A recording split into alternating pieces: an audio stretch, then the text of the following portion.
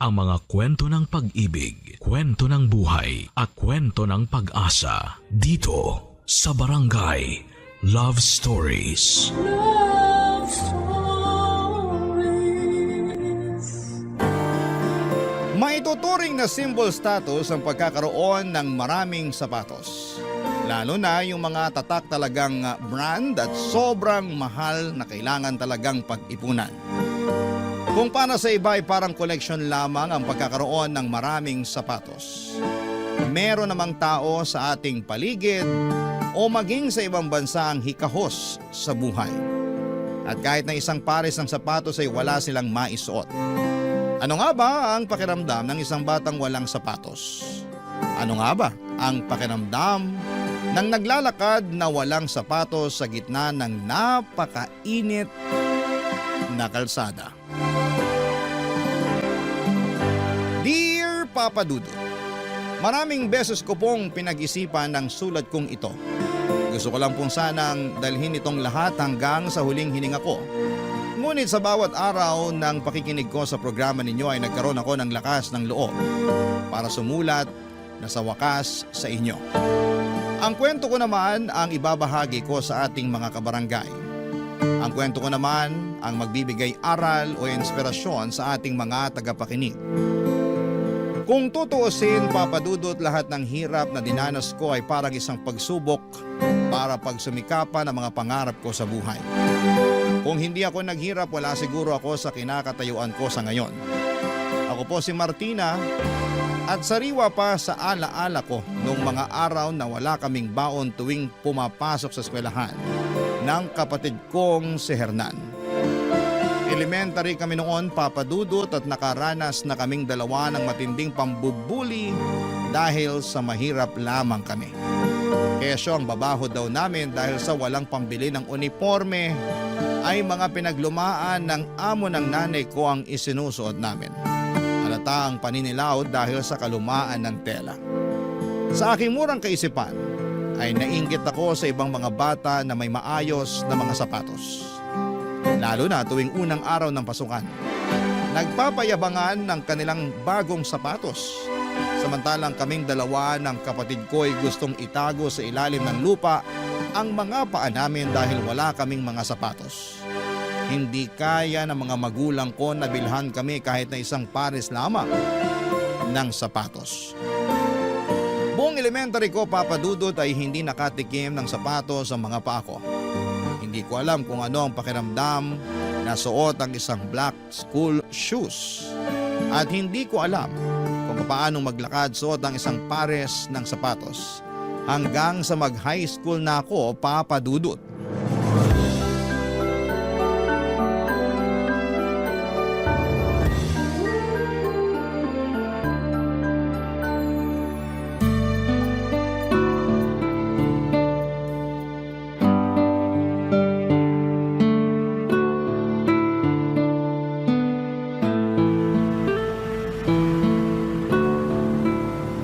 Bagay nga ang sapatos sa mga paa mo, Ate Martina.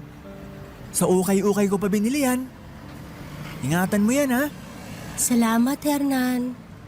Pinaglaanan mo talaga ako ng sahod mo sa poultry para lang magkaroon ako ng sapatos. Siyempre, para kapag maging teacher ka na, ako naman ang bibilhan mo ng sapatos. Yung tulad ng sa mga basketball player.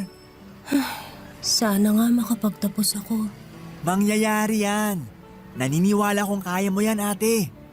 Hindi ka na ibubuli nung Lisa Faye na yun dahil may sapatos ka na. Naninibago nga ako eh. Parang iba sa pakiramdam ang may sapatos habang naglalakad tayo. Hindi ko nararamdaman ang init at saka yung sakit ng mga bato sa lupa. Ganito pala kapag may sapatos. Mawawala ng kalyo sa paa mo niyan, ate. Okay ka lang ba talaga sa trabaho mo sa poultry, Hernan? Oo naman. Masaya din kaya yun nagpapakain ka ng mga manok. Nakakatuwa, lalo na kapag nakita mong marami silang itlog. Masaya din ang amo namin kaya hindi mainit ang ulo niya. Salamat, Hernan. Salamat sa sapatos. Magsusumikap ako. Makakatapos din ako. Kakayanin ko. Haharapin ko yung mga bully. Hindi nila ako matatalo. Ngayon pa na may sariling pares na ako ng sapatos na bigyan ng pinakamabait na kapatid ko sa buong mundo. Naks naman ate.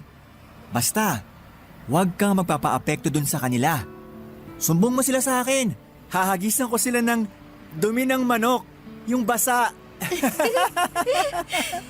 Grabe naman yun. Sabi ni nanay at tatay, huwag gantihan ng kasamaan ang gumawa sa'yo ng kasamaan. Sa bagay. Basta ate, masaya ako para sa'yo. Parang ako na rin na nag-aaral. Basta, turuan mo ako sa bahay tuwing wala kang pasok at wala rin akong trabaho ha. Sige, tuturuan kita sa lahat ng subjects. Salamat ate. Basta mag-ingat ka sa mga bully ha. Oo naman.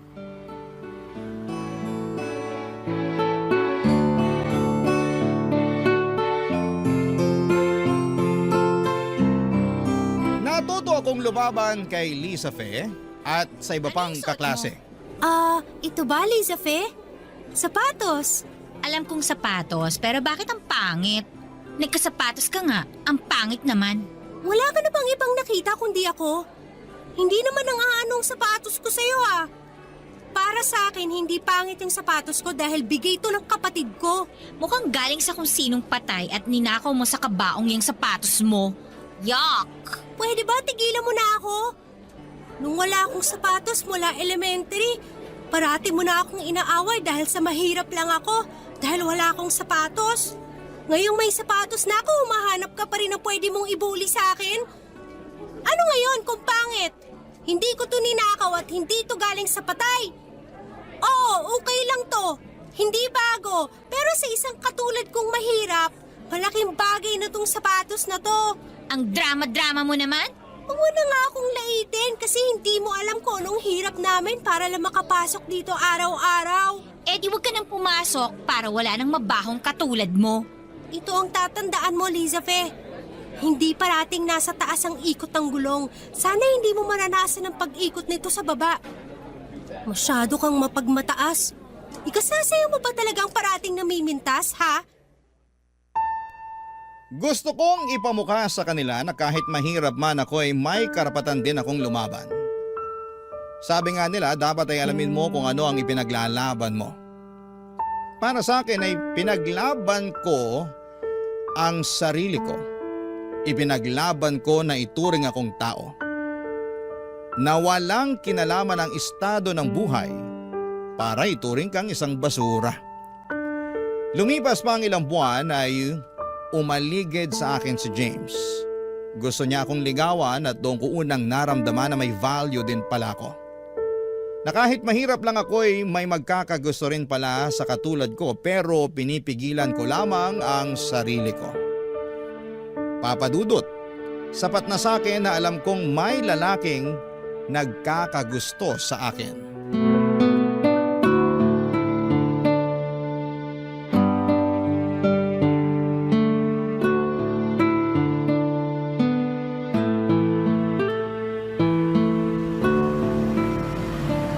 Martina! Martina! Hintay lang. Sandali. Ibibigay sana ako sa'yo eh. Ano yun, James? Ito oh. Bulaklak. Martina, sagutin mo na ako. Alam mo naman na gustong gusto kita, di ba? James, ibigay mo na lang yan sa iba. Pero Martina, alam mo naman na ikaw talaga ang gusto ko eh. Ilang buwan na kitang sinusuyo. Tanggapin mo na sana yung pag-ibig ko. Gustong gusto talaga kitang maging girlfriend, Martina. Sorry talaga, James. Ayoko pa magka-boyfriend. Gusto ko pa makapagtapos ng pag-aaral. Alam mo naman na mahirap lang kami, di ba? Magkaibang bagay naman yung gusto mong makatapos sa pag-aaral tsaka yung pag-ibig ko eh. Pangako, hindi kita guguluhin sa pag-aaral mo. Bibigyan pa nga kita ng inspirasyon kung pahihintulutan mo ako eh. Promise, hindi ako magiging hadlang sa mga pangarap mo. Susuportahan pa kita. Salamat, James, pero buo ang desisyon ko. Gusto ko muna makapagtapos ng pag-aaral bago ako pumasok sa isang relasyon. Sige na, paparating na yung kapatid ko. Umalis ka na, please. Ay, kung yan talaga ang gusto mo.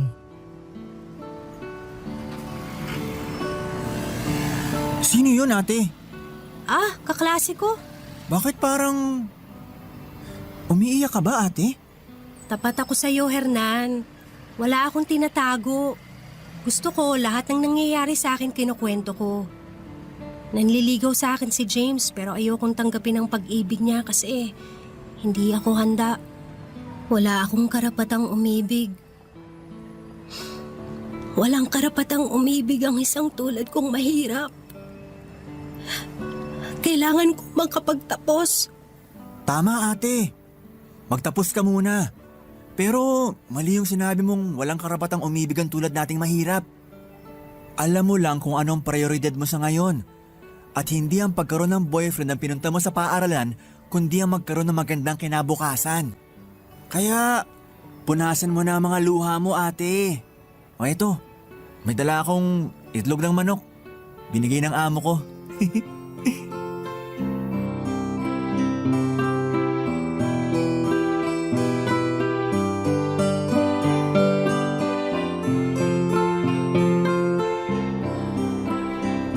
Ano yung nababalitaan ko na nililigawan ka ni James? Totoo ba yung balitang yon? Magtapat ka nga sa akin, Martina. Bakit mo gustong malaman? Yung tanong ko ang sagutin mo, hampas lupa. Oo, nililigawan nga ako ni James. Ano naman ngayon? Sumusobra ka na! Ano ba? Bitiwan mo ako! Maraming beses mo na akong kinakante. Ito ang tandaan mo. Aangat din ako sa buhay, Lisa Fe. At kung darating ang araw na yun, sisiguraduhin ko maghaharap tayo at hindi mo na ako matatawag pang hampas lupa. Wala kang mararating sa buhay! Wala!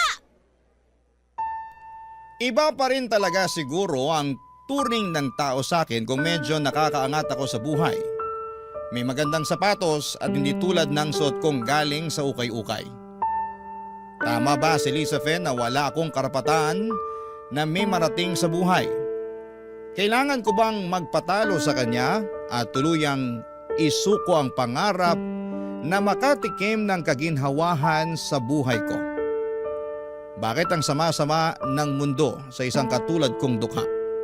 Hindi pwedeng umibig dahil takot na mas lalong manatiling nasa lugmok at putikan ang buhay. Ang tangi ko na lamang kinakapitan ay ang pag-asang may bukas pang darating at marami pa akong guguguling panahon para maging maayos din ang kalagayan ko at ng pamilya ko, Papa Dudut. Barangay Love Stories. Barangay Love Stories. Hindi ko talaga kayang mag-aral sa kolehiyo, Papa Dudut, dahil kapos talaga kami sa pera. Hindi pa rin sapat ang sahod ni Hernan para makapag-aral ako. Kaya naman nakapag-decide akong magtrabaho sa isang resort bilang tagalinis habang si Hernan naman ang bumalik sa pag-aaral. Ilang beses ko rin siyang kinausap na bumalik sa pag-aaral dahil nahihiya na siyang pumasok dahil sa kanyang edad. Ang sabi ko ay wala namang pinipiling edad ang pag-aaral. At siguro ngayon ay hindi na siya mabubuli ng kanyang mga kaklase dahil malaki at malakas siya kumpara sa kanila. Mabuti naman at nakinig siya sa akin. Si Lisa Fe naman, Papa Dudut, nag-aaral sa kolehiyo. Siguro ay tama siya na wala akong mararating sa buhay, pero sa puso't isipan ko ay nananatili akong may magagawa pa hanggat patuloy pa akong humihinga. Isang beses ay bumisita si Lisa Fe sa pinagtatrabahuhan kong resort kasama ang kanyang boyfriend na si James.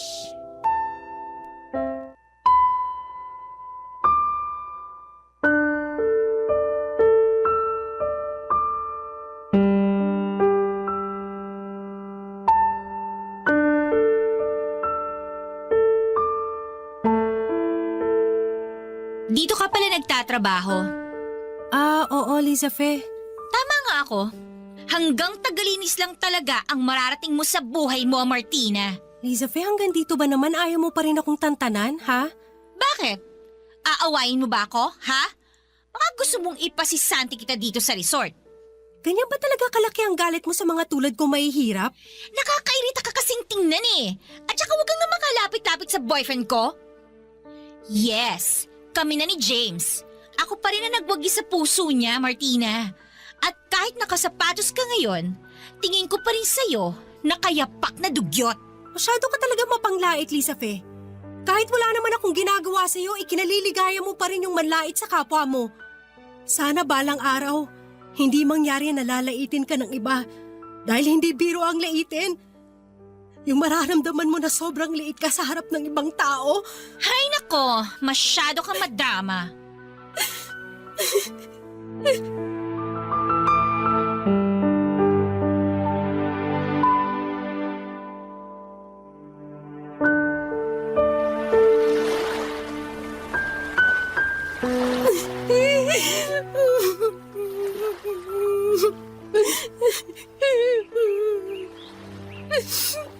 Bakit ba ang sama-sama mo? Oh, Martina? James? Dito ka pala nagtatrabaho? Oo. Mas lalo kang gumaganda. Pero bakit ka umiiyak? Hindi. Napuwing lang ako ng buhangin. Sige maiwan na kita. Teka lang muna sandali. Kakasimula pa lang natin mag-usap eh. Iiwan mo na ako agad. Magkwentuhan na muna tayo. Baka makita tayo ni Lisa Fe, magalit pa yun sa akin. Nagpapahinga ngayon yun sa kwarto namin. Bigla raw kasing sumakit yung ulo niya. Kaya pwede tayong magkwentuhan. Alam mo, namiss kita. Martina, parati kitang iniisip. Kalimutan mo na ako, James. Alam kong mahirap ang buhay para sa'yo. Siguro naman, hindi mo tatanggihan ang alok ko sa'yo ngayon. James, hindi ko kayang tanggapin ang pag-ibig mo. Tulad ng sinabi ko sa'yo noon. Tsaka, may girlfriend ka na. Si Lisa Fe. Nako, hindi ganun. Martina, makinig ka sa aking mabuti. May pera ako. Kaya kong magbigay sa'yo. Gusto kong maangkin ka kahit isang gabi lang. Ano? Magbabayad naman ako eh. Magkano ka ba? Malaki ang allowance na binibigay sa akin ng parents ko. Alam ko na kailangan mo ng pera. Hindi ko kailangan magpakababa at ibenta ang sarili ko para lang sa pera. Kahit mahirap ako, meron din akong dignidad, James. Bakit pa ang dali-dali para sa inyong husgahan ng mga katulad kong mahirap? Ha? Umalis ka na nga. Umalis ka sa harapan ko. Sobra ako na insulto sa sinabi ni James sa akin, Papa Dudut. Porket mahirap lamang ako ay kaya na niya akong pasunurin sa gusto niyang kababuyan para lamang sa pera. Naiinis ako ng sobra sa kanya, yung tinatago kong pagmamahal sa kanya ay biglang nawala at napalitan ng pagkagalit. Iba pa rin kapag may perang isang tao. Akala talaga nila ay mabibili nila lahat ng gusto nila at kaya nilang bilhin ng puri at dignidad ng isang tao na isang kahig isang tuka ang kalagayan sa buhay.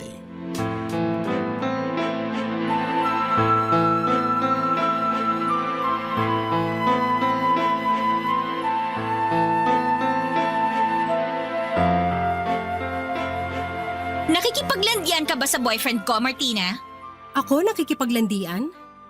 Hindi ko gagawin yan, Lisa Fe. Kung malikot yung boyfriend mo, bantayan mong maigi. Basta ako hindi ako nakikipaglandian. Sinungaling! Ano pa bang gusto mong marinig sa akin? Sinabi ko na sa'yo na hindi ako nakikipaglandian at wala akong balak makipaglandian sa boyfriend mo. Saksak mo yung James mo sa baga mo. Nakita ko kayo kanina, nag-uusap. Nakita mo rin siguro na lumayo ako agad sa kanya. O di namin mo rin nakipag-usap ka sa kanya? Lumapit yung boyfriend mo sa akin. Lumayo ako agad dahil wala akong balak na agawin yung boyfriend mo. Kung ano man yung iniisip mo, mali yan. Kung wala ka ng ibang kailangan sa akin, naalis na ako. Hindi ako takot sa'yo. Bantayan mo yung boyfriend mong higad.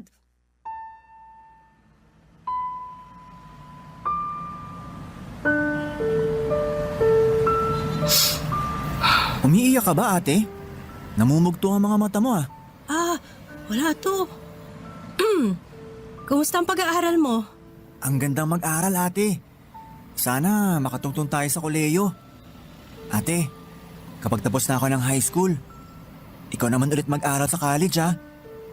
Siguro makakahanap na ako ng trabaho na may mataas na sahod. Mag-ipon ka lang ngayon. Ay, salamat sa tulong mo sa akin at sa mga kapatid natin. Kailangan natin ng edukasyon, Hernan. para hindi tayo kutiin ng ibang tao. Gusto kong umangat tayo sa buhay at magkaroon man lang tayo ng matinong pares ng sapatos. Oo nga.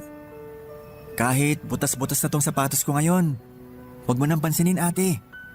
Huwag mo akong alalahanin. Hernan, ipangako mo sa akin na magsusumikap ka sa pag-aaral ha. Kapag may pagkakataon, mag-aral tayo sa kolehiyo. Ano bang gusto mo maging?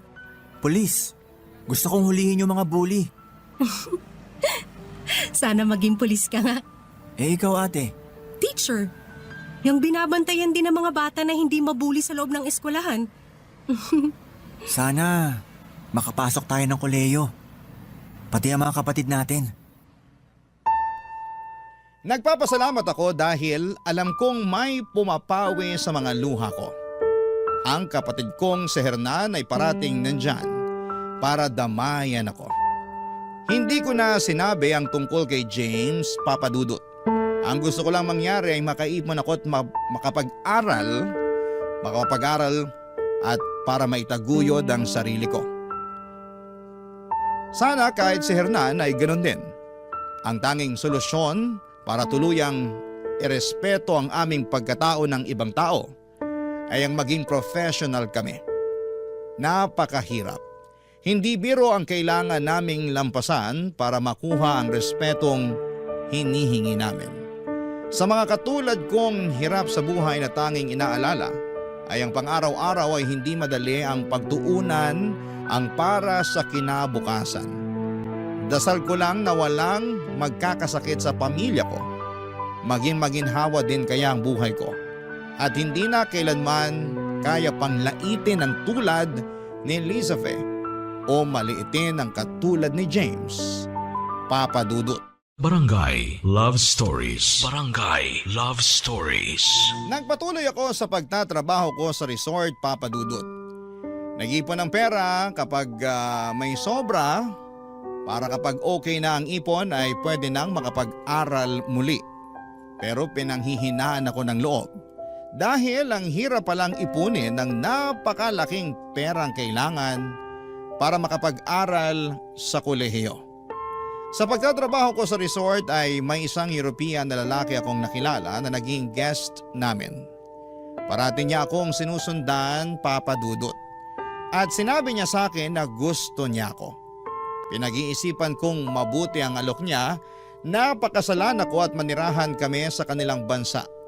Ipinangako niyang tutulungan niya ang mga kapatid ko para mag-aral dahil sinabi ko sa kanyang dahilan kung bakit ako nabubuhay sa araw-araw. Pinaghalong awa at pagmamahal ang nararamdaman niya sa akin. Pinaghalong pagmamahal at pasasalamat naman ang ibinigay ko sa kanya, Papa Dudut. Napakabait niya. Siya siguro ang pinadala ng langit para maisakatuparan ang lahat ng dasal ko. Hindi man maganda ang mag-isip ng masama sa kapwa pero noong mga panahon na yon ay nasa isip ko talaga na makagaganti na ako sa mga taong umalipusta sa akin. Naging maganda ang buhay ko sa Europa at naging maayos din ang buhay ng pamilya ko sa Pilipinas. Dahil nakakapag-aral na ang lahat ng mga kapatid ko at hindi iniintindi ang gastusin. After 15 years ay umuwi ako sa bansa.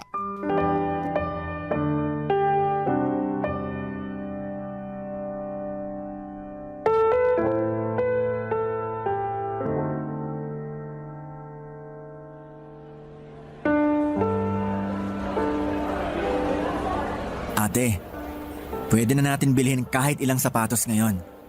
Pulis na rin ako. May pamilya na ako. Maayos ang buhay namin. Sobrang laki ng utang na loob ko sa'yo. Ano ka ba, Hernan? Wala kang utang na loob sa akin. Magkapatid tayo kaya nagtutulungan tayo para maiahon ng isa't isa sa kahirapan. Naalala ko pa yung dati. Binilan mo ko ng isang pares ng sapatos.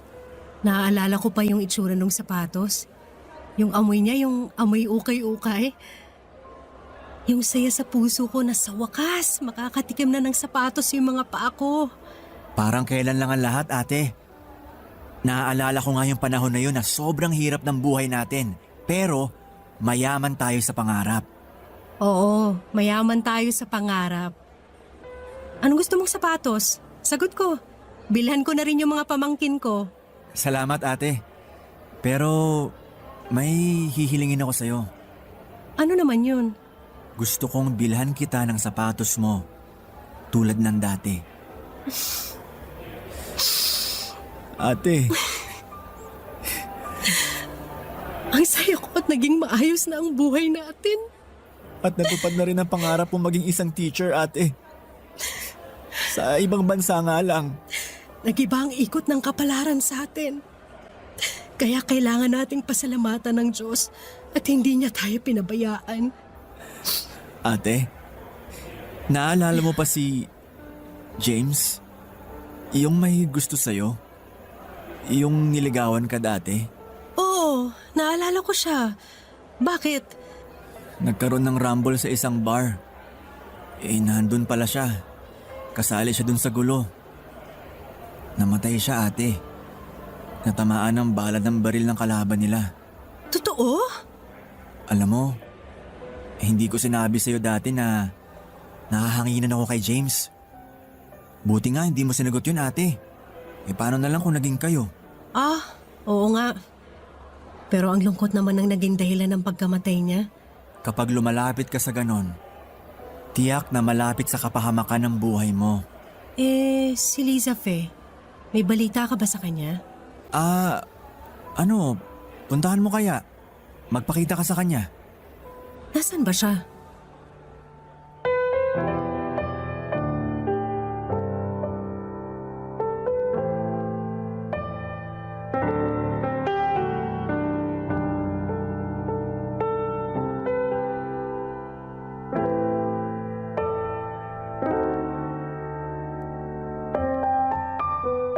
Nalaman kong hindi pala nakatapos si Liza Fe ng kolehiyo, Papa Dudut, dahil nabuntis ito ni James.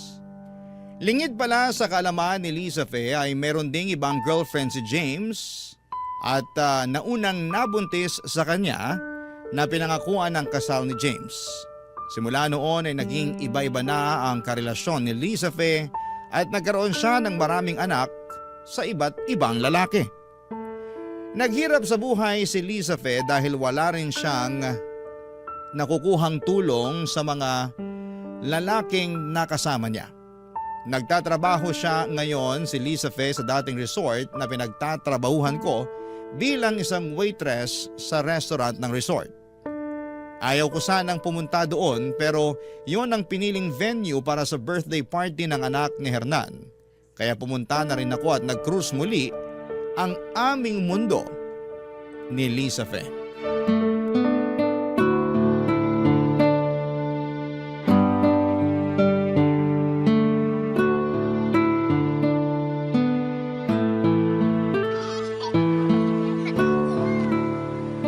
Liza Fe?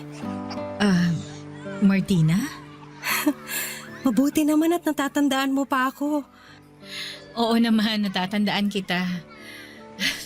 Malaki nang ipinagbago mo at ng pamilya mo ah. Mayaman ka na.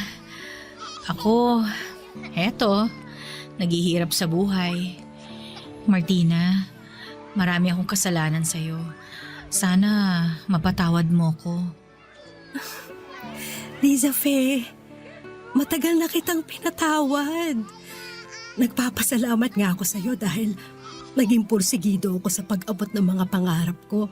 Kung hindi dahil sa'yo, malamang wala akong pangarap sa buhay. Ang sama-sama ako sa'yo. Tama, tandang-tanda ko pang sinabi mo sa akin noon na hindi parating nasa itaas ang ikot ng gulong. Masyado akong mapagmataas. Hindi ko inisip na mararanasan ko yung pag-ikot ng gulong ng kapalaran sa ibaba.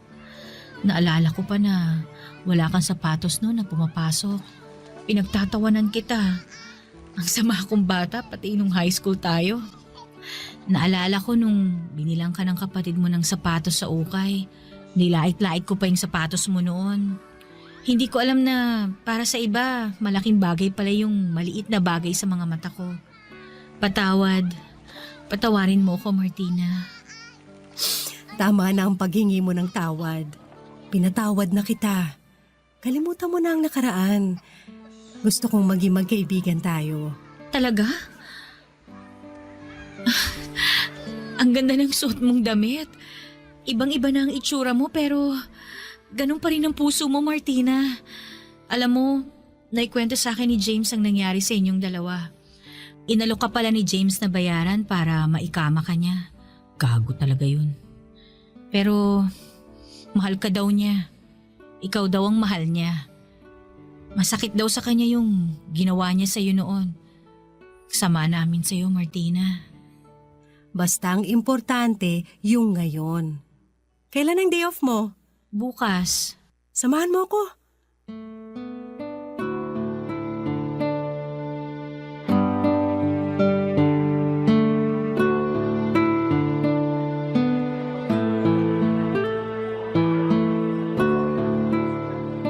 Bakit tayo nandito? Lisa Fe, dati tinitignan ko parati yung mga sapatos mo. Nangarap ako na sana balang araw magkaroon din ako ng mga sapatos ng tulad sa'yo. Nakita kita kahapon tsaka ngayon, hindi maayos ang suot mo. Ayoko makita kang ganyan. Gusto kong bilhan ka. Martina, Pumili ka! hindi ko deserve yung ganito, Martina. Ano ka ba? Magkaibigan tayo. Sige na. Gusto mo to? Kasi gusto ko rin to. Gusto kong bumili ng dalawa para pareho tayo. Bakit ba ang bait-bait mo? Sa totoo lang, kinamumuhian talaga kita noon eh. Pero dati yun. Gusto kong tuluyang mawala ang peklat ng nakaraan. Gusto kong palitan ng magagandang ala-alang tungkol sa'yo. Gusto kong lumaya sa nakaraan. Martina, Pinatatag mo ako noon. Kaya nung nandun ako sa Europe, malakas na yung loob ko sa lahat ng mga hamon. Pinatibay mo yung puso ko. Ano? Biling ko na to. salamat.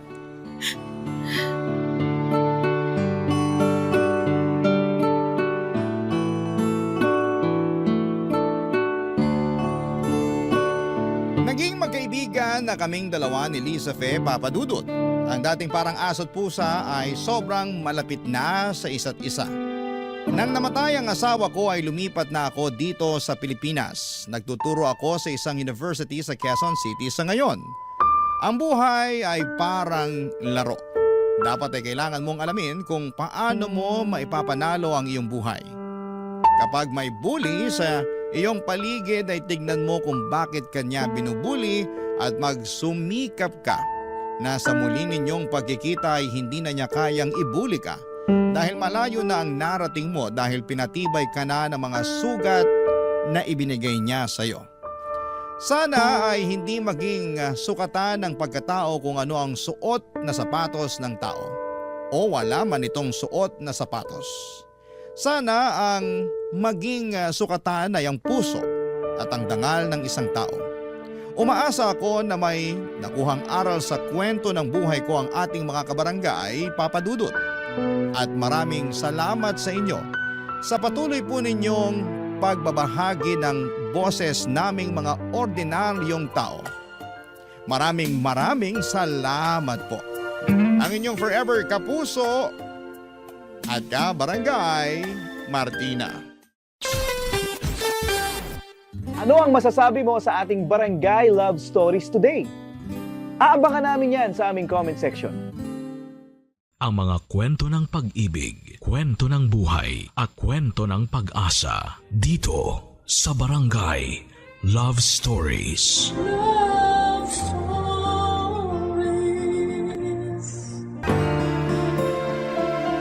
Paano kung matapos ang ilang taon ng pagsasama ninyo ay doon mo lang matutuklasan na may the one who got away pala, ang asawa mo? Dear Papa Dudo, isang magandang araw po sa inyo at sa lahat ng mga listeners sa ating mga kabarangay. Ako po si Mika, 32 years old, mother of 2. Maglilimang taon na rin po akong housewife. Mula po kasi nang ipanganak ako or pinanganak ko ang aking bunso 5 years ago. ay nakapagdesisyon na po kami mag-asawa na mas makakabuti po kung mananatili na lamang po ako sa bahay para matutukan ko ang pag-aalaga sa aming mga anak. 2 years old po kasi noon ang panganay ko at ayaw din naman po naming iwanan sa kasambahay ang pagpapalaki sa mga bata. Bukod pa po dyan ay mas makakatipid din po kami sa pasweldo sa kasambahay kung ako na lamang po ang magmamanage ng bahay. Bago po ako naging housewife ay nagtatrabaho ako bilang receptionist sa isang maliit na hotel kung saan ko rin po nakilala ang aking asawa na si Warren na nagtatrabaho naman doon bilang cook. Naging maayos naman po ang pagsasama namin ni Warren Papadudot. Mabait po si Warren, may itsura at responsableng ama. Wala rin po siyang bisyo bukod sa paminsang-minsang mobile games.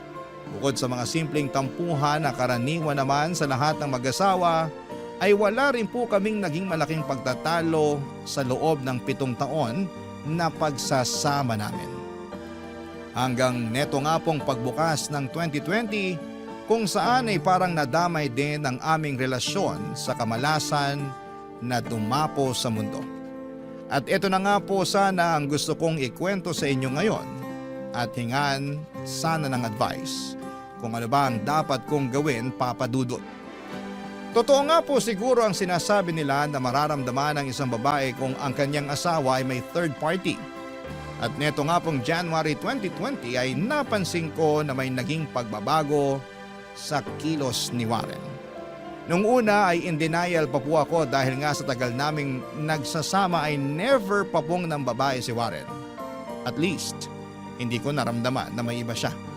Pero neto pong January ay kakaiba talagang naging kutob ko.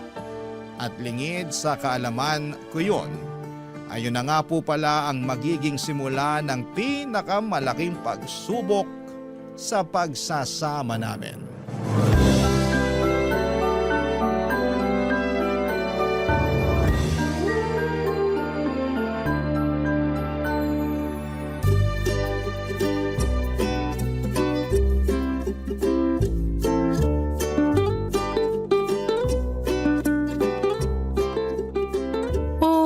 Saan ka galing?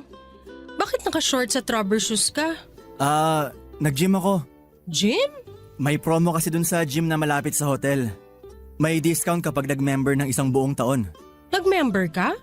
Oo, Okay. Magkano naman yung monthly nun? 500 na lang. 500? Aba, pambayad din natin ng tubig yun ah. Kaya ko naman bayaran yun. At saka maliit lang na investment yun para sa pagiging mas healthy ko. Dapat nga ikaw din eh. Nye, sa gawaing bahay lang dito at sa pag-aalaga ng mga bata, ubus na lakas ko. Teka, hindi ba lalo makakasama yan sa'yo kasi pagod ka na nga sa trabaho, buong araw ka ng galaw sa kitchen? Iba naman yung pagluluto sa pag-gym. Siyempre may mga parte ng katawan na hindi na-exercise. Okay, sige. Nga pala, may dumating na delivery dyan kanina, box. Ganun ba? Ayos. Ano naman yung pinadeliver mo? Mga supplements lang yon. Para masulit ko yung pag-gym ko. Aba, talagang kinakarir mo yung healthy-healthyhan mo ah. Oo, naisip ko parang New Year's resolution ba? Wow! Ibang pasok ng 2020 sa'yo ah. Dapat nga ikaw din. Mag-diet na rin tayo para maging mas malakas resistensya natin. Siyempre, hindi na tayo bumabata. Kailangan na natin palakasin yung katawan natin. Mahal na magpa-ospital ngayon. Sige, support na lang kita dyan. Okay na ako sa ganito. Papadudot ng tsinek ko po ang internet. Ang mga biniling supplements ni Warren ay nakita kong mga pampalaki sila ng katawan. Doon na po talaga ako nagtaka na may parang kakaiba. Kung ang pakay lang po ni Warren ay mas maging healthy, bakit kailangan pa na magpalaki siya ng katawan? Para kanino? Para sa akin? Para sa sarili niya? Pero bakit parang nagmamadali siyang magpaganda ng katawan? Napakarami pong mga tanong na sumagi sa isipan ko noon, Papa Dudut. Pero sinubukan ko pong magmaang-maangan. at pilit na sinantabi ang mga agam-agam ko. Nang lumipas nga po ang mga araw ay napansin kong mas nagiging banidoso na nga po si Warren. May mga bagong damit na binili, sapatos, pati pabango.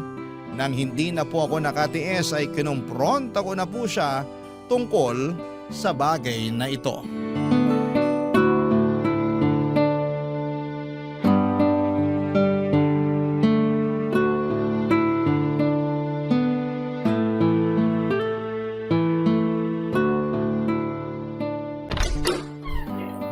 Oh, anong ginagawa mo dyan sa cabinet ko? Nag-spray ka ng pabango? Oo, gusto ko maamoy eh. Bakit nag-spray ka pa? Maaamoy mo rin naman yan kapag ginamit ko. Binuksan mo pa, kakabili ko lang nito eh. Mukhang mamahalin yan ah. Mura lang yan. May nagbebenta lang dun sa hotel. At nag-shopping ka rin pala nung isang araw? Anong okasyon? Wala. Pumapayat na ako eh. Kailangan ko na ng bagong mga damit. Hindi ka pa naman ganun kapayat ah. Kasya pa naman yung suot mo. Nakuha ko naman yung mga yun sa sale eh. Parang hindi naman. Chinek ko yung mga etiketa at resibo, parang wala namang nabawas. Teka, bakit parang may kakaiba sa'yo ngayon? Bakit parang iniimbestigahan mo ko? Wala. Nagtataka lang ako kung bakit parang bigla-bigla ka naging banidoso. Ganyan talaga ang tao. Nagbabago. Buti nga ako nagbabago for the better. Bakit? Gusto mo ba na porket matagal na tayo dapat maging losyang na ako? So para sa akin yung ginagawa mong pagpapapogi at pagpapalaki ng katawan. Syempre para sa'yo, kanino pa ba? At anong pagpapalaki ng katawan sinasabi mo dyan? Yung binili mong mga gamot na isang araw, sinearch ko sa internet. Pampalaki pala ng katawan. Hindi naman pampalaki yun. Para lang yun masulit yung pag-gym ko. Naku sana talaga totoo yung mga sinasabi mo. Alam mo Mika, huwag ka na mag-isip ng kung ano-ano. Hindi ba pwedeng magpapogi ang mga lalaki? Ikaw rin naman, bili ka ng bili ng makeup ah. Nagagamit mo lang naman kapag nagsisimba ka. Parang ganon din ako. Basta, siguraduhin mo lang yan sinasabi mo ha. Hindi, makukuha mo talaga sa akin ang hinahanap mo. Sus! Ito talagang asawa ko. Selosa ka pala. Kasi naman kung kailan ka tumanda tsaka ka pa nagpapapogi dyan. Uy, kung makamatanda ka naman dyan, 32 lang kaya tayo. At saka, bakit ka ba galit na galit? Para sa'yo naman tong pagpapapogi ko. Sus! Ay nako, siguraduhin mo lang Warren kundi malilintikan ka talaga sa akin.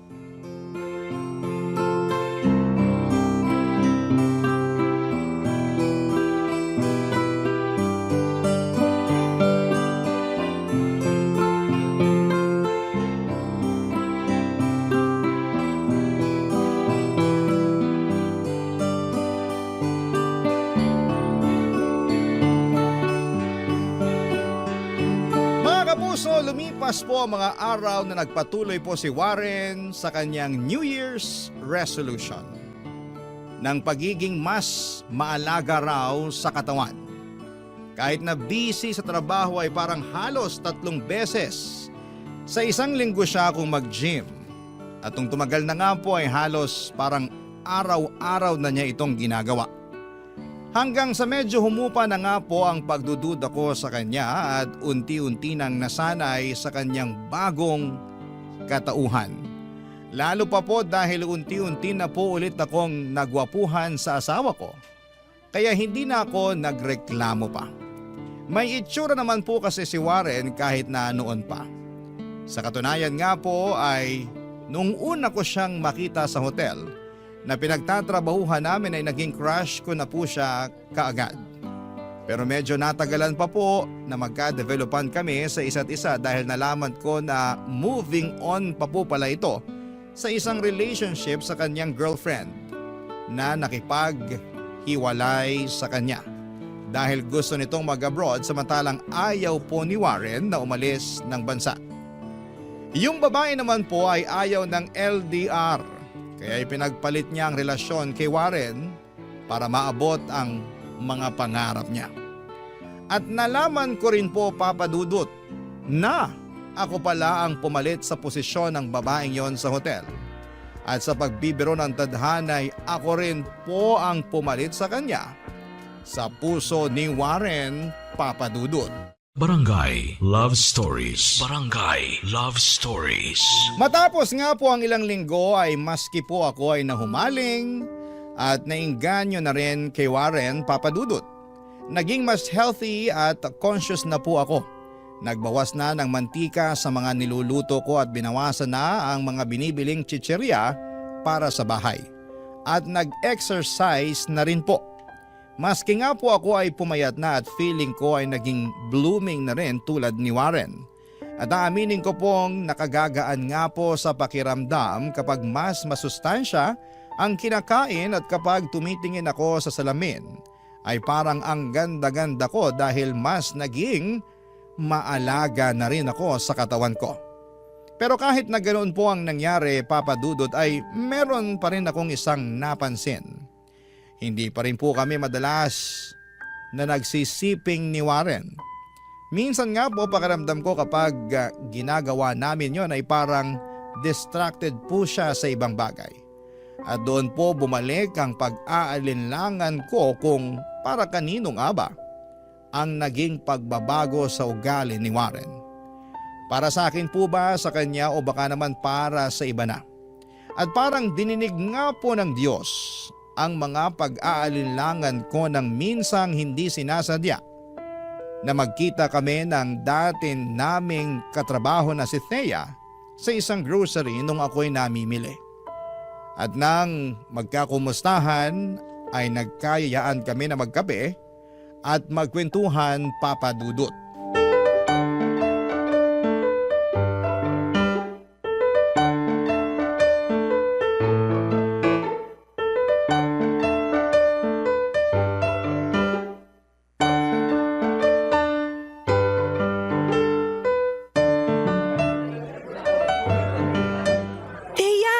Kumusta ka na?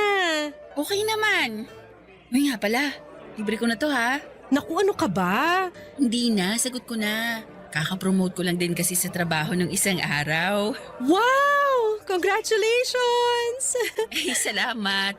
Pero nako, parang totoo yung kasabihan na. Pag swerte sa trabaho, malas naman sa love life. Dahil hanggang ngayon, single pa rin ako eh. Talaga?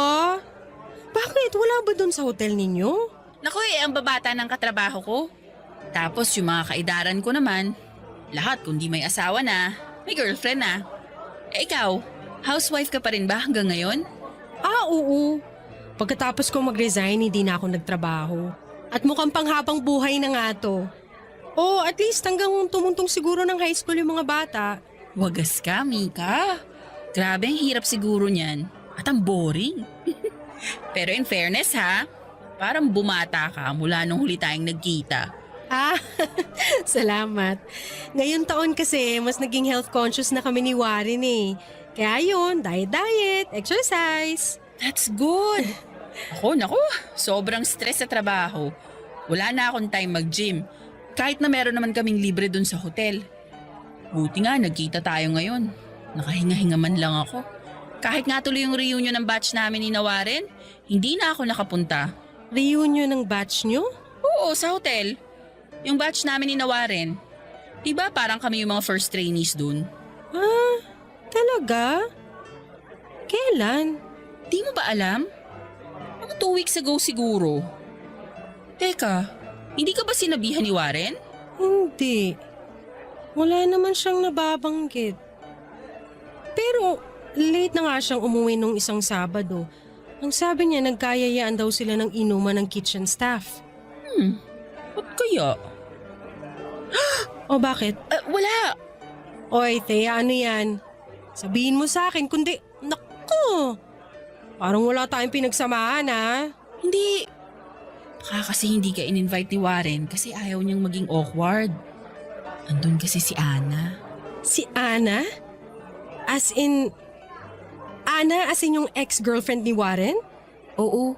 Bumalik kasi ng Pilipinas galing Abu Dhabi. Yun nga rin yung dahilan kung bakit nagkayayaan ng reunion eh. Ganun ba?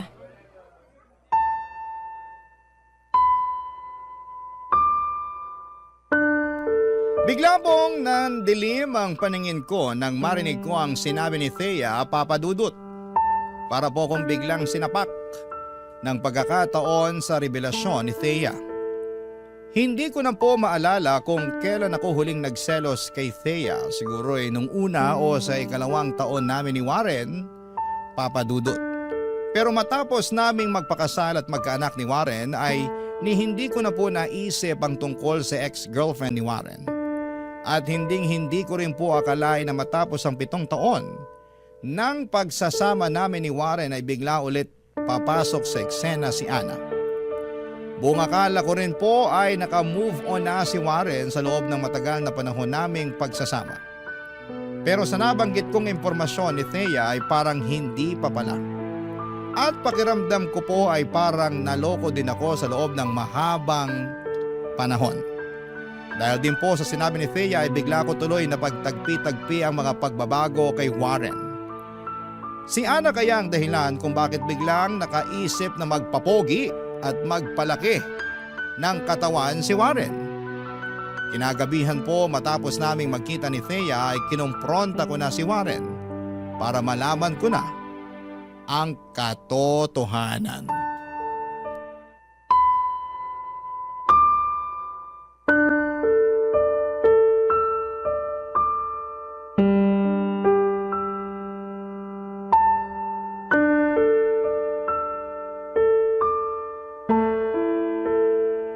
Warren!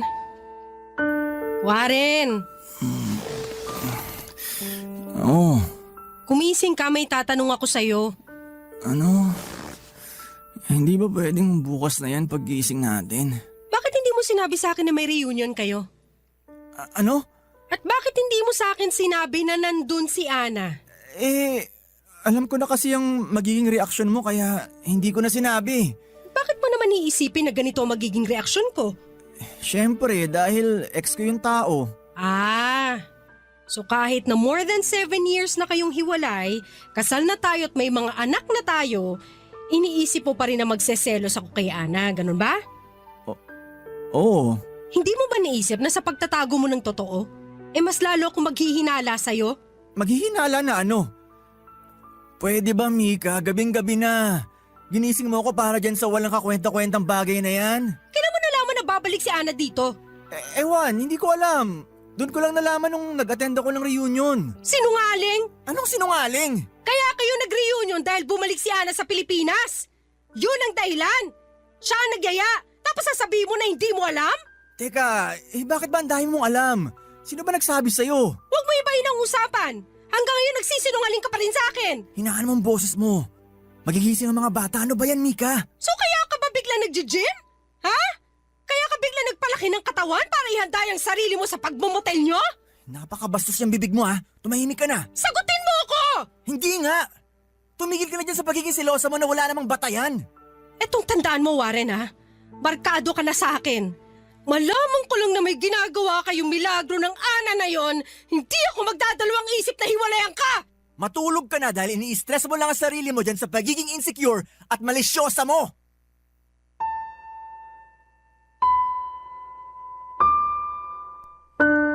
Papadudot mula po nang kumprontahin ko si Warren tungkol sa kanyang ex-girlfriend ay naging tensyonado na rin po ang samahan namin. Sa katunayan nga po noong Valentine's date namin na hindi man lang naging romantic si Warren. Dinala niya lamang po ako sa isang restaurant. Binigyan ng rosas at yun na po. Parang trabaho lang.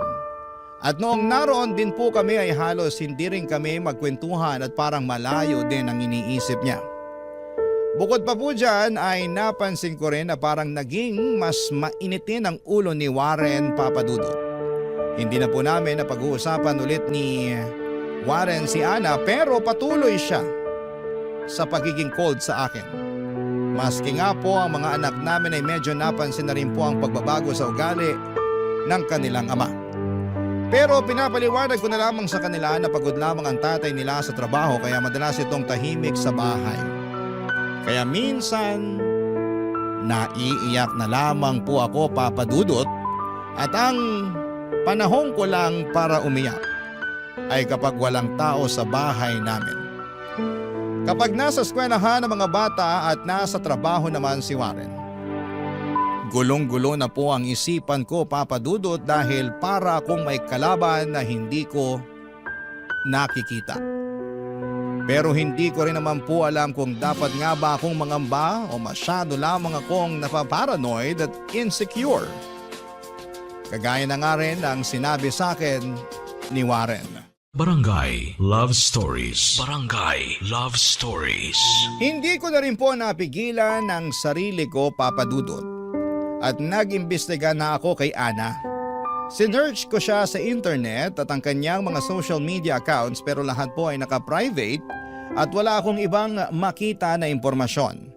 Maski po ang mga common friends nga nila ni Warren ay inestalk ko na rin po sa mga social media, pero wala rin po akong masyadong makuhang impormasyon. Ang tangi ko lang pong impormasyon na nakuha ay may boyfriend itong si Ana.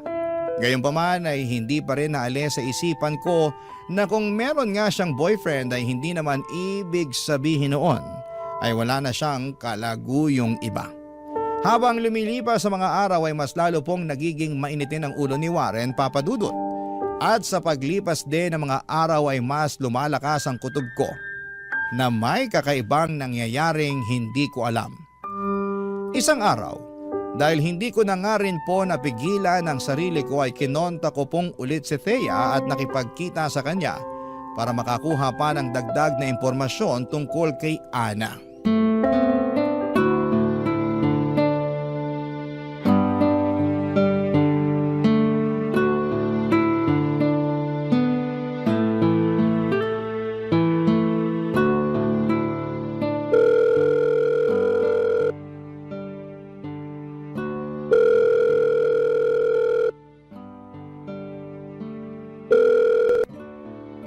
Friend! Oh, napatawag ka. Thea, busy ka ba? Hindi naman masyado. Kakauwi ko lang naman. Anong meron? May itatanong sana ako sa'yo eh. Ano yun? Friend, hindi kasi ako mapakali after nung huling pag-uusap natin. Oh, bakit naman? Kasi nga, dun sa nabanggit mo, na umuwi si Ana. Okay. Bakit? Ano bang bumabagabag sa'yo? Hanggang ngayon kasi hindi ko maalis sa isip ko kung bakit nagsinungaling si Warren sa akin tungkol dun eh. Ang sabi niya, para daw hindi ako magselos. Pero ewan, iba kasi ang kutob ko. Okay. Anong gusto mong malaman? Hindi rin ako naka-attend ng reunion eh. Wala rin akong balita kung anong nangyari dun. Hindi ba kayo nakapag-usap o nagkita ni Ana nitong nakaraan? Di friend eh. Busy sa trabaho. Nag-message lang ako sa kanya na welcome back sa Pilipinas tapos nag-thank you siya. Yun na rin yung huli namin pag-uusap. So friends kayo sa social media, no? Oo. Ngayon, paparanoid ako eh. Feeling ko kasi parang may kakaiba kasi sa kinikilos ni Warren itong mga nakaraang linggo. Ha? So kutob mo na may relasyon sila? Hindi naman. Ewan. Pero friend, ewan ko ha. Kasi ang huli kong alam kay Ana, 5 years na sila ng boyfriend niya. Tapos nung isang linggo, nakita ko nag-post siya na engaged na sila. Parang nung Valentine's lang ata nag-propose. Ha? Oo. Well, mukha naman silang masaya dun sa pictures ng fiancé niya. Ganun ba? So ayun. Bakit hindi mo nalang kausapin si Warren tungkol dyan? Kinausap ko na nga siya pero nagalit lang. Silosa daw ako at insecure. Anyway, sige Thea ha, maraming salamat. Pasensya na sa istorbo. At matapos nga po namin mag-usap ni Thea, ay magkahalong ginhawa at takot po ang naramdaman ko, Papa Dudut. Ni hindi ko nga po alam na posible palang maramdaman ang dalawang magkaibang bagay ng sabay. Nakaramdam po ako ng ginhawa dahil alam kong kakasagot lang ni Ana sa boyfriend niya at ikakasal na sila. Kaya't mababawasan na ako mababawasan ang kakompetensya. Pero nakaramdam din po ako ng pangamba na baka palaging mainitin ang ulo ni Warren kamakailan ay dahil marahil ay nalaman na niyang ikakasal na ang ex-girlfriend niya. Hindi ko po kaagad kinumpronta si Warren tungkol sa mga natuklasan ko, Papa Dudut. Siguro'y may bahagi rin sa akin na natakot na baka makarinig ako ng mga bagay kay Warren na lubos na ikakasakit ng puso ko. Sinubukan ko na lamang pong isantabi ang nararamdaman ko at pinilit ang sarili ko na mapayapa sa impormasyon na ikakasal na si Ana sa iba. Kaya't hindi na niya maaagaw sa akin si Warren. Pero nagkamali ako, Papa Dudut. Isang gabi ay umuwi po ng lasing si Warren at dumire-diretso na sa kama at natulog. Doon po ay hindi ko na napigilan ang sarili ko. Naisip ko ng pagkakataon ko na rin po yon para makapag-imbestiga. Chinek ko po ang cellphone ni Warren at doon na po gumuho ang mundo ko.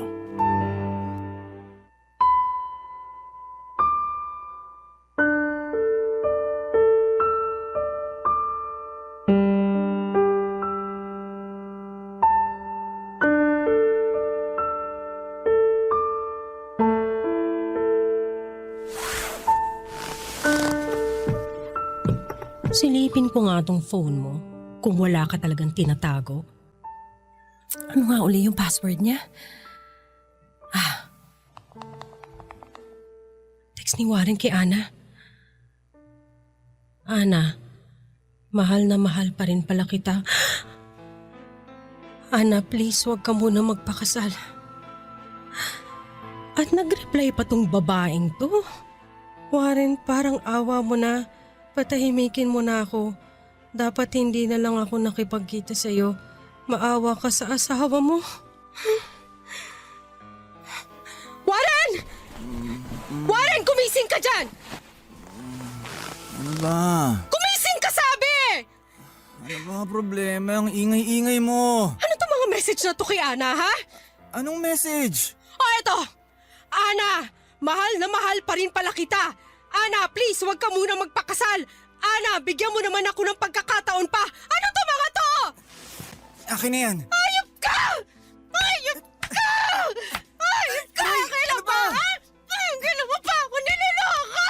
Hindi kita niloloko. So ano yan? Huling-huli ka na, itatanggi mo pa? Mahal mo pa rin si Ana! Niloko mo ako! Hindi ko sinasadya. Hindi ko sinasadya. Akala ko naka-move on na rin ako, Mika. Maniwala ka. Pero nung nakita kami, ewan ko, parang bumalik lahat. Bumalik lahat? Kaya pala babalikan mo siya at iiwan mo kami ng mga anak mo? Ganun ba plano mo, ha? Hindi. Ewan ko. Naguguluhan ako. Huwag ka na maguluhan! Lumayas ka na dito! Iwanan mo kami ng mga anak mo at sumama ka na dyan sa ano mo na yan! Hindi ko gagawin yan. Hindi mo gagawin pero yun ang gusto mong gawin, di ba? Patawarin mo ko. Hindi! Hindi kita mapapatawad! Ayaw mo malis, ha? Ito, alisin mo lahat ng mga gamit mo dito! Umalis ka na! Puntaan mo na yung Ana na yun! Pigilan mo siya sa pagbabakasal niya! Mika, ano ba? Matulog na lang tayo. Hindi! Sa tingin mo makakatulog pa ako? Sa tingin mo makakatulog pa ako bukas? Sa isang araw o sa isang linggo? Hindi! Hindi ako makakatulog hanggang nandito ka at nakikita ko yung pagmumukha mo! Hindi ko kaya matulog sa isang bahay na kasama ang asawa ko na sa loob na ilang taon may iba naman palang mahal! Lumayas ka! Lumayas ka na! Mika, please. Pag-usapan natin to. Wala na tayong dapat pag-usapan. Niloko mo ako, Warren. Niloko mo kami ng mga anak mo!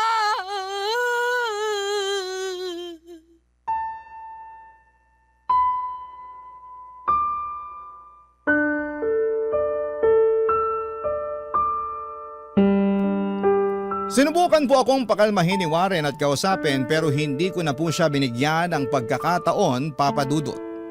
At kinabukasan matapos ng insidenteng yon ay umalis na nga rin po si Warren sa amin at nakituluyan muna sa kanyang kapatid. Hirap na hirap din po akong ipaliwanag sa mga anak namin ang mga nangyari. Ang sinabi ko na lamang po ay kailangang umalis muna ng papa nila sa bahay dahil may trabaho ito. Pero hindi ko po alam kung paano ipapaliwanag sa kanila ang komplikadong dahilan kung bakit kami naghiwalay ng tatay nila. Hanggang sa inabot na nga po ng quarantine at tuluyan na kaming nagkahiwalay ni Warren, Papa Dudut. 6 na buwan na po siyang hindi umuwi at hindi pisikal na nakikita ang mga anak namin. Matapos niyang umalis sa amin ay halos ilang buwan din po akong sinubukang kausapin ni Warren tungkol sa mga nangyari. Maski ang kapatid niya at mga magulang namin ay namagitan na para magkaayos kaming muli. Alalang-alala daw ang mga bata. Pero napakahirap po sa puso ko, Papa Dudut. Dahil parang na-trauma na ako sa mga nangyari. Alam ko po kasi na makipagbalikan man ako kay Warren ay nagbago na ang lahat. At habang buhay na akong mahihirapan na magtiwala sa kanya. Kaya rin po ako sumulat sa inyo, Papa Dudut, ay para makakuha ng opinyon sa ating mga kabarangay kung ano nga ba sa tingin nila ang dapat kong gawin. Mahal ko pa rin po si Warren at para sa mga anak namin ay gusto ko rin pong makipagbalikan sa kanya. Pero matapos po ng ginawa niya, ay nahirapan na akong maniwala na tapos na talaga ang nararamdaman niya para kay Ana. At ako na ang pinipili niya. Maraming salamat po, Papa Dudut, sa pagbasa ng aking liham. Ang inyong forever, kapuso at kabarangay, Mika. Nalilito pa rin sa live ang ating kabarangay. Ano kaya ang maipapayo mo sa kanya? Ibahagi mo yan sa ating comment section para mabasa rin niya.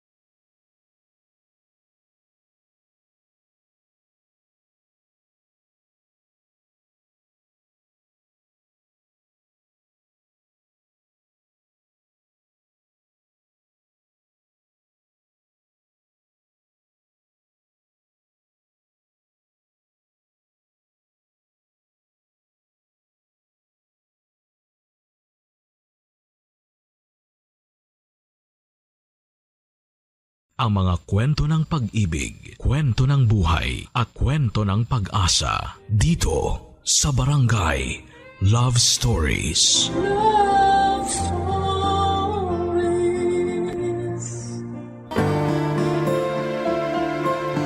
Habang tumatanda ka, mas natututo kang pahalagahan ang ating kaligayahan. At minsan ay dumarating ang pagmamahal sa pinaka hindi inaasahang oras at pagkakataon. Pero handa ka bang magmahal ng taong mas bata sa iyo ng maraming taon? Dear Papa Dudut, ang sabi nila minsan daw ang tao tumatanda ng paurong. Nakagagawa ng mga desisyon na walang ibang iniisip kung hindi ang mga sarili nila. Kasi nga ang gusto na lamang nila ay maging masaya at mag-enjoy sa buhay nila. Magandang tanghali, Papa Dudut, at sa mga kabarangay nating nakikinig ngayon. Just call me Martha. I'm 45 years old now at dating guro sa US. Doon na rin ako nakapag-asawa at bumuo ng pamilya.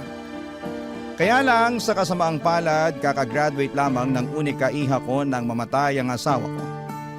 At nang magkaroon ng trabaho ang anak ko ay nag-decide na akong umuwi na lamang ng Pilipinas at magtayo ng sariling negosyo. Maayos ang buhay ko sa lumipas na mga taon. Kahit madalas na mag-isa lamang ako, wala naman akong dapat na isipin kung hindi ang sarili ko. Bukod sa maayos naman ang negosyo ay maayos din naman ang buhay ng anak ko sa US. Kaya naman ang mga panahon na yon ay puro pag-i-enjoy na lamang sa buhay ang ginagawa ko, Papa Dudut.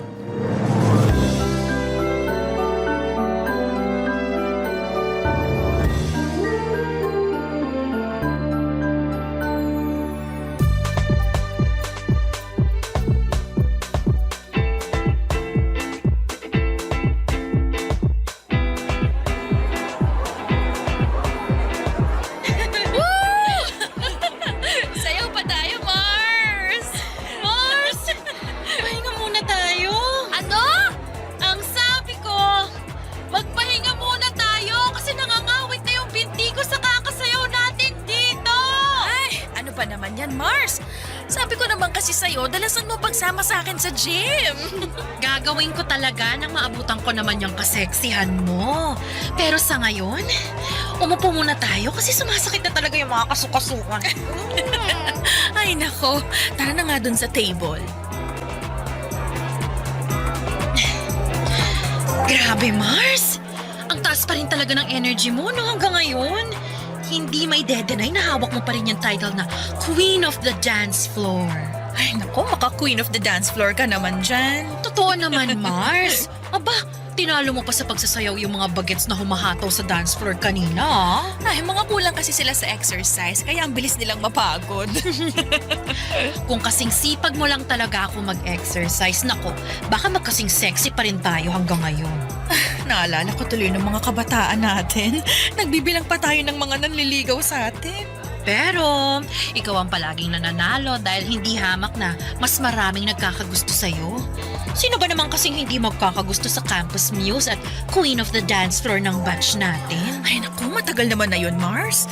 At matagal na ring lumipas ang kagandahan ng kabataan natin. Ay, Mars, teka. May nakatingin dito. Papalapit! Hi ladies. Free cocktails nga pala para sa inyo. Wow! Free cocktails! Anong meron, Pogi? May special promo kasi kami tonight para sa mga best dancers sa floor kanina. Ay, kasama ba talaga ako dyan o para sa kaibigan ko lang yan? Hoy, Lani, ano ba yung sinasabi mo? Nakakahiya naman sa kanya. Baka mamaya kung anong isipin eh. Naku, ayos lang yon miss. Magaling ka naman talagang sumayaw kanina. I'm Jeric nga pala, isa sa mga DJ sa resto bar na to. Ah! Oo, alam ko! Alam mo? Ibig sabihin, kilala mo na siya? Ay, hindi ko siya kilala, pero alam kong DJ siya. Kanina ko pa kasi siya nakikita na tumitingin sa'yo mula dun sa pwesto niya sa booth. Alam mo, Mars, kanina ka pa humihirit ng ganyan ha. Nakakaya na talaga dito kay Jeric. Jeric, pagpasensyahan mo na tong kaibigan ko ah. Ganyan lang talaga yung kakulit. Ayos lang miss. I'm Martha nga pala at siya naman si Lani. Nice meeting you ladies. I guess it's time for you to enjoy the drinks and the night. Thank you ulit dito sa cocktail na binigay mo ha. You're welcome Martha. See you later. Tama ba yung narinig ko, Mars? Tinawag ka niyang Martha! Ano namang problema doon? Ayun naman talagang pangalan ko. Wala man lang miss, ma'am, o madam. Martha talaga, ang FC ha? Alam mo, Mars, malakas ang kutob ko na type ka ng bagets na yan. Ay, grabe ka naman mag-isip, Mars. Nagbigay lang ng cocktail, type na kaagad ako. Eh bakit naman hindi? Kanina ko pa kaya siya napapansin na panay ang tingin niya sa'yo mula dun sa may DJ booth. Tsaka, aminin mo, yummy si bagets. Oo. Pero alam mo namang hindi ako pumapatol sa mas bata pa sa akin, no? Kasi ayokong ako yung mas nag-aalaga pagdating sa relasyon. Malay mo naman, mabago ni bagets ang pananaw mo pagdating sa bagay na yan. Basta, malakas ang kutob ko, mukhang tinamaan sa'yo yang si Jerry.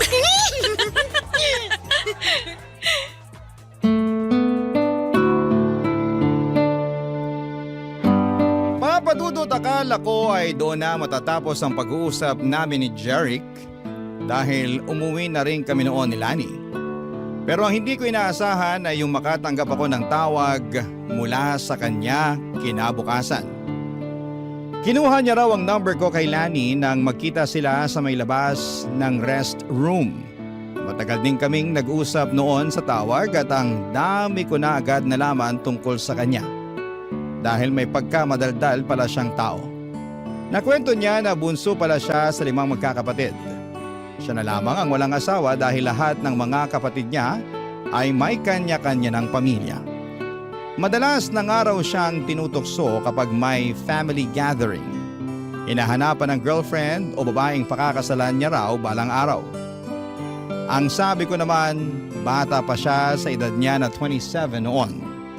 Marami pa siyang makikilala, lalo na sa nature ng trabaho niya. Nang sumunod na mga araw ay pinagbigyan ko na rin si Jeric na magkita kami sa labas. Sa isang coffee shop kami nakita. At aaminin ko na lalo akong nagwapuhan sa kanya noong araw na yon. Noong nakita ko kasi siya sa club ay nakasuot siya ng maluwag na t-shirt. Pawis ang mukha at medyo magulo ang buhok niya. Pero nang araw na nagkita kami sa coffee shop nakasuot ng polo shirt, nakaayos ang buhok at walang bahid ng pawis ang mukha niya. Napaka-komportable ng pakiramdam ko noon na kausap at kasama ko siya. Kaya naman muling nasundan ang mga pagkikita namin. Mas naging close pa kaming dalawa hanggang sa tumatambay na rin siya noon sa bahay ko para manood ng movie Papa Dudut.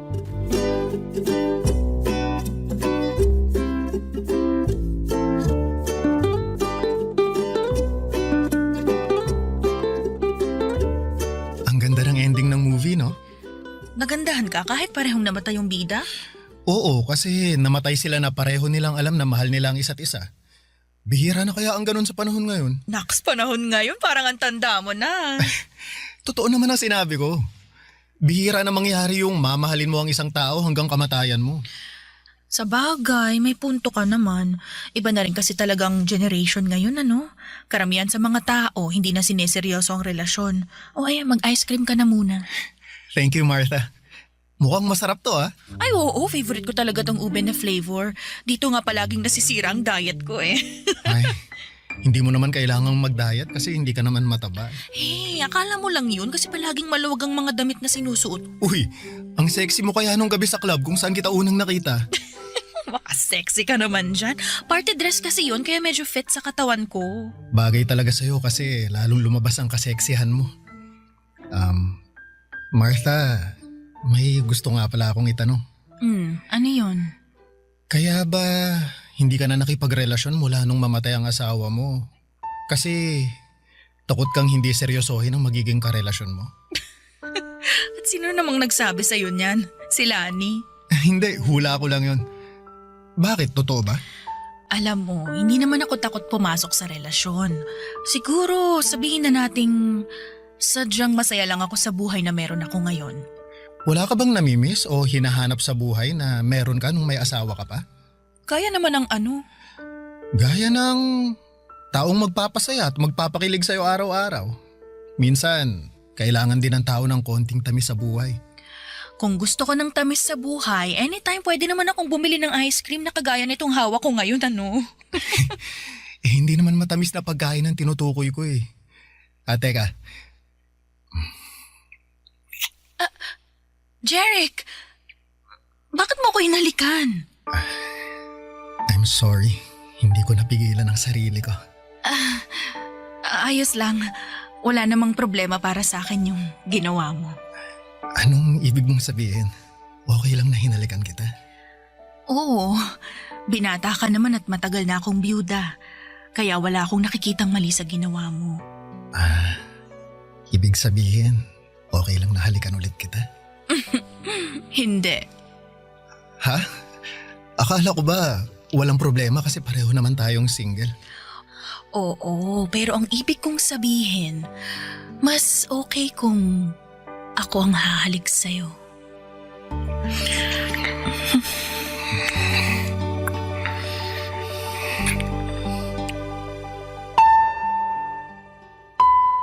Papa Dudut, hindi talaga ako attracted sa mga lalaki na mas bata sa akin.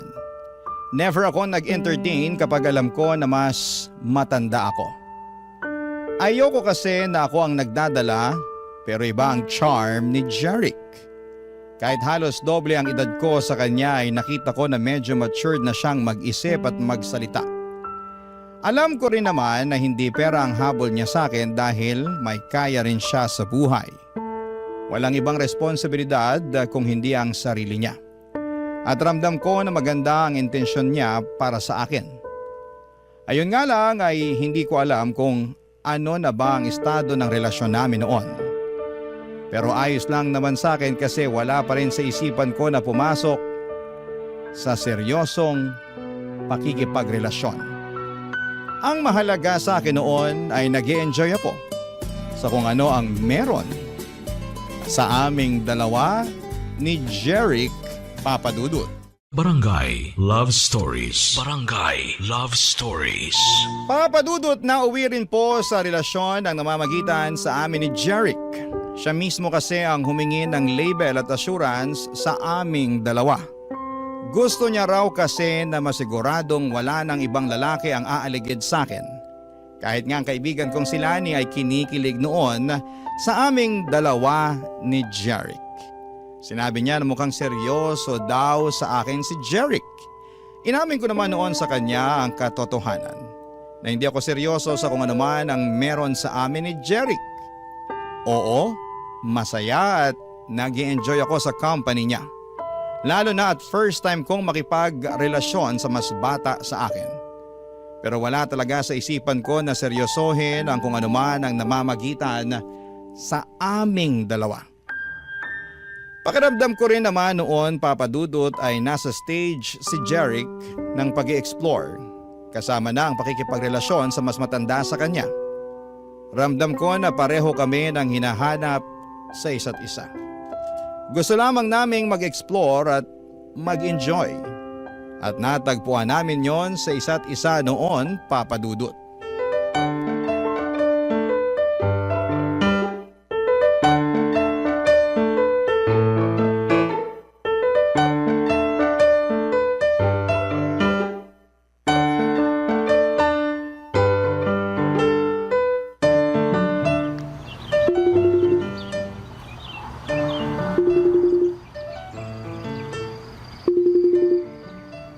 Ay, mabuti naman at sinagot mong video call ko, Mars. Oh, bakit? Akala ko ba kasama mo si Jeric sa birthday celebration ng kabarkada niya ngayon? Oo nga, nandito kami ngayon sa bahay ng kaibigan niya. Eh bakit parang inip na yung mukha mo? Tsaka, bakit parang nasa labas? Eh, nandito ako sa may garden nila eh. Mag-isa ka lang dyan? Oo, sinabi ko kay Jeric na magpapahangin lang muna ako dito sa garden. Nilalamok na nga ako dito eh. Ano ba kasing naisip mo at pumunta ka mag-isa dyan sa garden? Mars, naiinip na ako sa loob ng bahay kasama yung mga kaibigan ni Jeric. Yung iba sa kanila, ang lakas magyosi. Eh tapos hindi pa ako makarelate sa pinag-uusapan nila. Ano ba kasi mga pinag-uusapan nila na hindi ka makarelate, Mars? Eh, tungkol sa mga trending na video sa social media. Mga trending na sayaw at kanta. Tinuturuan pa nga nila ako ng dance step. Sabi ko masakit ang binti ko kaya sa susunod na lang. Dapat pinakitaan mo sila ng Martha dance step mo. Ay naku Mars, kung nakita mo lang sila kanina, iba ang mga trip nilang mga sayaw talaga. Hindi carry ng katawan ko. At saka alam mo ba, pati pala size at design ng bra at underwear pinag-uusapan na ng mga bagets ngayon. Ay, talaga ba? Oo, yung isang babae nga ron, kulang na lang maghubad at ipangudngud ang dibdib niya doon sa mga kasama namin. Grabe talaga mga kabataan ngayon, no? Ay naku, sinabi mo pa Mars. Akala ko liberated na ako sa lagay na to eh. Iba pa rin pala talaga yung mga kabataan ngayon. Ay, oo. Ibang-iba talaga sila ngayon kumpara sa atin. Pero, maiba ako. Alam mo, pakiramdam ko, seryoso na yan si Jeric sa relasyon yung dalawa. Ha? Bakit mo naman nasabi yan? Eh kasi pinakilala ka talaga niya sa buong barkada niya. Hindi ba normal naman yun? Kung kasing edad natin siya, walang espesyal dun sa ginawa niya. Pero dahil malayo ang agwat ng edad natin sa kanya, gusto niya na ipakita sa'yo at sa barkada niya na proud siya sa relasyon yung dalawa. Babe! Ay, Mars, nandito na pala si Jeric. Tawagan na lang ulit kita mamaya, ha? Ay, sige. Mamaya na lang natin ituloy ang chikahan natin. Bye! Eto, iced tea oh. Thank you, babe. Bakit pala hindi ka na bumalik sa loob? Honestly, medyo naiinip kasi ako eh. Hindi ako makasabay sa pinag-uusapan ng mga kaibigan mo. Ganun ba? Sobrang excited pa naman sila na makabanding ka. Lalo na si Paula, yung nagtuturo ng dance step sa'yo kanina. Hindi ko rin naman kasi masabayan yung dance step na tinuturo niya. Alam mo naman ako, hindi ako ganun sumayaw. Oo, alam ko. Sorry, binida ko kasi na magaling kang sumayaw eh, pero iba nga lang sa mga trip nila. Ayos lang. Pasensya na rin kung hindi ako makasabay sa trip ng mga barkada mo, ha? Pero hindi mo naman kailangang pilitin na sumabay sa kanila eh. Gusto mo ba umalis na lang tayo? Ha? Okay lang ba sa'yo? Oo naman. Ayoko na sayangin mo yung oras mo dito nang dahil sa akin, lalo na kung hindi ka naman pala nag-e-enjoy. Mabuti pa, manood na lang tayo ng sine. Maaga pa naman, kaya siguro may mapipili pa tayo ng magandang movie. Sige, mas gusto ko nga yung idea mo na yan, babe. Sige, ako na lang ang taya ngayon sa movie ticket at popcorn natin. Uy, teka, anong ikaw? Ako ang taya kasi ako ang nagyaya na lumabas tayo ngayon eh. Kaya tara, magpaalam muna tayo sa mga kaibigan ko bago tayo umalis. Papa Dudut, yun ang unang pagkakataon na nakilala ko ang mga kaibigan ni Jeric. Ayoko pa nga sanang sumama kaya lang ay napilitan na rin ako nang medyo magdrama siya sa akin. 3 buwan na rin kasi ang relasyon namin noon at matagal na niya akong kinukulit na gusto na niya akong ipakilala sa mga kaibigan niya. Palagi raw kasi niyang kinukwento sa kanila at sobrang curious na sila na makilala ko. Kaya naman nang magpa-party ang best friend niya para sa birthday nito ay pumayag na akong sumama para makilala ito at iba pang mga kaibigan ni Jeric. Sa totoo lang, isa sa mga dahilan kung bakit ayaw ko makipagrelasyon sa mas bata sa akin ay yung mga bagay na kinasanayan nila. Mga party, alak, vape at kung ano-ano pa. Kahit na ilang taon akong tumira sa US ay hindi ako kasing liberated na mga ibang kabataan ngayon. At yung mga kaedad ni Jeric. Hindi rin ako makarelate sa mga pinag-uusapan nila na trending sa social media. Dahil hindi ako madalas na mag-internet talaga, Papa Dudut. Bagay na nararamdaman ko ang pagkakaiba.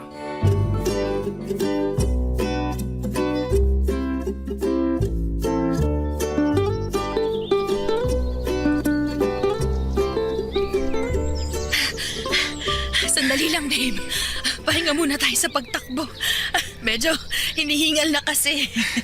O sige babe, sakto. Upo tayo dun sa may waiting shed. Eto, bottled water. Thank you, babe.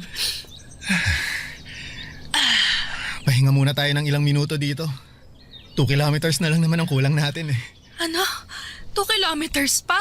Oo, konti na lang yun kasi naka 3 kilometers na tayo. Mamatay-matay na nga ako sa katatakbo natin kanina eh. Pwede naman nating mas bagalan ng takbo mamaya para matapos mo yung running workout natin ngayon. Sige, ang mahalaga naman eh matapos ko kahit hindi ganun kabilis, tama ba? Oo, kahit lakad takbo pa ang gawin natin mamaya. Yan talagang gagawin ko kasi baka hindi na ako makapag-gym bukas. Pero alam mo, ang galing mo nga babe, dati 1 kilometer pa lang tumitigil ka na kaagad sa pagtakbo. Ngayon nakadiretso ka na ng 3 kilometers na takbo. Palakas ka na ng palakas sa pagtakbo babe. Paano ba naman ako hindi lalakas? Napakahigpit pero napakahati naman ng running coach ko. Naku, yung hati medyo tagilid tayo dyan. Pero yung mahigpit ako na running coach, i-claim ko na yan kasi para sa'yo din naman ng paghihigpit na ginagawa ko eh. Oy, teka, anong hindi ka hati? Halos nakahabol tingin sa atin yung mga babaeng naka-sports bra na nadadaanan nating tumatakbo kanina. Akala mo hindi ko napansin yun, ha? Nabilisan lang sila sa pagtakbo natin kaya sila napalingon. Ikaw talaga kung ano na naman yung iniisip mo. Babe, di ba nabanggit mo na mahilig ding mag-jogging si Trish? Palagi nga niya akong sinesenda ng picture niya sa mga fun run na sinasalihan niya sa US. Madalas din siya nagkikwento tungkol sa personal record na nahihit niya sa pagtakbo niya. At natutuwa talaga ako kapag yun ang topic namin dahil alam ko na pinaghirapan niya yun. Nakakatuwa naman at yun ang madalas niyang ikwento sa'yo. Naku, oo. Kaya nga nakahiligan ko rin ang pagtakbo dahil sa kanya. Ngayon lang talaga ako mas sinisipag. Bakit mo nga pala natanong? Wala lang. Iniisip ko lang kung ano kaya ang pwede naming pag-usapan na alam kong pareho kaming makaka-relate sa topic. Anong ibig mong sabihin na topic na pag-uusapan nyo ng anak ko? Ang ibig kong sabihin, gusto ko lang na maging komportable siya, nakausap ako. Pag pinakilala mo na ako sa kanya. Abay, bakit mo naman naisip ang tungkol sa bagay na yan? Syempre, doon din naman tayo kasi papunta, di ba? Ipapakilala mo rin ako sa anak mo bilang boyfriend mo. Kasi babe, gusto na kitang ipakilala sa parents ko eh. Plano ko nga na isama ka sa family gathering namin next week para makilala mo na rin ang ibang kamag-anak ko. Teka, hindi ba parang masyado namang mabilis sa mga plano na nasa isip mo, babe?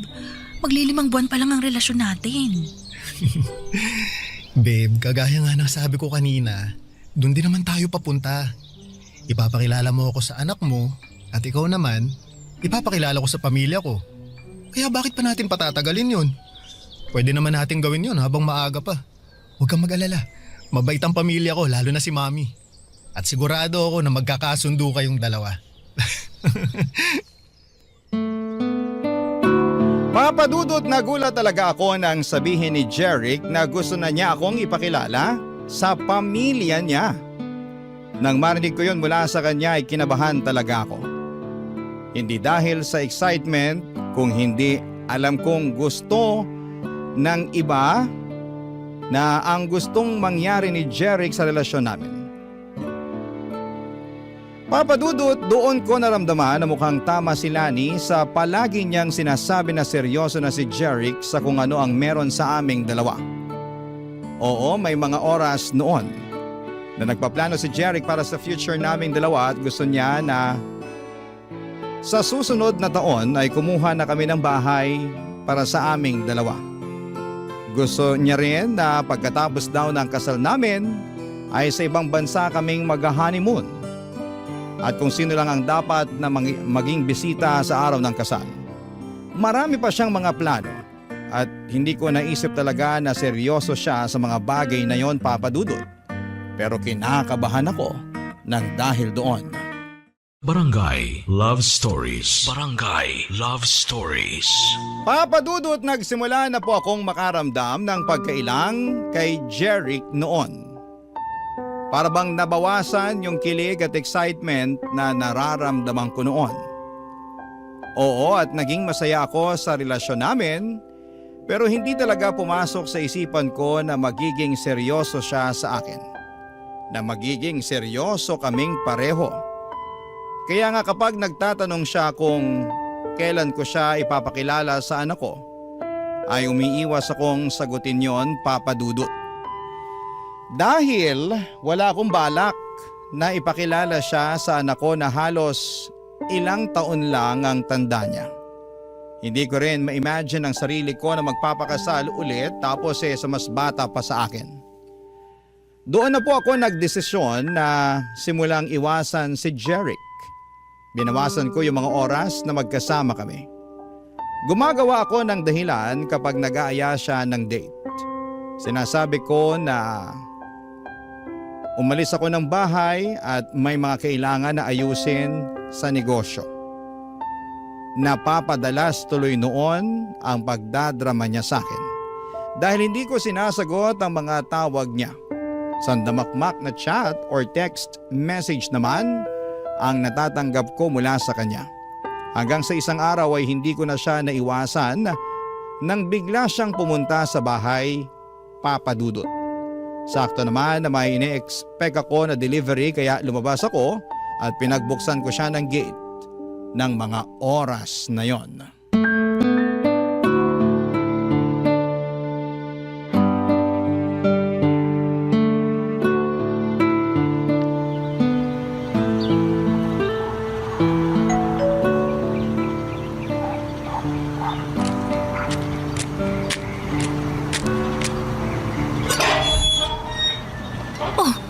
Jeric, ikaw pala yung nag-doorbell.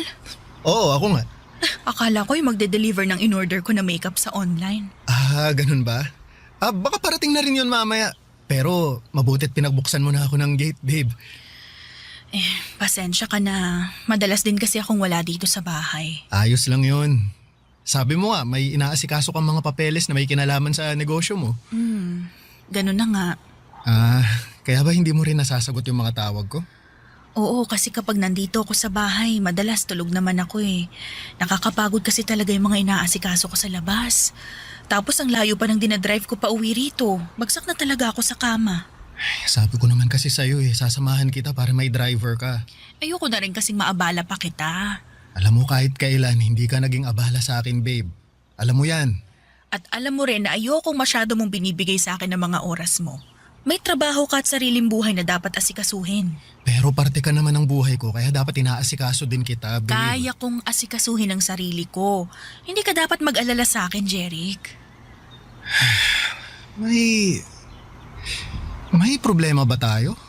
Ha? Wala naman. Sigurado ka? Jeric, pwede bang sa ibang araw na lang tayo mag-usap? Gusto ko sanang... Kung wala tayong problema, bakit tinatawag mo ako sa pangalan ko at hindi babe? Pwede bang sa ibang araw na lang natin pag-usapan to? Teka nga, Jeric! iniiwasan mo ba ako? Please, gusto ko sana muna magpahinga. Gusto ko lang namang malaman kung ano bang dahilan ng pag-iwas mo sa akin, babe. Kung may nagawa ba akong hindi mo nagustuhan, pwede mo naman kasi akong kausapin eh. Ano? Kaysa... Gusto mo ba talagang malaman, Jeric? Gusto ko ng space. Space? Bakit? Anong nagawa kong mali para humingi ka ng space sa akin? Wala, okay? Wala kang nagawang kahit anong pagkakamali. Gusto ko lang huminga muna. Yung makakakilos ng hindi ko kailangan ipaalam sa'yo yung bawat galaw ko. Babe, kung nasasakal ka lang pala sa ginagawa ko, pwede naman akong mag-adjust. Hindi mo naman kailangan sagutin palagi lahat ng mga chat o tawag ko sa'yo eh. O kung gusto mo, babawasan ko rin ang mga pag-chat o tawag ko. Babe, hindi mo kailangan humingi ng space sa akin. Hindi mo ba talaga nakukuha yung point ko, Jeric? Gusto ko lang namang maintindihan mo na pwede naman nating ayusin to nang hindi tayo lumalayo sa isa't isa eh. Pero space nga mula sa'yo ang gusto ko. Yun ang gusto ko na ibigay mo sa akin. Martha, please. Martha, huwag mo naman gawin sa akin to. Umalis ka na, Jeric. Martha! Huwag ka nang gumawa ng gulo dito. Umalis ka na. At kung pwede lang ha, huwag mo akong i-chat o tawagan. Gusto ko munang matahimik ang mundo ko mula sa'yo. Kaya please lang, layuan mo muna ako. Papadudot, ilang araw pa akong kinulit ni Jeric noon hanggang sa tuluyan na niya akong binigyan ng space. Sa totoo lang ay medyo nakahinga ako ng maluwag nang sa wakas ay nagawa kong humingi ng space sa kanya. Medyo nasasakal at nauumay na rin kasi ako sa sobrang kaswitan niya. At hindi ko na rin gusto ang mga planong binubuo niya para sa aming dalawa. Ayoko na siyang paasahin pa, Papadudot. Ayoko nang isipin niya na pareho kaming seryoso sa relasyon naming dalawa. Hindi ko naman kasi talaga alam na aabot sa puntong gusto niya akong pakasalan sa hinaharap. Nabanggit niya pa nga noon na kung hindi ko na raw siya mabibigyan ng anak, ay pwede naman daw kaming mag-ampon at sigurado daw siya na magiging mabuti pa rin kaming mga magulang. Yung mga plano niya na yon ay wala sa mga plano ko para sa sarili ko. Kaya bago pa mas lumalim ang nararamdaman niya para sa akin ay tinapos ko na ang namamagitan sa aming dalawa, Papadudot.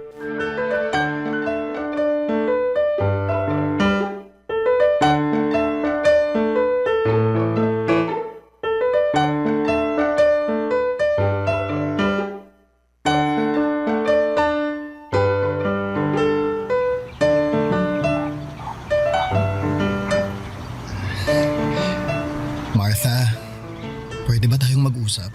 Mars, hintayin na lang kita sa parking para makapag-usap muna kayo ni Jeric. Sige, Mars. Tungkol saan pa bang gusto mong pag-usapan natin ha, Jeric? Siyempre, Jeric, hindi pa ba malinaw sa'yo ang lahat? ang alin ba, Martha? Humingi ka lang naman ng space sa akin, di ba? At binigay ko yun sa'yo. Siguro naman oras na para ayusin na natin tong dalawa. Wala na nga tayong dapat ayusin. Hindi mo pa rin ba talaga nakikita yon? Pero ano ba talagang nagawa akong mali, Martha? Bakit bigla na lang gusto mo nang tapusin ang relasyon nating dalawa? Dahil alam kong wala nang patutunguhan tong ginagawa natin. Itong relasyon natin. Paano walang patutunguhan? Martha, seryoso ako sa'yo. Alam mo yan. Mahal kita. Mahal na mahal. Hindi kita mahal. Anong sabi mo? I'm sorry, pero kailangan na nating tapusin ang lahat sa ating dalawa. Sorry kasi nakikipag-break ka na talaga sa akin? Sorry kasi hindi mo ako mahal? O sorry kasi kahit kailan hindi mo naman talaga ako minahal? Martha, minahal mo naman ako, di ba? Sabihin mo sa akin. Minahal mo ako, di ba? Baka naman pwede nating subukan na ayusin to. Promise, mas magiging maayos din akong boyfriend sa'yo. Susunod ako sa lahat na sasabihin mo. Ibibigay ko sa'yo lahat ang gusto mo. Martha, please. Nagmamakaawa ako sa'yo. Huwag mo naman gawin sa akin to. Jeric, I'm sorry talaga pero hindi ko na kayang ituloy pa yung relasyon nating dalawa. Ano bang kailangan kong gawin? Gusto mo bang lumuhod ako sa harap mo? Eto! Gagawin ko para lang balikan mo ako! Ito! Jeric, ano ba? Huwag kang lumuhod! Intindihin mo na lang sana yung desisyon ko. Ayoko na mas masaktan pa kita kaya ginagawa ko to. Mahal kita, Martha. Hindi ko kayang mawala ka sa akin. Hindi ko kaya. Please naman. Please ayusin naman muna natin to. Sorry, Jeric. Pero wala na talagang pwedeng ayusin sa ating dalawa. Sorry. Taalis na ako. Kailangan ko na rin umuwi. Martha, mahal kita. Mahal na mahal kita. Parang awa mo na. Huwag mo akong iwan, Martha. Martha!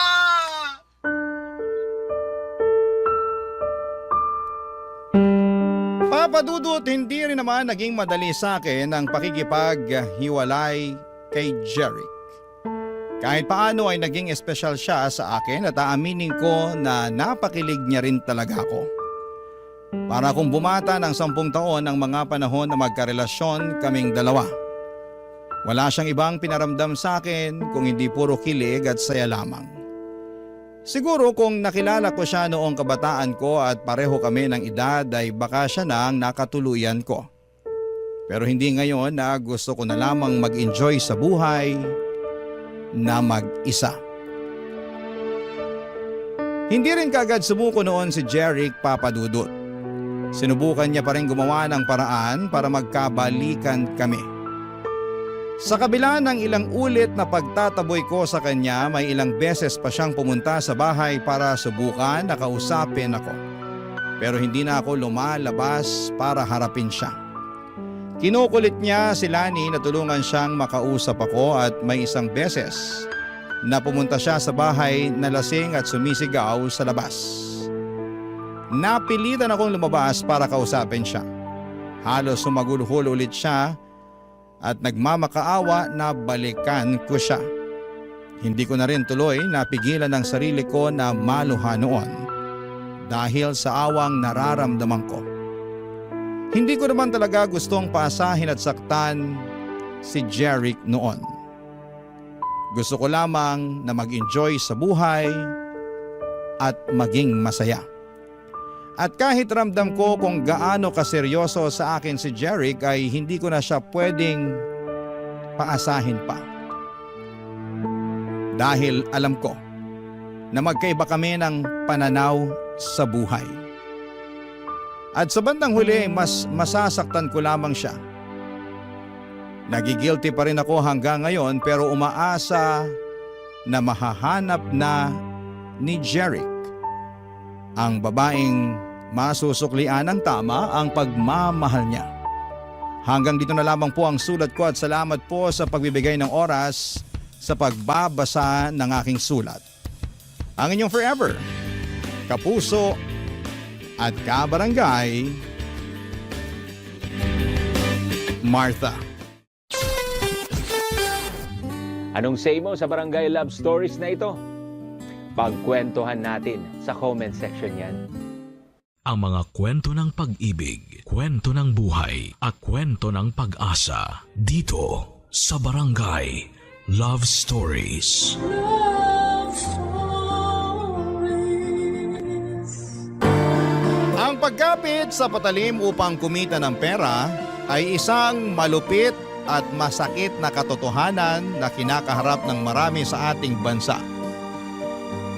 May mga tao na napipilitang gumawa ng mga bagay na labag sa kanilang prinsipyo para sa pera.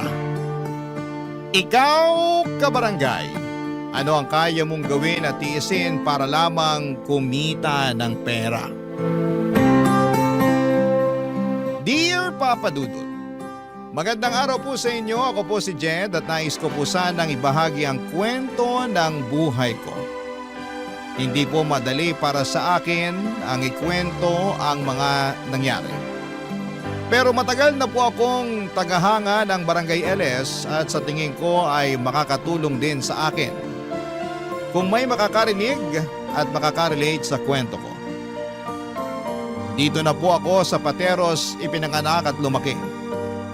Iniwan po ako ng nanay ko noong 4 years old pa lamang ako para sumama sa ibang lalaki. Kaya ang tumatayong magulang ko ay ang tatay ko. Mahal na mahal ko po ang tatay ko at kahit kailan ay hindi ko hinanap ang pagmamahal ng nanay ko dahil hindi nagkulang ang tatay ko sa akin. Ang totoo po niyan, hindi ko na po alam kung nasaan ang nanay ko ngayon. Pero okay lang po. Dahil abala na ako sa mga hamon ng buhay at wala na akong oras para hanapin pa siya. Hindi po kami mayaman ni tatay, Papa Dudut. Ang tatay ko po ay isang construction worker at ako naman po ay nagtatrabaho bilang crew sa isang restaurant. Ang mga kinikita namin ay sakto lamang para sa pang-araw-araw na pangangailangan namin. Pero kahit na ganun pa man ay pareho namang kaming masaya ni tatay. Isa din po sa mga dahilan kung bakit hindi ako sumusuko sa mga pagsubok ng buhay ay ang matalik kong kaibigan na si Migs. Pareho po kaming lumaki dito sa Pateros. Pakiramdam ko po ay isa sa mga dahilan kung bakit nagkakaintindihan kami ni Migs ay dahil pareho kaming lumaki sa broken family. Si Migs po ay iniwan ng tatay niya noong 6 years old pa lamang siya at ang nanay na lang po niya ang kasama niya. Paminsan-minsan nga po ay nagbibiroan kami ni Migs na sana ay magkatuluyan na lamang ang tatay ko at ang nanay niya para maging kapatid ko na lamang siya. Hindi ko po alam kung bakit may mga magulang na ganon, Papa Dudut, pero hanga pa rin ako sa mga magulang na ginagawa ang lahat para sa kanilang mga anak. Tulad ng tatay ko at ng nanay ni Migs. At bukod po sa pagkakaroon ng broken family tulad ko ay hindi rin po nakapagtapos ng pag-aaral si Migs. Nagtatrabaho po siya sa isang talyer at tuwing nagkakatugma, ang mga araw ng day off namin ay nagbi-videoke at nagiinuman kami. At tuwing nagkakaroon ng malalim na usapan ay hindi namin maiwasan na magkwentuhan tungkol sa mga pamilya namin, Papa Dudut.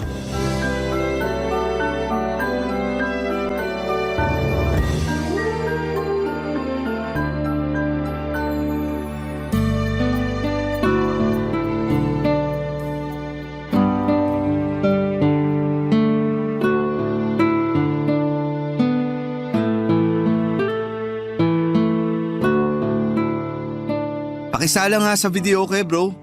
44914. Hindi ka ba nagsasawa sa kakabidyoke mo? Eh, ang pangit ng boses mo eh. Nagmana lang naman ako sa'yo. Ang totoo nga niyan, parang masusuka na nga ako eh. Ang dami ko na rin kasing nainom. Ang hina mo naman. Pero seryoso, mamaya ka na kumanta. Magkwentuhan na muna tayo. Oh, ba't mukhang problemado ka dyan? Naaawa na kasi ko kay nanay eh. Alam mo naman na pinilaki niya ako na mag-isa, di ba? Gusto kong bigyan na maginhawa na buhay yung nanay ko, bro. Pero wala eh. Kulang na kulang yung kinikita ko sa talyer.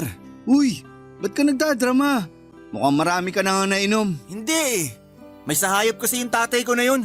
Bubuntisin niya si nanay tapos hindi niya naman pala kami kayang panindigan. Wala siyang kwenta. Hayop siya. Ay, ganun din naman yung nanay ko eh. Huwag kang mag-alala, hindi ka nag-iisa. Ang saya siguro nun, no? Yung alin? Magiging magkapatid tayo kung sakali magkatuluyan yung mga magulang natin. Loko. Ikaw talaga. Kung ano-ano na lang yung naiisip mo eh. Yung nanay mo ba, bro? May bala ka pa bang hanapin yon? Naku, wala na. Mag-overtime na lang ako sa restaurant kaysa hanapin ko pa yun. Sayang lang sa oras. Pero ikaw, kahit nasasaktan ka, sa tingin ko sabik na sabik ka pa rin na makita yung tatay mo, no? Tama ba? Siguro. Ewan ko ba?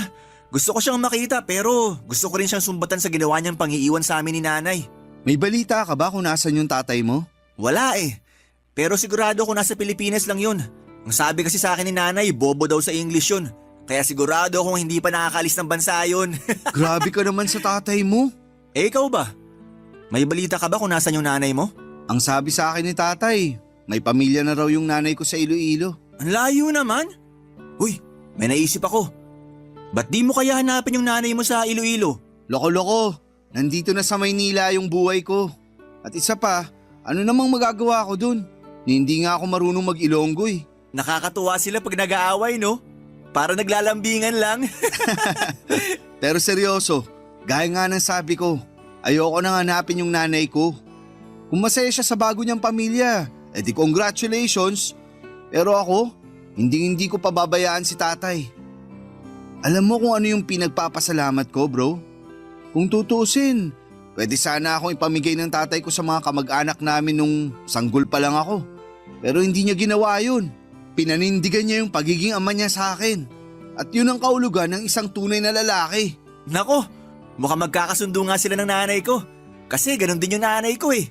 Nung iniwan siya ng tatay ko, pinanindigan niya rin yung pagiging nanay niya sa akin. Kakatuwa, no? Ang dami pala nating similarity. Oo, at isa na dun yung talent natin sa pagkanta. Pero seryoso, salamat bro ha. Salamat saan? Kasi sobrang solid ng samahan natin. Nandyan ka parati para damayan ako. Eto pinapangako ko sa'yo bro. Walang makakasira sa samahan natin. I love you bro. Pakis nga. Sapakin kita dyan eh. Ayoko na talaga.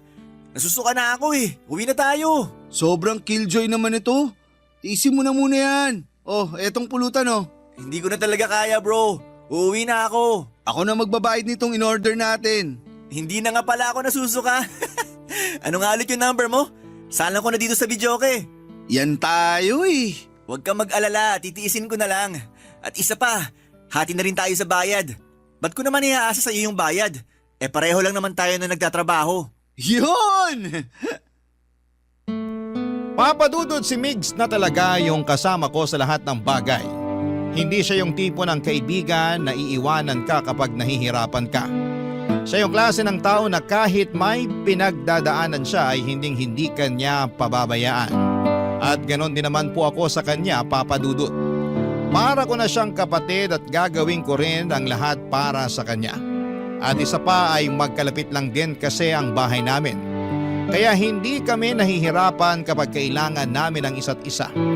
Ang totoo niyan ay nalulungkot ako para kay Migs kasi hindi siya yung tipo ng tao na nag-o-open up tungkol sa tatay niya. Pero tuwing nagiinuman kami ay bigla na lamang siyang magrarant tungkol sa tatay niya. At naiintindihan ko naman siya, Papa Dudut. Kasi hindi naman nagkakalayo yung kwento ng buhay namin. Parehong tinakasan ng tatay ni Migs at ng nanay ko ang mga responsibilidad nila sa amin. Ang totoo po niyan ay asar na asar ako noong unang malaman ko na nasa Iloilo na pala ang nanay ko kasama ang bago niyang pamilya. Sobrang naiinis ako kasi ang kapal naman ng mukha niya na umasta na parang wala siyang iniwang anak dito sa Maynila. Pero kinaya naming pareho ni tatay na wala ang nanay ko. At sigurado ako na hindi na namin siya kakailanganin kailanman. At ganoon na lang din yung sinabi ko kay Migs na hindi na niya kailangan ng tatay niya kasi nakayanan niya na mabuhay na hindi humihingi ng tulong sa tatay niya. Lumipas nga po ang ilang linggo at wala namang nagbago sa buhay ko. Kayod sa trabaho tapos uuwi para makapagpahinga. Tapos kinabukasan ay magtatrabaho na naman. At ganoon din ang naging sistema ng buhay ni Migs. Hanggang isang araw. Nagbago po ang lahat ng dynamics. Nasa trabaho ako nang mabalitaan kong naaksidente ang tatay ko sa construction site na pinagtatrabahuhan niya. Sobra po akong nataranta ng araw na yon. At ang pinakamasakla pa ay wala akong sapat na ipon para ipagamot siya. Pero wala akong ibang choice kundi ang ipa-admit siya sa ospital. Mawala na po ang lahat sa akin, Papa Dudut. Wag lang po ang tatay ko. Habang tumatagal ay tumataas ang bayarin sa ospital. At wala na rin akong kinikita dahil nagpaalam po ako sa amo ko na hindi na muna ako makakapag-duty kasi kailangan kong bantayan si tatay sa ospital. Hindi na rin ako nagparamdam kay Mix kasi ayaw ko na siyang abalahin pa. Oo, kasangga ko siya sa lahat ng laban sa buhay, pero may mga pagkakataon talaga na mas pipiliin ko na lamang na solohin ang problema ko kaysa maging pabigat sa ibang tao. Aaminin ko na ma-pride akong tao at yung ayoko sa lahat ay yung kinakaawaan ako. Pero dumating din yung pagkakataon na hindi ko na talaga kinaya pa. Kaya naman nakapag-decide ako na tawagan si Migs at hilingin sa kanya na dalawin ako sa ospital, Papa Dudut.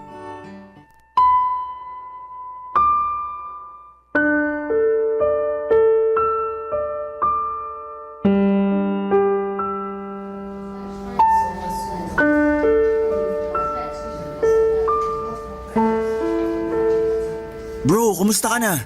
Dito na lang tayo sa labas mag-usap. Nagpapahinga pa kasi si tatay sa loob. Sige. Bro, may papakiusap sana ako sa'yo eh. Bakit? Ano yon? Pwede ba ako makairam ng pera sa'yo kahit konti lang? Pasensya ka na talaga ha. Pero walang-wala kasi ako ngayon eh. Pero promise, babayaran kita kapag nakabalik na ako sa trabaho. Mabuti na nga lang at napakiusapan ko pa yung boss ko na huwag akong tanggalin sa trabaho habang nandito pa ako sa ospital. Sana wag mong masamain tong sasabihin ko sa'yo ha, pero hanapin mo na lang kaya yung nanay mo sa Facebook. Tapos humingi ka na rin kaya ng tulong sa kanya. Matagal na kaming kinalimutan ni Nanay, Migs. Kung ayaw mo akong pairamin, di ba alin na lang? Gagawan ko na lang ng paraan to. Uy, ito naman. Tampo agad. Kung ayaw mo lapitan yung nanay mo, hindi naman kita pipilitin eh. Suggestion lang yun bro, okay? Suggestion lang. At isa pa, naiintindihan kita kasi ganun din naman ako eh. Kung sakali man na mangyari sa nanay ko yung nangyari sa tatay mo eh, hindi rin ako hihingi ng tulong dun sa tatay ko, no? Pasensya ka na kung napagtaasan pa kita ng boses. Sorry, hindi ko na talaga alam kung anong gagawin ko eh. Pambihira ka naman kasi. Ba't di ka tumawag ka agad sa akin? Kung hindi pa ako sinabihan ng kapitbahay natin, hindi ko pa malalaman na naaksidente na pala yung tatay mo. Kilala mo naman ako eh. Yung ayoko sa lahat, yung kinakaawaan ako. Pero wala na talaga akong choice kasi tumataas na yung bill ni tatay dito sa ospital. O yan, 10,000 yan. Sa'yo na yan. Seryoso ka? Ang laking pera nito ah. Ibibili ko sana ng mga bagong damit at sapatos yan. Pero di bali na lang, sa'yo na yan. Sige na, tanggapin mo na. Bro, salamat talaga. Pero hindi, babayaran kita. Hulugan ko to. Ang tigas naman ng ulo mo eh. Sinabi nang sa'yo na yan. Alam mo naman na parang kapatid na yung turing ko sa'yo, di ba? The best ka talaga. Hindi ko alam kung anong ginawa ko para magkaroon ng kaibigan na tulad mo. Huwag ka na magdrama dyan. Baka maiyak lang ako sa'yo. Nga pala, saan ka naman nakakuha ng ganito kalaking pera? Nag-overtime ka ba sa talyer? Nako, alam mo naman na barya-barya lang yung kinikita ko sa talyer eh. So saan ka nakakuha ng ganito kalaking halaga? May sideline ka? Baka pwede mo naman akong i-refer oh. Gusto mo ba talagang malaman kung saan ko nakuha yung ganyan kalaking pera? Oo. Halika dito, lumapit ka sa akin. Ibubulong ko sa'yo. May pinupuntahan akong bar pagkatapos ng shift ko sa talyer bro. At maraming silahis na, alam mo na, nagbibigay ng pera kapalit ng good time. Seryoso ka? Kailan mo pa ito ginagawa? Noong nakaraang linggo lang. Pambihira ka bro. Hindi ka ba mapapahamak dyan? Sa hirap ng buhay ngayon, wala akong choice. Mamamatay kami pareho sa gutom ng nanay ko kung yung sahod ko lang sa talyer ang aasahan ko. Pero lilinawin ko lang sa'yo. Walang pilitan to ah. Pwera na lang kung interesado ka. Ayoko. Baka mapahamak lang ako dyan. Mukha ba ako napahamak? Sandali lang, may papakita ako sa'yo. Ito yung bago kong cellphone bro. Pambihira. Patingin nga. Ito yung bagong labas na model ah. Ito yung palagi ko nakikita sa Facebook. 60,000 yung presyo nito. Nako, barya lang yan dun sa katransaksyon ko. Nakita niya kasi na kakarag-karag na yung luma kong cellphone. Kaya ayan, binilhan niya ako ng bago. So ano, atras ka pa ba? Kung sakaling bigyan ako ng ganito kamahal na cellphone, pwede ko rin to ibenta para may pambayad na ako dito sa ospital. Pero hindi ko talaga kaya. Di bali na lang. Bro, maniwala ka sa akin. Wala pa yan sa kalahati ng pwede nilang ibigay sa'yo. Basta gagalingan mo lang. Loko ka. Sapakin kita dyan eh. Akala ko ba walang pilitan ha? Sayang lang kasi ang gwapo mong yan. Sigurado ako na hindi ka mahihirapan. Sobra akong nabigla sa mga sinabi sa akin ni Migs, Papa Dudut. Akala ko po kasi ay sa mga teleserye o sa TV lamang nangyayari ang mga ganong klase ng sitwasyon. Yung binabayaran ka ng malaking halaga kapalit ng pagsama sa ibang tao. Pero nangyayari pala talaga siya sa totoong buhay. Sobrang inosente ko po ng mga panahong yon at hindi ko talaga inaasahan na papasukin ni Migs yung ganong klase ng sideline. Aaminin ko noong una ay hinusgahan ko siya, pero habang tumatagal ay na-realize ko naman na wala namang masama doon basta't pareho kayong may kasunduan ng makakatransaksyon mo. Pero ayoko pa rin talaga, Papa Dudut. Kasi hindi ko kayang makipagsiping sa isang tao na hindi ko namang kilala. Akala ko po ay magagawan ko ng paraan yung bill sa ospital ni tatay, pero mas lalo pang lumala ang sitwasyon. Nang isa-isa nang pumunta sa bahay namin yung mga katrabaho ni tatay sa construction. Doon ko po napag-alaman na may utang pala si tatay sa kanila at ngayon ay naniningil na sila ng bayad. Nalaman ko rin po yung perang inuutang ni tatay sa mga katrabaho niya ay ginagamit pala niya sa pagsusugal. Hindi ko po akalain na nagsusugal pala siya at hindi ko po malalaman kung hindi pa dumating yung mga katrabaho niya sa bahay para maningil. Para po ako mababaliw sa dami ng problema ng mga panahong yon. Bumalik po ako sa trabaho ng mga panahong yon at pagkatapos ng shift ko, dumidiretso ako sa ospital para bantayan si tatay. Yung bahay naman namin ay pinaubaya ko na kay Migs, mabuti na lamang at mapagkakatiwalaan ko siya. Pero kahit na anong kayod ko ay kulang na kulang pa rin ang sahod ko para pambayad sa ospital at para bayaran ang mga pinagkakautangan ni tatay. Sa totoo lang, parang gusto ko nang sumbatan si tatay kasi sobrang bigat na mga problema ang iniwanan sa akin. Pero hindi ko siya magawang sumbatan kasi hindi naman po siya nagkulang sa akin bilang ama. Medyo naiintindihan ko rin po kung bakit siya nagsugal ng palihim. Kami po kasing mga mahihirap ay araw-araw kami naghahanap ng paraan para makaahon sa buhay. At kahit na anong kayod namin ay parang hindi pa rin namin maabot yung buhay na gusto naming maranasan. Kaya minsan yung iba sa amin umaasa na lamang sa swerte o sa sugal. Barangay Love Stories. Barangay Love Stories. Dumating ang araw na kinailangan ko talagang lunukin ang pride ko, Papa Dudut. Nag-Facebook ako at nag-message sa nanay ko na ngayon ay nakatira na sa Iloilo. Nagbabaka sakali ako na baka matulungan niya ako at mapadalhan ng pera. Kasi hindi ko na talaga kayang pasanin lahat ng responsibilidad na iniwan ni tatay. Gustong gusto ko na talagang mabayaran ng buo yung bill ni tatay sa ospital at pati na rin yung mga inutangan niya. Di bali na pong mahirap basta wala lang utang. Pagkalipas ng ilang araw ay nakatanggap ako ng message mula sa nanay ko. Pero imbis na gumaan ang loob ko, Papa Dudut, ay mas lalo lamang itong bumigat. Ipinagduldulan niya lang sa akin na masaya na siya sa buhay niya ngayon kasama ang bago niyang pamilya. At ayaw na raw niya akong makausap. Galit na galit po ako noong araw na yon. At hindi ko na napigilan ang sarili ko na umiyak. Hindi nagparamdam ang nanay ko sa akin ng ilang taon at ni minsan ay hindi kami humingi ng tulong sa kanya. Pero nagawa niya pa ring ipamukha na parang wala akong kwentang anak at noong araw na yon ay isinumpa ko na hindi ko nakakausapin ang nanay ko at pati na rin yung mga taong may kinalaman sa kanya.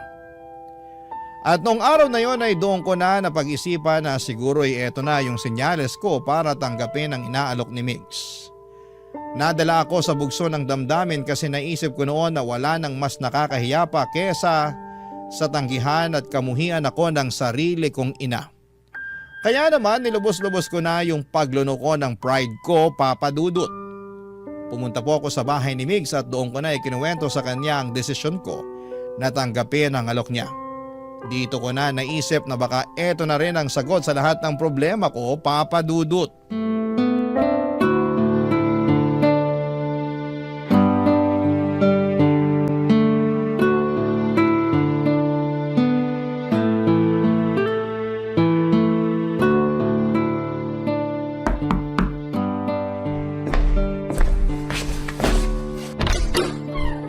Bro, halika, pasok! Salamat ha. Pasensya na kung biglaan. Ano ka ba? Goods lang kasi yung nanay ko namamalengke. Kaya solong-solo natin tong bahay ngayon. Nga pala, kumusta na yung tatay mo? Okay na ba siya? Ayun, nasa ospital pa rin. Pero nagpapagaling na. Mabuti naman kung ganon. Pero bro, mas lalo lang ako problema ngayon eh. O bakit? Ano nangyari? Paano ba naman kasi tong si tatay? Hindi niya sinabi sa akin na nabaon na pala siya sa utang. Kaya eto, ako ngayon yung sinisingil ng mga inutangan niya sa construction. Kaya pala. Ha? Naalala mo ba nung isang araw na pinabantay mo ko sa bahay nyo? May lalaking sobrang galit habang hinahanap yung tatay mo. Pero hindi ko na masyadong pinansin kasi akala ko lasing lang. Pasensya ka na talaga kung pati ikaw nadadami na sa problemang ginawa ng tatay ko. Wala yun. Umalis din naman kaagad yung taong yun eh. Natakot ata kasi pinagtitinginan na siya ng mga kapitbahay nyo habang nagsisisigaw siya sa labas ng bahay nyo. So, ano nang balak mo ngayon? Kailangan ko na talaga mabayaran yung bill sa ospital at yung mga pinagkakautangan ni tatay sa lalong madaling panahon. Para matapos na tong problema ko. Ilang gabi na rin kasi akong hindi nakakatulog ng dahil lang dito. Bro, pasensya ka na ha. Pero wala akong maibibigay sa iyo ngayon eh. Yung natitirang pera ko kasi, naibigay ko na kay nanay. Wala akong balak mangutang o mangingi sa iyo ng pera. Ha? Tinatanggap ko na yung inaalok mo sa akin nung nakaraan. Jed, ikaw ba talaga yan? Sino ka? Anong ginawa mo sa kaibigan ko ha? Hindi ako nakikipaglokohan sa iyo. Seryoso nga. So anong nakain mo at nagbago yung isip mo? Tinanggap ko yung advice mo nung nakaraan. Nagchat ako sa walang kwenta kong nanay. Ops, sandali lang. Oh, bakit?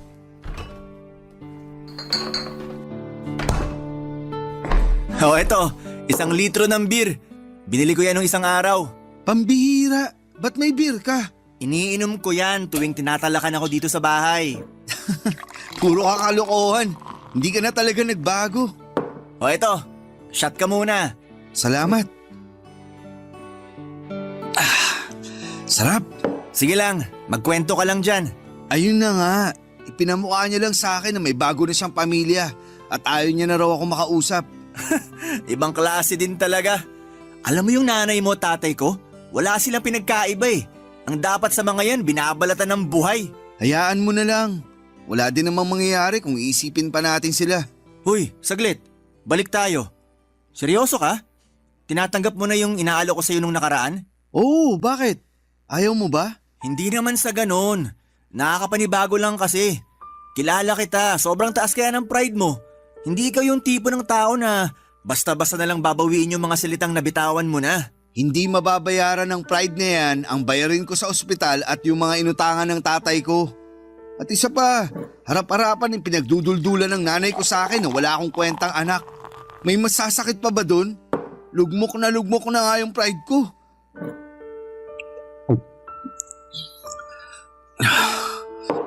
Eh ba nga isa? Kulang to. Huy, dahan-dahan. Baka malasing ka kagad niyan. Gusto ko makalimot. Babayaan mo ako. Pero wag kang mag-alala bro. Kasi sa susunod, imported na wine na yung iinumin natin. Konting lambing ko lang dun, magbibigay na kaagad yun. Ganun kadali? Wala ka bang bilib sa akin? Alam mo ikaw, dapat bawas-bawasan mo na yung pagkamahiyain mo. Kung gusto mo makuha ang lahat ng gusto mo, dapat kapalan mo na yung mukha mo. Dapat sagarin mo na. Ano ulit yung sasagarin? Sira! Pero siguraduhin mo na hindi ako mapapahamak dyan ha. Ngayon ka pa ba panghihinaan ng loob? Ano ka ba? Ako bahala sa'yo. Ituturo ko sa'yo lahat ng kailangan mong malaman. Easy man ito, promise. Papatulan ko na yan. Wala nang atrasan to. Nang gabing yon ay dinala ako ni Mig sa bar na madalas niyang tambayan. Sobra akong kinabahan kasi bagong mundo ang tatahakin ko, Papa Dudut. Aaminin ko na gustong gusto ko nang kumalas noon pero tuwing naiisip ko ang mga problema ko sa pera, nawawala rin yung kaba ko. Mabuti na lang talaga at nandun si Migs para tulungan ako. Pero hindi rin nagtagal si Migs sa bar kasi may lalaking nagbook ng hotel at mukhang sobrang interesado sa kanya. Mas lalo tuloy akong kinabahan ang kailangan na niyang umalis. Pero pinilit niya akong manatili at binigyan pa ako ng pera para may pambili ng drinks habang naghihintay. Grabe, Papa Dudut. Nagmukha akong tuod sa bar ng panahon na yon. Nag-online games na lamang ako habang umiinom para hindi ako mabagot agad. Habang tumatagal ay napagtanto ko na baka sinuwerte lang talaga si Migs sa mga lumalapit sa kanya, pero makalipas ang ilang oras, may lumapit na rin sa akin na lalaki. May itsura siya, nasa 40s at mukhang may kaya sa buhay. Naggalok siya na bilhan ako ng drinks at pumayag naman ako. Nagkwentuhan kami at tinanong niya kung ilang taon na ako. Saan ako nakatira, may mga simpleng tanong lamang. Pero habang tumatagal ay mas lumalalim na yung mga tanong niya. Nagsimula siyang magtanong tungkol sa mga personal na bagay at hindi nagtagal ay dinala na niya ako sa kotse niya. Nag-drive siya at nag-park kami sa isang liblib na lugar. At doon na may nangyari sa amin. Kitang-kita ko na nagustuhan niya yung ginawa ko sa kanya at bilang pasasalamat ay binigyan niya ako ng 5,000 pesos. Kinuha rin niya yung number ko. Grabe, Papa Dudut. Sa trabaho ko sa restaurant ay baka nga hindi ko pa makuha yung 5,000 sa isang linggo. Tapos nung gabing yon ay hindi pa umaabot ng 5 oras ay naka 5,000 na ako. Lumipas ang ilang linggo at nagpatuloy yung arrangement namin. At lumaki na rin nang lumaki yung pera na natatanggap ko sa kanya.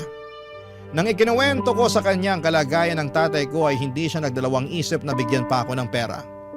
At doon na nga mas gumaan ang buhay ko. Nabayaran ko na po ng buo ang hospital bills ni tatay at pati na rin yung mga pinagkakautangan niya. At nung nagkapera na ako ay naisipan kong yayain si Mig sa bahay. Bumili ako ng mga mamahaling alak bilang pasasalamat na rin sa kanya. Kasi kung hindi dahil kay Migs, baka nabubog na ako ng mga inutangan ni tatay at baka mas lalo pang lumaki ang bayarin ko sa ospital, Papa Dudut.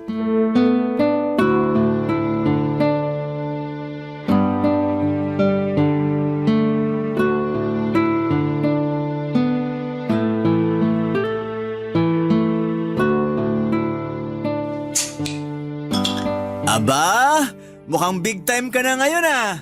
Siyempre naman. Alam mo bro, masaya ako para sa'yo kasi hindi ka na namumroblema ngayon. Tinan mo nga yung mukha mo, di hamak na mas maaliwalas na, di tulad doon nakaraan. Salamat talaga ha. Kung hindi dahil sa'yo bro, baka tuluyan na ako napatay ng mga pinagkakautangan ni tatay. At kung hindi dahil sa'yo, malamang mas malaki na yung babayaran ko sa ospital ngayon. Maliit na bagay, basta ikaw. So ngayong wala ka ng problema, anong balak mo? Itutuloy mo pa rin ba yung ginagawa mo o titigil ka na? Anong titigil? Saglit lang, may papakita ako sa'yo. Kukunin ko lang. Ano yan? Eto, may bago na akong cellphone bro. Uy hanip, patingin nga. Astig, pareho na tayo ng cellphone. Inggit na inggit kasi ako dun sa cellphone mo eh. Kaya yan, nagpabili na rin ako. Gaya-gaya ka talaga. Sana nagpabili ka na lang ng motor. Okay na ako dito sa cellphone. Mukhang namimihasa ka na talaga. So ano nga? Wala ka nang balak tigilan yung ginagawa mo, no? Bala ko na nga mag-resign sa restaurant na pinapasukan ko sa Makalaway. Sabi naman sa'yo, di ba? Di hamak na mas malaki yung kikitain natin dito. Ang sabihin mo, bad influence ka lang talaga. Hoy! Kung hindi dahil sa bad influence na to, malamang hanggang ngayon pinagtitiisan mo pa rin yung cellphone mong mumurahin. May point nga naman. Kamusta nga pala yung lalaking nagkagusto sa'yo? Mayaman ba? Mayaman bro, legit. At ang gara ng kotse niya. Tapos hindi siya umayaw tuwing nangihingi ako ng pera. Sana pala ako nalang yung nakabingwit dyan. Kasi yung nagkagusto sa akin mukhang nauubusan na ng pera eh. Paano ba naman? Nung humingi ako ng pera nung nakaraan, 1,000 lang yung binigay sa akin. Hayaan mo na. Parang dagat lang yan. Minsan high tide, minsan low tide. Expert na expert ah. Sa susunod, ako na to magpapaturo sa'yo kung paano makabingwit ng big time. Sira. Pero seryoso, sa tingin ko, okay na ako sa ganitong klaseng buhay. Kasi mabait naman yung nagkagusto sa akin eh. Tapos, ayaw niya yung nakikipagtalik ako sa iba. Ayos yun, di ba? Para safe daw. Buti ka pa nga. Kasi yung sa akin kung sino-sino na lang yung pinapatulan eh. Halatang uhaw na uhaw. Mabuti na lang talaga at palagi ako nag-iingat. Ay, nga pala bro, baka pwede mo naman akong i-refer dyan sa kakilala mo. Swerte-swerte mo naman. Hindi mo na kailangan maghanap ng iba para lang magkapera. Malabong mangyari yan. Patay na patay kasi sa akin yun eh. Yabang neto. Ano ba itsura nung nabingwit mo ha? Baka nakita ko na yan sa bar dati. Palaging nakasalamin, may balbas, palaging nagsusuot ng may kwelyo, tapos naka-black na pants at sapatos. Ha? Sino kaya yan? Wala ako nakikitang ganyan sa bar. Di na ako magtataka kasi nung tinanong ko siya kung palagi siyang tumatambay sa bar, ang sabi niya first time niya lang daw sa bar na yun. Kapag sinaswerte ka nga naman oh. First time mo din sa bar na yun nung gabing yun. Pero nakabingwit ka kagad ng mayamang paninindigan ka. Kung swerte ako, swerte ka rin. Kasi kung anong meron ako, meron ka rin. Solid tayo, di ba? Solid forever bro. Basta kapag yumaman ka na, wag mo akong kakalimutan ha. Bro, nung mga panahong walang-wala ako, nung mga panahong nalulungkot ako sa pagkawala ni nanay, at nung mga panahong lugmok na lugmok ako sa problema, ikaw yung laging nandyan para sa akin. Siyempre, hindi kita makakalimutan. Thank you bro, love you. Nga pala, bago ko makalimutan, may binili nga pala ako para sa'yo. Ano na naman yan? Eto, bumili nga pala ako ng mamahaling casing para sa cellphone natin. 2 yan, isa sa'yo at isa sa akin. Uy, mukhang mamahalin nga. Thank you bro, the best ka talaga. Sandali lang, meron pa nga akong ano dito eh. O ayan, power bank. Para din sa akin to? Hindi, gusto ko lang ipagyabang. Joke lang, sa'yo talaga yan. Nak, sa sensado. At tuluyan na nga akong nilamon ng sistema ng panahong yon, Papa Dudut. Aaminin ko na naging bulag ako sa mga bagay na nakamit ko. At sa mga pagkakataong yon ay parang nakalimutan ko na ang mga prinsipyo ko. Nasilaw ako sa lahat ng natamo ko, sa pera at sa mga material na bagay. Pero sa kabila ng lahat ng yon ay nagpapasalamat pa rin ako kay Migs. Kung hindi dahil sa kanya ay baka hindi ko pa nabayaran ang mga utang ni tatay at baka mas lalo pang lumaki ang problema ko sa buhay. Lumipas nga ang ilang linggo at nagpatuloy ang pakikipagkita at transaksyon ko sa lalaking nagbibigay sa akin ng pera. Akala ko noon ay ganito lang pala kadali ang buhay. Kung iahalin tulad ninyo po sa online game, para ko nakahanap ng cheat code o hack na nagpapadali ng lahat. Pero isang gabi habang may nangyayari sa amin sa kotse niya at inaabot niya sa akin ng pera ay may napansin ako sa wallet niya. Sa isang sulyap ay nakita ko ang isang larawan ng pamilya. May kasama siyang babae at bata at bigla akong kinabahan at naramdaman ko yung bigat ng konsensya ko. Hindi ko po inaasahan na sa mga oras na ito habang tinatanggap ko ang pera at pinagpapatuloy ang mga bagay na hindi ko akalaing darating sa buhay ko ay may nasisira na pala akong pamilya. Kung tutuusin, may mga taong nagmamahal sa kanya na posibleng masaktan kapag nalaman nila ang ginagawa namin. Hindi ko na napigilan ang sarili ko at kinumpronta ko siya tungkol sa picture na nakita ko sa wallet niya. Tumawa lamang siya at sinabing hiwalay na raw sila ng asawa niya.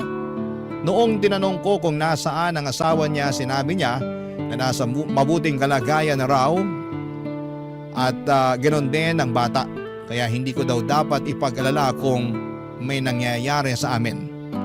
Nakaramdam po ako, Papa Dudut, ng kaunting ginhawa. Nang gabi ding yon na pagkatapos kong itanong sa kanya ang tungkol sa pamilya niya, hindi na ako nangulit pa. Tumahimik na lamang ako, Papa Dudut. Sa totoo lang ay takot ako na kung magsalita pa ako ay baka magbago ang lahat at mawala na ng tuluyan ang pinagkakakitaan ko. Nang mga panahong yon, Papa Dudut. Barangay Love Stories. Barangay Love Stories. Papa Dudut, dumating na sa puntong nakapag-ipon na ako ng sapat na pera at unti-unti ko na ring napapagawa ang bahay namin. Kasabay nito ay unti-unti na rin gumaling si tatay. Ang saya ko talaga, Papa Dudut, dahil hindi na lang ako nakakabili ng gamot para sa kanya, kundi pati na rin yung mga simpleng pangangailangan niya. Kaya naman talagang nararamdaman ko ang pag-asenso ko sa buhay kahit papaano. Pero sa kabila ng mga magagandang pagbabago sa buhay ko ay napansin ko na unti-unti rin na nade-depress si Migs. Napapansin ko kasi yung mga post niya sa Facebook at talagang nararamdaman mo na may pinagdadaanan siya. At nung hindi na niya sinasagot ang mga tawag at messages ko ay talagang nag-worry na ako. Isang araw ay nag-decide akong pumunta sa bahay nila at nandun ang nanay niya at nang tinanong ko kung nasaan si Migs ay sinabi niyang madalas na lang daw na natutulog ito. At isang beses sa isang araw na lang daw kumain. Nag-worry ako lalo at nagtanong ako sa nanay ni Migs kung ano ang nangyayari. Pero kahit yung nanay niya mismo ay hindi alam kung ano ang nangyayari kay Migs. Alam ko na may mga pagkakataon sa buhay na ang isang tao ay kailangang mapag-isa para makapag-isip. Kaya't napag-isipan ko na siguro ay kailangan lamang ni Migs ng oras para magpahinga at makapag-reflect. Pero dumaan ang isang linggo at wala pa ring pagbabago sa kalagayan niya. Nang pumunta ulit ako sa bahay nila ay ganoon pa rin ang sitwasyon. Si Migs palaging nakahiga lang sa kama at bihira pa rin kumain. Noong araw na yon ay hindi na ako nakatiis pa kaya nag-decide ako na bumili ng pagkain mula sa isang kilalang restaurant at nag-take out ako. Pagkatapos po noon ay bumalik ako kaagad sa bahay nila. Nang makarating ako ay hindi ko na pinatagal pa at pumasok na ako sa kwarto ni Migs. Hindi ko alam kung ano ang gagawin ko pero ang gusto ko lang mangyari ay yung maramdaman na nandyan lang ako para sa kanya. Kahit na hindi ko pa alam kung paano ko siya matutulungan. Gusto ko lang na maramdaman niya na hindi siya nag-iisa, Papa Dudut.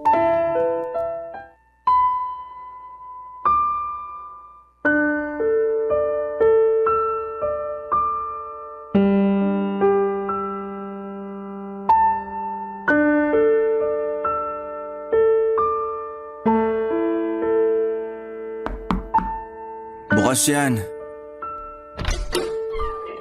Bro, may dala akong pagkain. Bumili ako ng lechon manok. Alam kong paborito mo yan. Oh, eto. Ilalapag ko na dito sa mesa ha. Sige na, kumain ka na.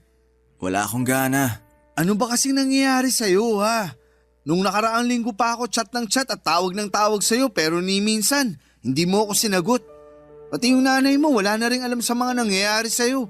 Pabayaan mo na muna ako. Gusto ko mapag-isa. Bro, alam mo naman na nandito lang ako parati para sa'yo, di ba? Sige na, kung ano man yung bigat na dinadala mo, sabihin mo na sa akin. Makikinig ako. Ano bang hindi mo maintindihan sa gusto ko mapag-isa ha? Ang kulit mo rin eh. Sige, sumigaw ka pa. Huwag mo hayaan na lamunin ka ng depression mo. Ilabas mo yan. Gusto mo talagang malaman yung problema ko ha? Galit na galit ako sa tatay ko. Nag-message ako sa kanya sa Facebook noong nakaraang linggo at tinawagan niya ako. Pero ang sabi niya sa akin, wag ko na daw siyang gambalain kasi masaya na daw siya sa buhay niya. Alam ko naman na nandyan si nanay para sa akin pero kasi ang sakit-sakit eh. Ang sakit-sakit nung dinutulak ang papalayo ng sarili mong tatay. Maliit pa ako nung huli niya akong nakita, bro. Ano? Hindi man lang ba siya na-curious kung kumusta na yung anak niya? Hindi man lang ba sumagi sa isip niya na may anak na nangungulila sa pagmamahal niya? Bro, tana. Naiintindihan kita kasi pinagdaanan ko rin yan sa nanay ko. Pero kinaya naman natin na wala sila, di ba? Yun na nga eh. Wala silang ambag sa mga buhay natin. Pero bakit nangungulila pa rin ako sa pagmamahal ng isang ama? Kung alam ko lang na masasaktan ako ng ganito, sana pala hindi na lang ako nag-message sa kanya sa Facebook. Eh, ikaw naman kasi. Dapat simulat sa pool pa lang, nilabas mo na yung kinikimkim mong sama ng loob sa tatay mo para hindi ka na nasasaktan ng ganito. Puisit naman kasi na buhay to eh. Ang kapal din naman ang mukha niya para ipamukha sa akin na wala akong kwentang anak. Eh kung tutuusin, siya tong walang kwentang tatay. Gusto mo ipabarang natin yung tatay mo? Naniniwala ka doon? Hindi natin malalaman kung hindi natin susubukan, di ba? Isasabay ko na rin yung nanay kong walang kwenta. Malay mo, baka bigyan pa tayo ng discount ng mambabarang. Si Raulo. Pero, thank you bro ah. Napagaan mo yung pakiramdam ko. Dapat hindi lechon manok yung dinala ko eh. Dapat alak. Pass na muna ako dyan. Nakainom na ako kagabi. Sumasakit pa nga tong ulo ko. Ibang klase. Ba't di mo ako niyaya? Para ka namang others eh. Pasensya ka na. Gusto ko lang talaga mapag-isa ng mga oras na yun eh. Naiintindihan ko naman. Pero wag mo na akong tatakutin ng ganun ha. Sana man lang nag-message ka para man lang at least alam ko na buhay ka pa pala. Oo na, sorry na talaga. Uy, ba't mukhang gigil na gigil ka? Bakit? Sino ba yung tumatawag ha? Sino pa ba? Kung hindi yung tatay ko na walang kwenta. Sagutin mo na lang kaya para hindi ka na nagkakaganyan. Ano ako, sira? Pagkatapos niya sabihin sa akin na wag ko na raw siyang gambalain kasi mas masaya na siya na wala ako. Ni hindi ko nga alam kung bakit pa tumatawag yung mokong na yan eh. Baka naman hihingi ng tawad sa'yo. Sagutin mo na kasi. Gusto mo sagutin ko? Saglit, kunin ko lang. Uy, O, ayan. Gagi! Ba't mo naman hinagis yung cellphone? Ang mahal nun eh. Bahala siya sa buhay niya.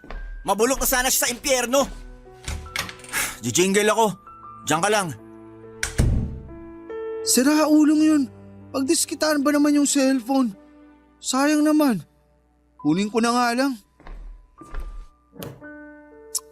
Nagasgasan pa ata yung case na binigay ko sa kanya. Sandali lang. Mukhang pamilyar sa akin tong mukha na to ah. Hoy! Ba't hawak-hawak mo yung cellphone ko? Akin na nga yan. Huwag na huwag mong sasagutin yan kung hindi tatamaan ka sa akin. Tatay mo yung tumatawag sa'yo? Kakasabi ko lang, di ba? Pambihira. Kanina pa ring ng ring to ah. Utang na loob, kanina pa ako naririndi dito. Ayan. Dapat binlock ko na to eh. Bro. Sana wag mong masamain tong sasabihin ko sa'yo ha. Pero mukhang mabait na tao naman yung tatay mo eh. Hulaan ko. Nakita mo yung profile picture niya nung tumatawag siya no? Sus, wag ka magpapauto. Mukha lang siyang mabait pero yung ugali niyan mas masaol pa sa hayop. Pakiramdam ko nga nasuntok ko na yun kung sinabi niya yung mga sinabi niya sa akin sa harapan ko mismo. Ay, kumain na lang tayo. Lalamig na tong lechon manok. Sige. Sobra akong nagulat papadudot nang makita ko yung profile picture ng tumatawag kay Migs. Yung tatay ni Migs at yung lalaki na nagbibigay sa akin ng pera ay iisa lang pala. Alam kong marami sa mga kabarangay natin na magagalit sa sasabihin ko pero pinili kong itago kay Migs na tatay niya pala ang katransaksyon ko. Kasi natakot ako na baka mawalan ako ng pera. Aaminin ko na malaking tulong yung pera na ibinibigay niya sa akin at kung sakali mang magkagulo ay sigurado ako na sa kangkungan ako pupulutin. Lalo na't wala pa akong trabaho. Habang tumatagal ay mas lalong bumigat ang konsensya at naiilang ako sa pakiramdam. Kasi tatay mismo ng best friend ko ang pinatulan ko. Doon ko rin napagtanto na yung family picture na nakita ko sa wallet niya ay baby picture pala ni Migs. Siguro ay marami sa inyo ang hindi maniniwala pero hindi ko talaga nakilala yung nanay ni Migs sa litrato kasi ang layo ng itsura niya noon kung ikukumpara mo sa ngayon. Parang ibang tao na siya ngayon kumpara doon sa nasa family picture. Habang patuloy kami sa pagkikita ng tatay ni Migs ay pasimple ko siyang tinatanong tungkol kay Migs. Inamin niya na ang dahilan kung bakit may picture ni Migs at ng nanay niya sa wallet niya ay para ipakita na hindi siya silahis tuwing nagtatangka siya o nagtataka yung mga katrabaho niya kung lalaki ba talaga siya. Sabi pa niya na wala na raw siyang balak na makipag-ayos kay Migs o sa nanay nito. Nung marinig ko yon, sobrang nalungkot ako para sa best friend ko, Papa Dudut. Tumagal pa kami ng ilang buwan sa ganitong setup pero doon ko na naisip na kailangan ko na talagang tapusin ang pakikipagkita ko sa tatay ng best friend ko. Ang totoo niyan ay tutol na tutol yung tatay ni Migs sa gusto kong mangyari kasi nahulog na daw ang loob niya sa akin. Pero nanindigan ako at tuluyan ko na talaga siyang iniwanan. Nakalikom na ako ng sapat na pera at gusto ko na ring magsimula ng bagong buhay. Hindi ko na kayang ipagpatuloy yung ginagawa ko dahil alam ko na tinatraidor ko na si Migs at diring-diri ako sa sarili ko tuwing naiisip ko yung ginagawa ko sa best friend ko. Doon ko na na-realize na sobrang halaga pala ng itama ang mga mali mo habang maaga pa. Kasi kung ipagpapaliban mo lamang ay baka hindi mo na rin mamamalayan na huli na pala ang lahat. Isang araw nang pumunta si Migs sa bahay ay niyaya niya ako na makipag-inuman at hindi ko akalain na mangyayari na yung matagal ko nang kinatatakutan, Papa Dudut.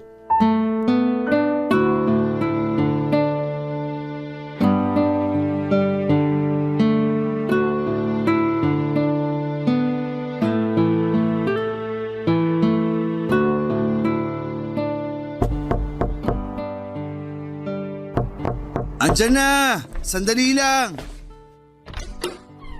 Surprise! Oh, ano naman yung dala-dala mo? Ano pa ba? Eh di alak.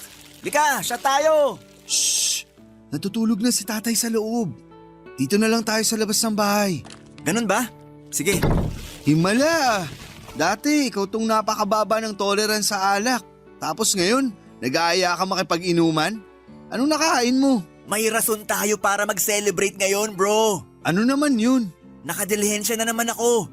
15 kyaw, bro. 15 kyaw. Ibang klase ka talaga. Kinupitan mo siguro yung tao, no? Grabe ka naman sa akin. Oh, eto. Sa'yo to. Inumin mo na.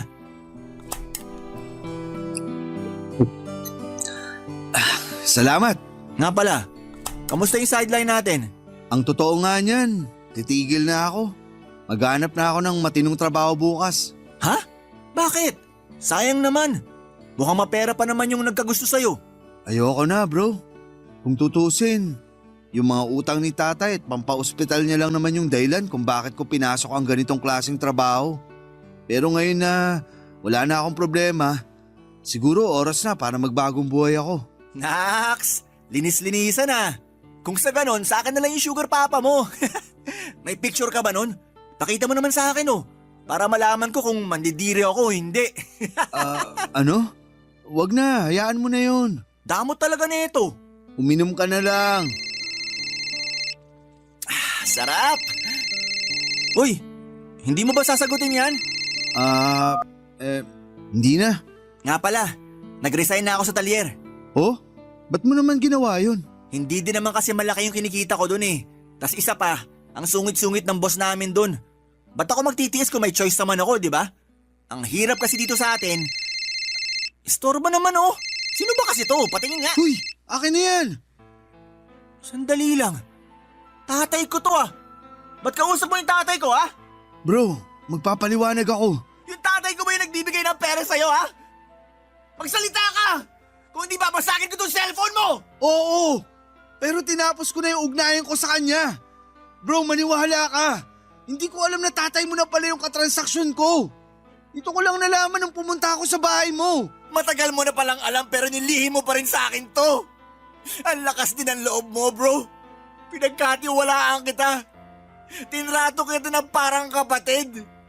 Tapos ganito yung gagawin mo sa akin? Kaya ako nga tinatama yung mga pagkakamali ko, di ba? Sana wag mo naman akong husgahan. Bro, di ba solid tayo? Intindihin mo naman sana ako. Oh, ayan na cellphone mo. Aalis na ako. Kung magtatagal pa ako dito, baka mapatay lang kita. Mix, sandali lang. Ako na nga tinatapos yung ugnayan sa tatay mo, di ba? Kasi unti-unti na ako nilalamon ng konsensya ko. Lalong-lalo na nung nalaman ko na anak ka pala niya. Kinuwento ko ang lahat-lahat sa'yo.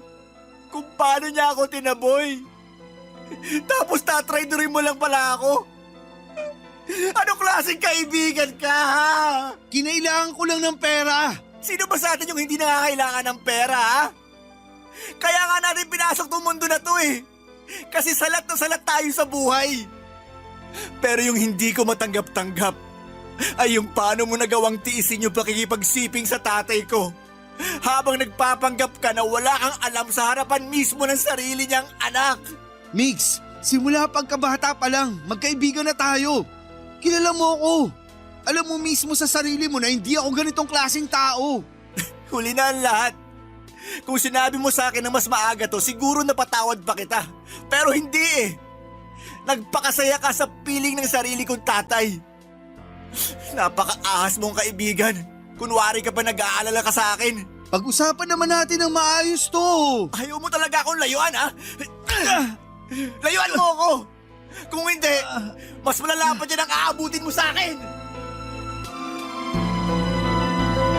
Papa Dudut, ang dami ko pong tinamong galos noong araw na yon. Pati yung tatay ko ay nag-alala sa akin. Pero nagsinungaling ako at sinabi ko sa kanya na napagtripan lamang ako sa may kanto. Pero kahit na ang dami kong galos ay hindi ko pa rin makuhang magalit kay Migs kasi tama naman ang mga sinabi niya. Kasalanan ko rin kung bakit hindi ko siya sinabihan ng mas maaga tungkol sa mga nalaman ko.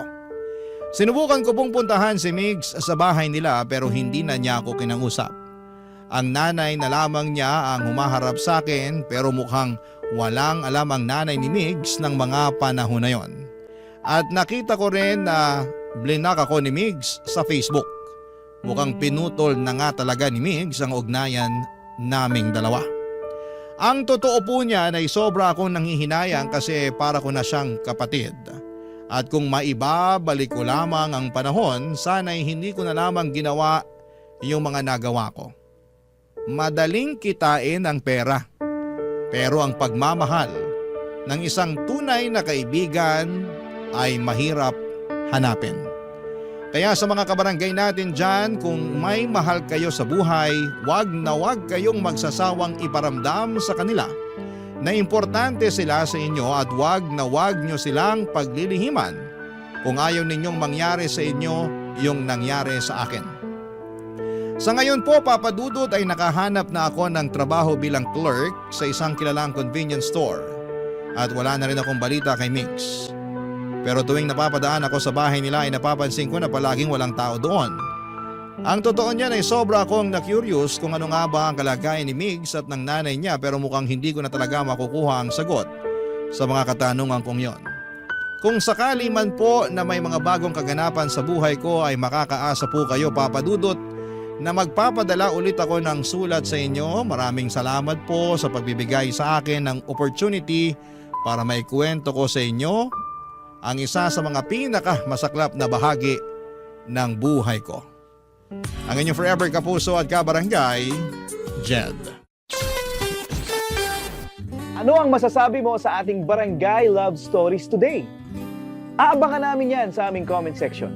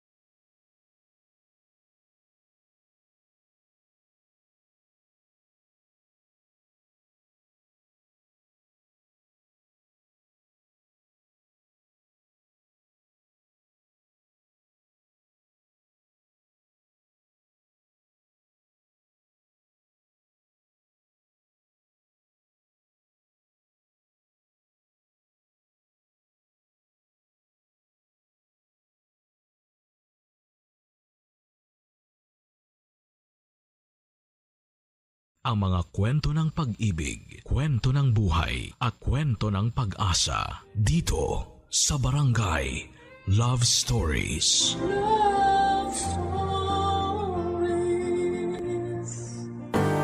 May mga taong ayaw magbanat ng buto para kumita ng malinis na pera. Mga taong walang ibang kaya kundi ang dumepende sa iba. Ikaw, kabarangay, naranasan mo na bang manggamit ng iba? Dear Papa Dudut, ako nga pala si Paulo, 25 years old at isang proud sugar baby o baby boy ng mga matatandang babae o matrona. Madalas ay byuda ang mga target ko. At syempre required na may kaya sila sa buhay o maraming koneksyon para mapakinabangan ko. 19 years old ako noong nagsimula kong pakinabangan ang kagwapuhan at katawan ko. Para sa mga matronang magsustento sa akin. Come and go lamang din naman ang mga matronang ito, Papa Dudut. Minsan ay nakakahanap na sila ng mas bata sa akin o mas magaling lang talaga silang bulahin. Madalas naman ay nahuhuli lamang sila ng mga anak nila at tinututulan ang mga ginagawa nilang pagkuha ng aliw mula sa mga katulad kong sugar baby. Isa sa mga pinaka-loyal kong taga-sustento ang isa sa mga paborito kong matrona. Itago na lang po natin sa pangalang Marcia. 60 years old at kaedad lamang ng nanay ko. Sobrang galante ni Marcia. Lahat ng ituro ng uso ko ay bibilhin niya. Hindi pahirapan sa kanya kung anuman ang gustong ipabili ko. Mayaman naman kasi talaga siya. O mas magandang sabihin na mayaman ang naging asawa niya. Matagal na siyang byuda, maswerte lamang na iniwanan siya ng mga negosyo at iba pang mga yaman. Yun nga lang, Papa Dudut, ay wala silang naging anak.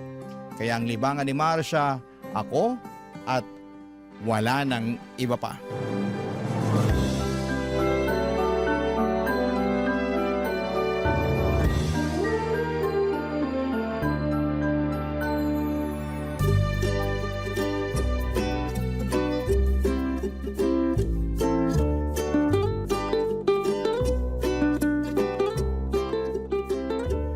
Pau-pau ko. Ay bakit na kasi maangot ang baby ko? Kasi naman. Wag na lang pala, nakakahiya. Ngayon ka pa ba nahiya sa akin? Nakita ko na ang lahat sa'yo eh. Uy, wag maingay. Baka marinig ng iba. Maingit pa bigla. Iinggitin ko talaga sila. Kasi wala silang baby boy na pinagpala na makinis pa. Nawawala na nga ang kinis ng balat ko dahil sa stress eh. Ay, hindi na to kaya ng moisturizer lang. Ay bakit ba kasi? Ano bang kailangan ng pau-pau ko? Ay, wag na. Sasarilihin ko na lang to. Ay, wag namang ganun.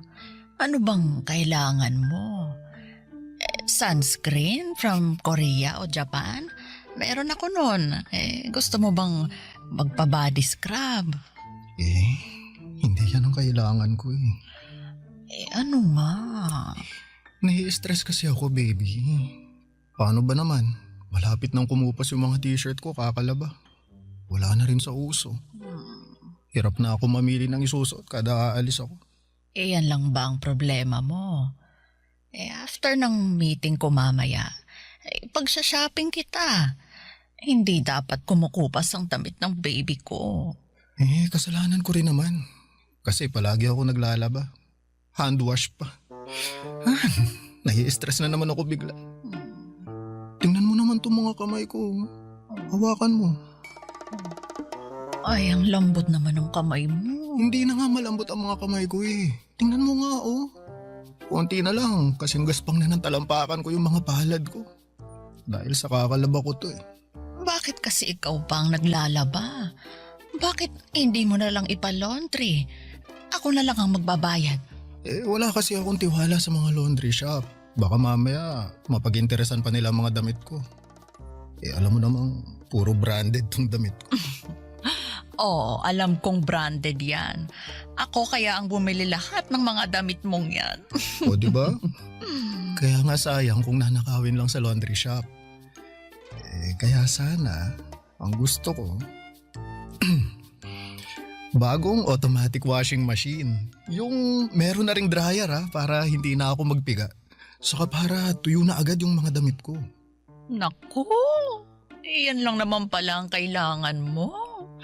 Hindi mo na lang ako diniretso. O sige, bibigyan kita ng perang pambili niyan. Yun! Thank you, my loves, The best ka talaga. Saka syempre, huwag mong kakalimutan yung bayad, para dun sa utility man na magkoconnect at mag-ayos ng washing machine sa bahay, ha? Oo, may kakilala ko. Ako nang bahala riyan. Huwag ka nang ma-stress. Mag-relax ka na para hindi na mag-dry ang skin mo, okay, baby? Ay, tsaka yung sunscreen na rin pala. Orderan mo na ako ng marami. Pero gusto ko yung galing Korea para oppa ang datingan ko sa arawan. Noted sa lahat ng yan.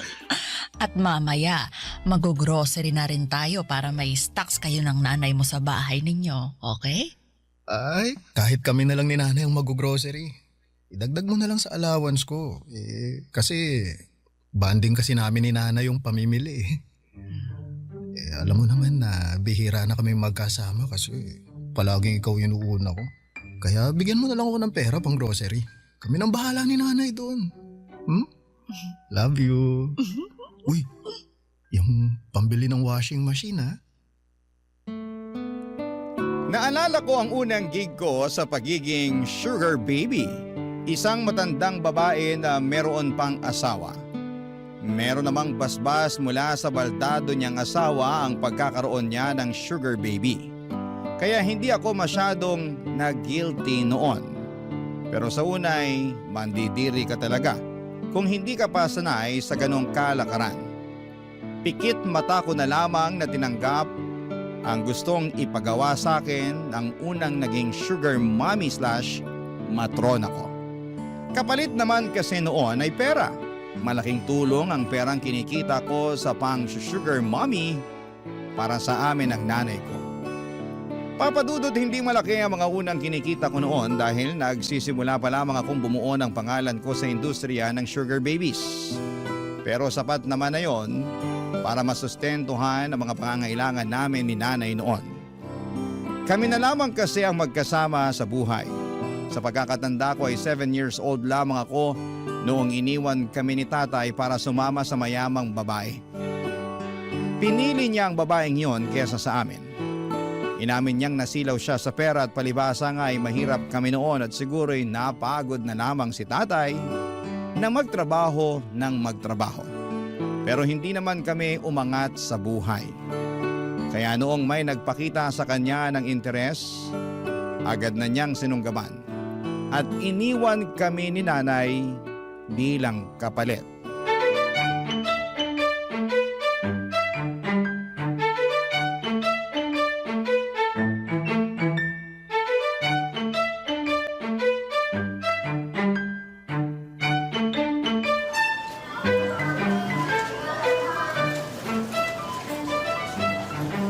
Ay, Paolo, bakit ba bigla-bigla kang nag-ayang mag-grocery? Marami pa naman tayong stock sa bahay. Nay, balita ko kasi may bagyong parating kaya mabuti nang handa tayo. Ay, oo nga. Meron nga palang bagyong parating. Ilabas mo na lahat ng damit mong marumi mamaya pagka-uwi natin. Pati yung bedsheet mo, palitan na rin para maisama ko na sa labahan. Habang hindi pa nagtatago ang araw, mamadaliin ko ng paglalaba. Teka, relax ka lang, Nay. Hindi na natin kailangan ng araw para makapagpatuyo ng labada. Bakit? Ang ibig kong sabihin, bibilhan na kita ng automatic na washing machine. Ay, yung merong dryer? Yung hindi na kailangang bantayan palagi? Oo, bantayan na lang po natin yung bill ng kuryente kasi panigurado, tataas ang singil sa atin sa susunod. Ay, ayoko na pala niyan. Mataas pala ang konsumo sa kuryente. Talo tayo riyan. Hayaan mo na ako sa batsa at palo-palo. Kaya ko pa naman kahit mano-mano. Ay nako, Nay, hindi ko naman nahahayaan na mas lalong gumaspang ang kamay nyo kakalaba. Kaya nga bibili na tayo ngayon ng washing machine para hindi na kayo mapapagod. Mahal ang singil sa kuryente ka mo. Walang problema ron, Nay. Kaya kong bayaran kahit umabot pa ng 10,000 ang kuryente natin kada 15 days. Sabi ko naman sa'yo, promoted ako sa trabaho ko. Saka meron pa akong bonus kada buwan dahil marami akong naipapasok na kliyente sa office namin. Talaga ba anak? Naku, napakaswerte mo nga naman. Pero sana, makwentuhan mo ko tungkol dyan sa trabaho mo, ha? Kasi nagtatanong sa akin ang mga tita mo. Wala naman akong masabi sa kanila kung anong trabaho mo tsaka kung bakit ganyang kalaki ang kinikita mo. Huwag na lang kasing magkwento sa kanila. Hindi naman nila kailangang malaman kung anong proseso sa trabaho ko eh. Mahihirapan lang silang maintindihan kasi komplikado yung kalakaran dun sa office. Komplikado? Baka naman mamaya gumagawa ka ng illegal, ha? Nako, di bali na magkanda sugat-sugat ang kamay ko kakalaba. Huwag ka lang papasok sa mga pinagbabawal na trabaho. Nay, legal po ang trabaho ko, no? Kaya nga sa office ako pumapasok, di ba? Ano ba kasing klaseng trabaho yan? Kahit sa akin mo na lang ipaliwanag para maintindihan ko naman. Nay, hanggat maaari kasi kapag nasa labas na ako ng office, ayoko nang pinag-uusapan pa yung tungkol sa trabaho ko. Gusto ko lang mag-relax kapag kasama kayo. Kaya, alam nyo, bumili na tayo ng mga kailangan natin sa bahay. Tapos bumili na tayo ng washing machine, ha? Ay, anak, baka naman pwedeng maglambing ng sunscreen tsaka moisturizer. Kasi alam mo naman ang nanay mo. Nagkakaedad na. Kailangan ko ng panlaban sa katandaan. Nakita ko sa Facebook mainam daw ang sunscreen araw-araw. Ano ko, Nay? Merong regalo sa akin ng boss ko ng mga sunscreen galing Korea. Ay! Oo, bukas kukunin ko sa office. Yun yung gamitin mo para pwede ka nang humilera dun sa mga bida nung K-drama. Naku, galing talagang Korea. Ay, maiinggit lalo sa akin ang mga kapitbahay natin pag nakita nilang kulay Koreana na ako. Mas lalo pa silang maiinggit kapag pinakinis pa kita lalo. Ay, paano mo naman ako mapapakinis, nak? Naku, Nay, magpapa-facial ka twice a month. Hindi lang yan, ha? Ako na rin ang bahala sa Glutadrip tsaka sa body scrub. Papatayin natin sa inggit yung mga kapitbahay natin na yan.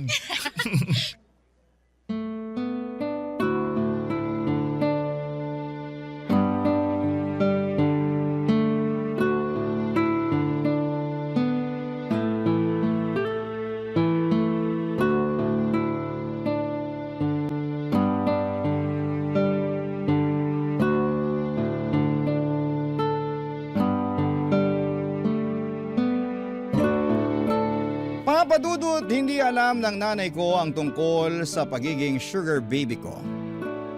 Bakit ko naman sasabihin sa kanya? Alam ko namang pipigilan niya ang ginagawa ko. Lalo't sa ganong dahilan kami iniwan ni tatay noon. Naniniwala naman siya na nagtatrabaho ako sa opisina. Noong hindi pa ganong kalakas at kadalasang kita ko sa pag-sugar baby, inakala ni nanay na nagtatrabaho ako sa call center. Sa gabi na kasi ako lumalabas ng bahay at tanghali na akong umuwi. Siyempre sa gabi ako madalas kinikita noon ng mga matrona ko. Nag-i-stay kami sa motel hanggang bago magtanghalian. Pagkatapos noon ay umuwi ako kaagad para makaligo na. Para matanggal kahit papaano ang pandidiri ko sa ginagawa ko noon. Hanggang sa tumagal at nasanay na ang katawan ko na dumadampi sa katawan ko ang mga matatandang mga babae. Nasanay na akong umaasa sa kanila sa lahat ng kailangan kong pangpinansyal. Hindi ko nga nakikita ang sarili kong nagtatrabaho sa opisina o kahit saan pa maliban sa pagiging sugar baby ko. Mas madali ang pera. Mas malaki kumpara sa kinikita ng iba. Siguro isang pasasalamat na lamang din na natutunan ko ang ganitong kalakaran dahil sa tamad kong tatay. Sabi nga nila mga kapuso like father like son, ika nga. Wala na akong balita kay tatay at kung nasaan man siya. Sana ay ubos na ang pera ng babaeng pineperahan niya, Papa Dudut. Barangay Love Stories. Barangay Love Stories. Papadudot na ibili ko na si nanay ng automatic washing machine. Kita ko kung gaano siya nag-relax nang maibili ko ng washing machine. Nakaharap na lamang siya palagi sa salamin at pinagmamasdan ang mapula niyang labi at pisngi dahil sa mga makeup na binili ko sa kanya. Lagi din siyang nagsiselfie ng walang filter. Hindi na niya kailangan ng filter kasi sobrang kinis at puti na niya dahil sa Glutadrip na naging maintenance na niya, Papa Dudut. Nakakatuwa na makita ang aliwalas ng mukha ni nanay. Relax at hindi na siya stress. Hindi gaya nung naghihirap pa lamang kami. Ni bumili ng bagong tsinelas ay hindi niya magawa para sa sarili niya. Palagi niyang nire-repair ang pigtas na tsinelas niya gamit ang wire at goma. Yun marahil ang inspirasyon ko para ipagpatuloy ang pagkayod bilang sugar baby. Ayoko nang makita si nanay na nagre-repair ng lumang tsinelas gamit ang wire at goma. Gusto ko siyang bilhan palagi ng bagong labas na mga sandals at sapatos. Kaya naman sinikap kong galingan ang pambobola sa mga matrona ko. Isa na sa ginagalingan ko ng pangbobola ay si Deli. Senior na rin at isang biyuda, Papa Dudut. Mabusisi ito sa mga inaabot niya sa akin at hindi kasing galante ni Marcia. Pero malawak ang koneksyon niya sa gobyerno at iba pa. Kaya alam kong magagamit ko yon para maambunan ako ng tulong balang araw kapag kinakailangan na.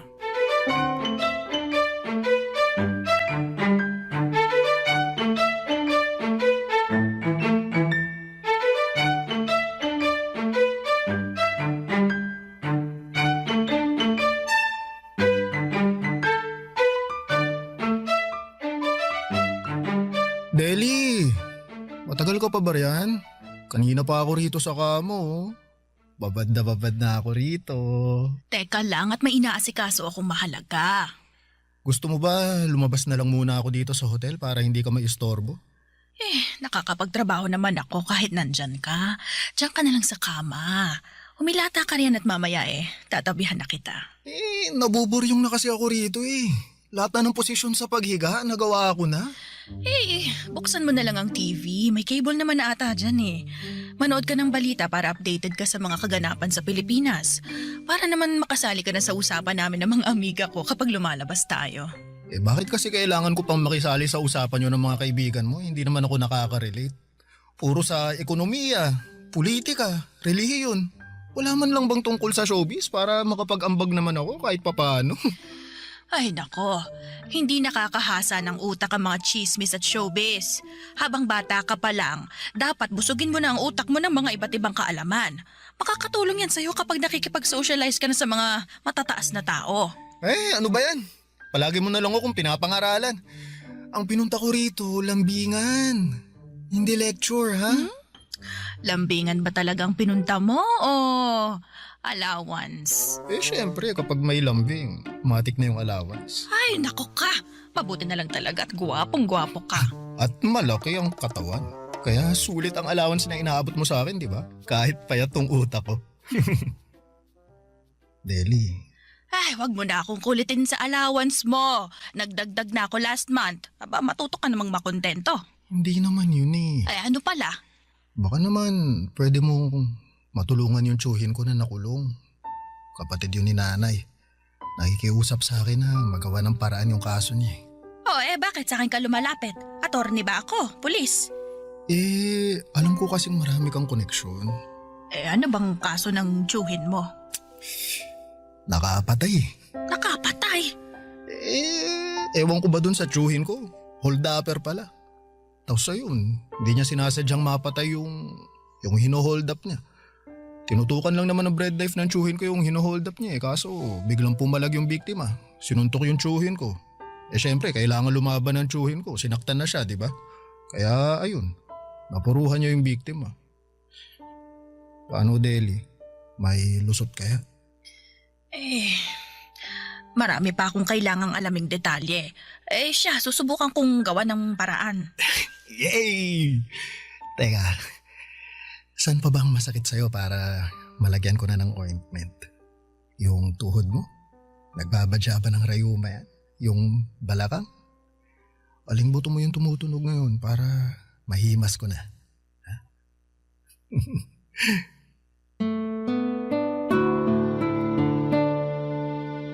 Sa pagmasahe ko noon kay Deli ay bigla kong naalala si nanay. Naalala ko noong nagsimula kaming dalawa na lamang ang magkasama. Laging nasa labas si nanay para rumakit sa palengke. Tagabuhat siya ng mga prutas at gulay tuwing madaling araw. Tagahugas ng mga gulay sa tanghali, sa gabi naman ay tagawalis ng kalsada. Alanganing oras na ang uwi niya at pansin ko kung paano siyang paika-ika kung lumakad dahil sa sakit ng katawan. Kaya lagi akong may katabing ointment noon para pagkabukas pa lamang ni nanay ng pinto ay sinasalubong ko na siya ng ngiti at ino-offera na agad ng masahe. Doon ko nakikita kung paano ngumingiti si nanay sa akin, Papa Dudut. Para bang nawawala bigla ang pagod niya. Parang sa isang iglap ay lahat ng pananakit ng tuhod, kamay, likod at balakang niya ay nawawala ng bigla. Bata pa lamang ako ay natuto na akong magmasahe. Kaya naman nagamit ko yon sa mga teacher ko pagkatapos ng klase. Nagpapamasahe sila at syempre may bayad po yon. Inuuwi ko kaagad kay nanay para may pandagdag sa pambili ng ulam. Hanggang sa pagbibinata, nagamit ko ang pagmamasahe ko para kumita. Sa pagmamasahe ko nga sa isang pinagbabawal na spa, ay nakilala ko ang unang naging sugar mommy ko. Nagustuhan nila ang hagod ko at hinahanap-hanap nila yon, Papa Dudut.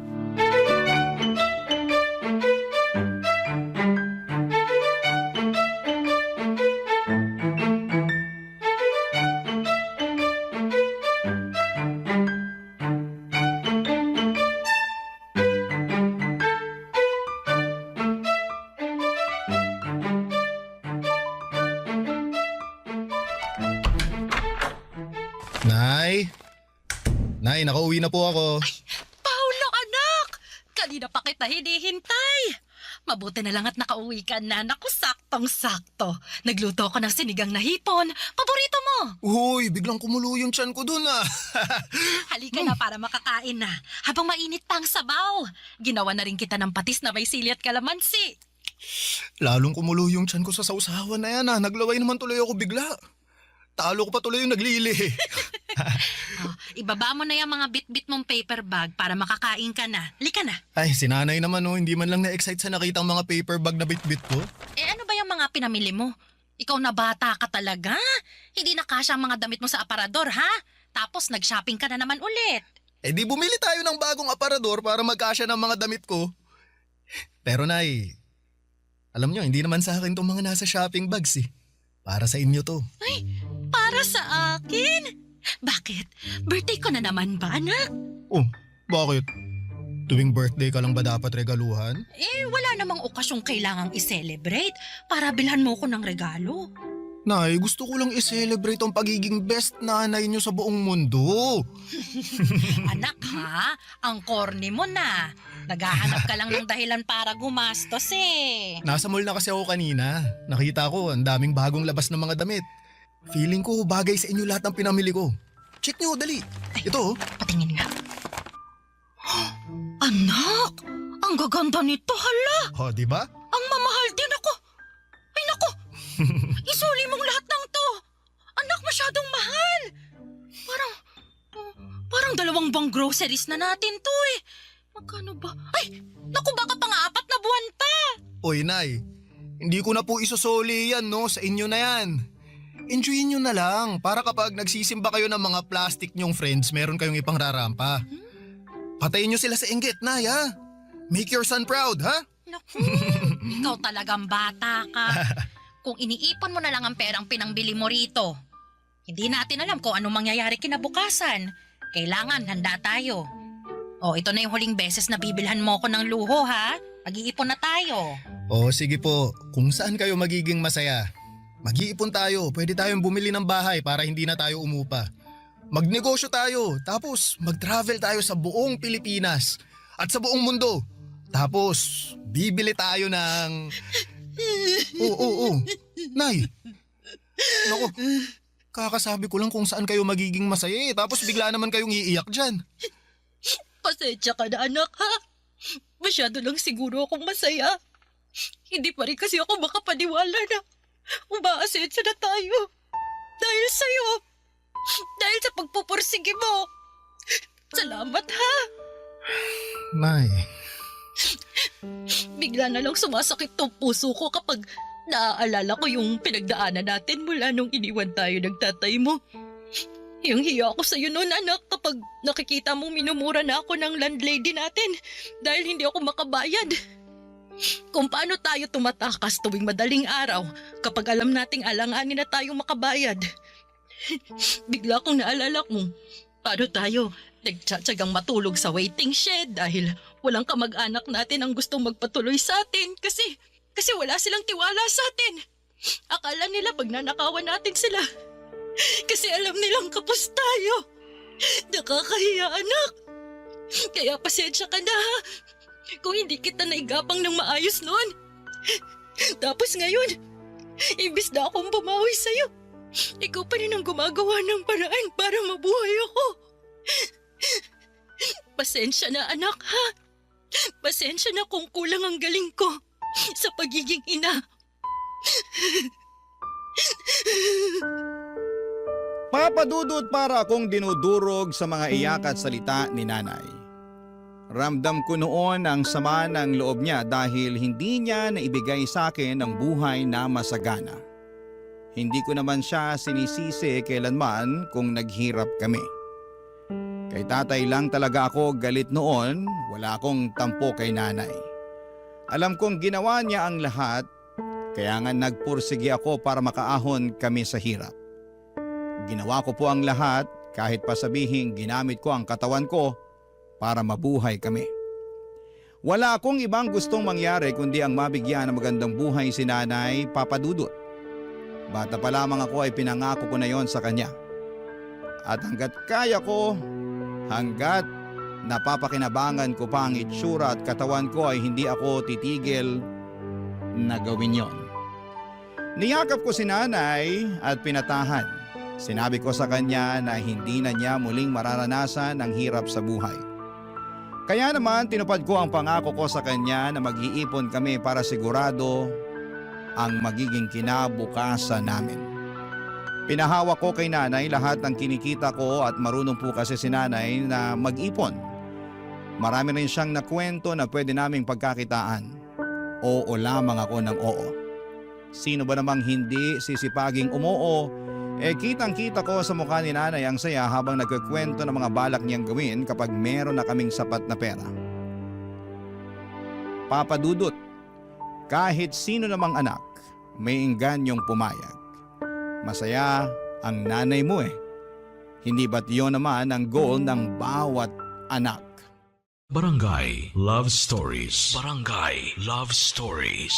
Nag-focus ako sa goal namin ni nanay na makaipon ng malaki. Una naming plano ay makapagbukas ng negosyo.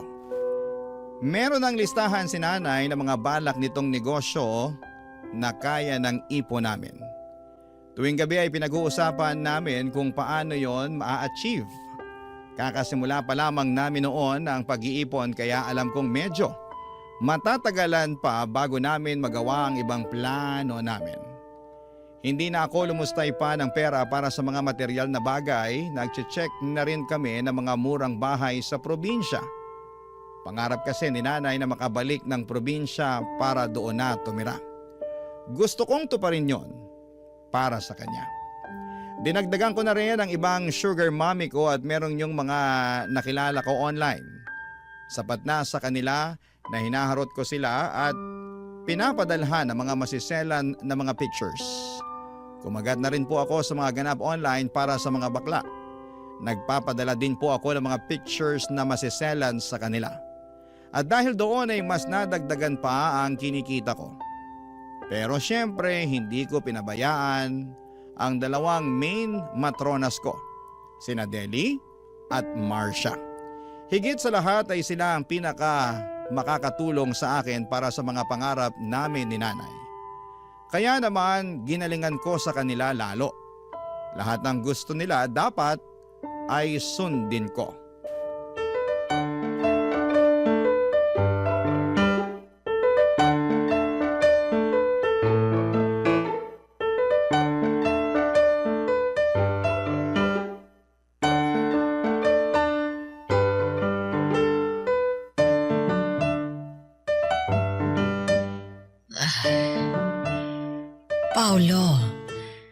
tumawag ka nga ulit sa reception ng puwisit na motel na to. Ang init. Hindi pa ba magagawa ang aircon nila? Ayoko ng electric fan lang. Ay, kakatawag ko lang, di ba? Baka magalit naman na sa atin yung nasa reception. Baka makulitan na sa atin, mas lalo pang i-delay yung pag-aayos nitong aircon na to. Ewan ko ba naman kasi sa'yo kung bakit dito mo pa napiling mag-check-in. Afford ko naman ang magbayad ng mamahaling hotel. Bakit sa motel pa na tong gusto mo? O kaysa naman mapunta sa hotel yung pera mo, di ba? Sa akin mo na lang ibigay. Panigurado namang mag-e-enjoy ka sa akin ngayon. Pang 5-star review ang galawan ko mamaya, abang ka lang. Ikaw talaga? Dinadaan mo ako palagi sa ganyan, ha? Ikaw lang tong nakapagpapapayag sa akin na humiga sa kama ng cheap na motel na to. Hindi ako sanay sa ganito. Kaya dapat bumawi ka sa akin ng matindi. Akong bahala. Kailan ba naman kita binigot, di ba? Ano bang gusto mong bilhin, ha? Bagong sapatos? Bagong cellphone ba? Ay, perahin mo na lang. Cash talaga kailangan ko. Uy, teka. Tumatawag si nanay. Teka lang ha. Sagutin ko muna sa labas, ha? Ay, bakit kailangan mo pang lumabas, Paolo baby boy? Dito ka na lang. Huwag mo akong iwan dito. Baka papakin ako ng mga lamok dito. Ay! Mahina kasi signal dito sa loob eh. Sa labas malakas. Saglit lang to ha. Saka dadaan na lang din ako sa reception para i-follow up yung sa aircon natin ha. Sige na nga. Para hindi naman tayo maging pawisan mamaya kapag nagharutan na. Basta good girl ka dyan ha. O sige na. Sagutin ko lang tong tawag ni nanay. Diyan ka lang. Pagbalik ko, dapat ready ka na. Opo, sir.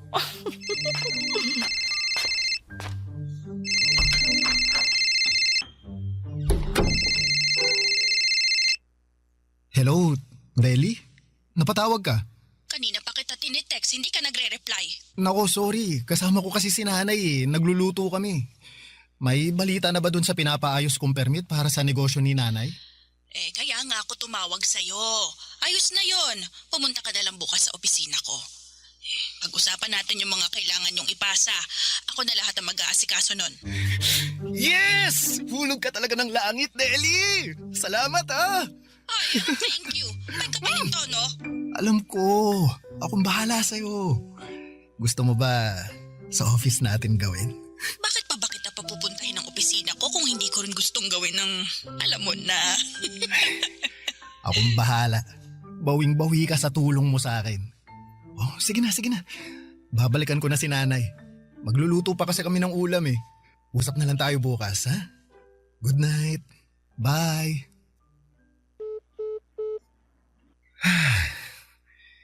Ibang klase talaga si Deli. Daming tulong sa akin. Pero teka, unahin ko muna tong si Marcia. Marcia? Ready ka na ba? Eto na ako.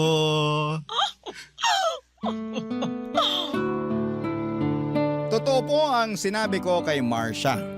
Wala akong girlfriend, puro sugar mommy, oo. Pero yung karelasyon talaga ay wala. Ayoko. Sakit lamang yon ng ulo. At saka ayokong gumagastos para sa iba. Maliban kay nanay at sa akin. Madamot ako sa ibang tao. Parang hindi ko kayang i-share ang mga kinikita ko sa ibang tao. Kahit nga maraming babae ang lumalapit sa akin para magpapansin, para magpakita ng interes. Pero hindi ko talaga sila trip dahil alam kong wala naman akong mapapala sa kanila. Saka sa pagdaan ng panahon ay natuto na ako maging praktikal, Papa Dudut. Alam kong pera ang dapat mangibabaw sa lahat. Kung hindi naman yon maibibigay sa akin ng isang babae, wala siyang magiging puwang sa buhay ko.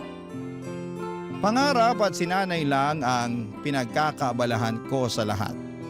Sa pagdaan pa ng mga buwan sa tulong ng mga sugar mommy ko ay malaki nga ang naipon namin ni nanay. Hindi na rin problema mga permit sa negosyo at sa mga tatangkilik dito. Dahil bahala na raw si Deli doon. Yun talagang nagustuhan ko kay Deli.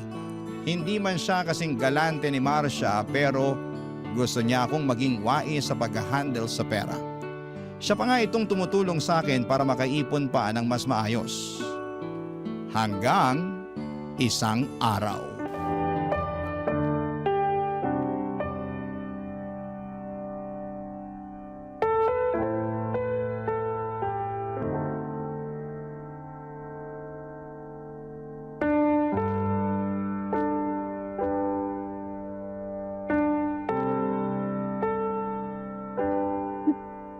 Oh, Nay. Nay, okay lang po kayo? Anak! Nay, ano bang nangyayari? May masakit ba sa inyo? Bakit? May namatay po ba? Anak! Huwag kang magagalit, ha? Kinakabahan naman ako sa inyo, Nay. Ano po ba yun? Sabihin nyo na. Anak! May boyfriend ako. Boyfriend? O ano ngayon? Hindi ka ba nabigla? Nako, Nay. Bakit pa ako mabibigla? Pinaganda nga kita ng pinaganda, di ba? Dextrose mo na ang glutat, puro ka makeup. Bakit pa ako mabibigla na nakabingwit ka ng boyfriend? Kayo naman, no? Yan ba ang sa tingin mo, ikagagalit ko? Walang problema sa akin kung may boyfriend ka na, Nay. Matagal na rin naman nung iniwan tayo ni tatay eh. Deserve niyong magkaroon ng bagong lalaki na magmamahal sa inyo. Mas bata siya sa akin, Paolo. Halos kaidaran mo. Sugar mommy daw niya ako. Ano? Sugar mommy? Ikaw, Nay? Iyon bang sinusustentuhan ko kapalit Oo, Nay. Oo, alam kong ibig sabihin nun. Bakit? Saan? Sino? Pinakilala lang naman sa akin ng isang kazumba ko. Uso naman daw. Tsaka, sayang. Nay, ano? Nalulungkot ako eh. Naiinggit ako dun sa iba. Meron silang kasama. Kaya ayun, pumatol ako. Nag-aabot ako kaya lang. Napasobra yung pagmamahal ko sa kanya kaya binigay ko lahat. Ano? Nay, anong ibig niyo sabihin dyan? Huwag niyo sabihin... Kung iniisip mo, binigay ko sa kanya lahat ng ipon natin. Hindi ka nagkakamali. Tama ka. Nay! Naawa kasi ako sa kanya, anak. Sabi niya, kailangan ng pang-ospital ng tatay niya kasi may cancer daw. Kaya nagbigay ako. Konti lang naman. Kailangan lang daw ng pang-dextrose. Tapos sumunod, yung nanay naman daw niya yung may cancer. Di nagbigay ulit ako. Tapos sumunod, yung kapatid naman niya yung may cancer. Ganun ba? Oo. Nasa lahi raw nila, kaya minigay ko lahat ng ipon natin para gumaling silang lahat. Nay, bakit naniwala ka sa ganun? Kasi sabi niya babayaran naman daw niya ako eh. Sa tingin ninyo, babayaran niya talaga yun? Hindi. Kasi binlock niya na ako sa lahat ng social media niya, pati yung sa cellphone number niya. Hindi ko na rin alam kung saan siya nakatira talaga kasi hindi naman pala totoo yung binigay niyang address sa akin. Anak, huwag ka magalit sa akin ha, please. Paano hindi ako magagalit?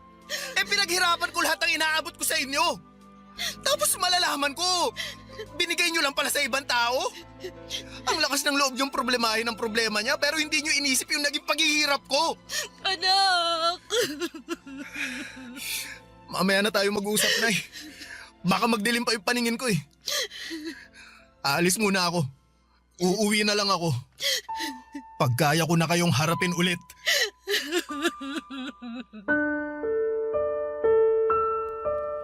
Papadudot, muntikan ko nang aminin noon kay nanay ang tungkol sa pagiging sugar baby ko. Para maintindihan niya kung gaano kahirap ang pinagdadaanan ko para lamang kumita ng pera. Para lamang makapag-ipon kaming dalawa. Pero itinikom ko na lamang ang bibig ko. Masyado nang maraming nangyari at baka mas lalo pang sumama ang loob ni nanay kapag nalaman niya ang katotohanan.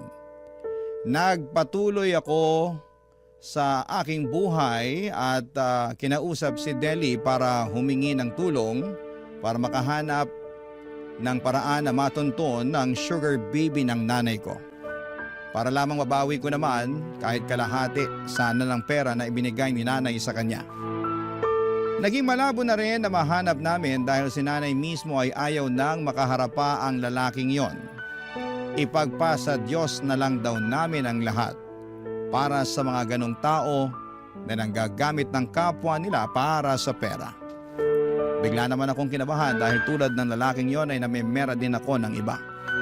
Pinabayaan ko na nga lang din, Papa Dudut. Siguro'y yun na rin ang karma ko dahil sa mga penerahan kong matatanda. Pero hindi naman ibig sabihin ay hihinto na ako sa kalakaran. Ang pagiging sugar baby lang ang alam kong paraan para mabuhay kami ni nanay at makabawi ulit.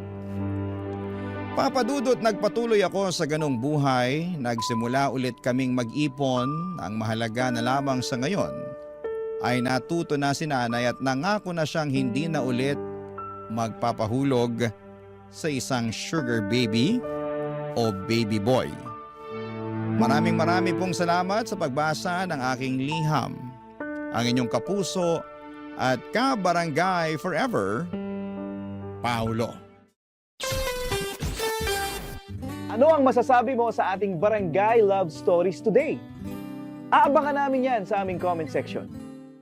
Ang mga kwento ng pag-ibig, kwento ng buhay at kwento ng pag-asa dito sa Barangay Love Stories. Love Stories.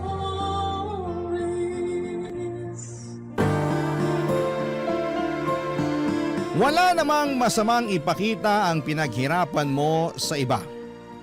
Pero meron yung iba na para bang sumosobra na at hindi na nakakatuwa. Ikaw, kabarangay, naranasan mo na bang mag-flex ng mga pinaghirapan mo?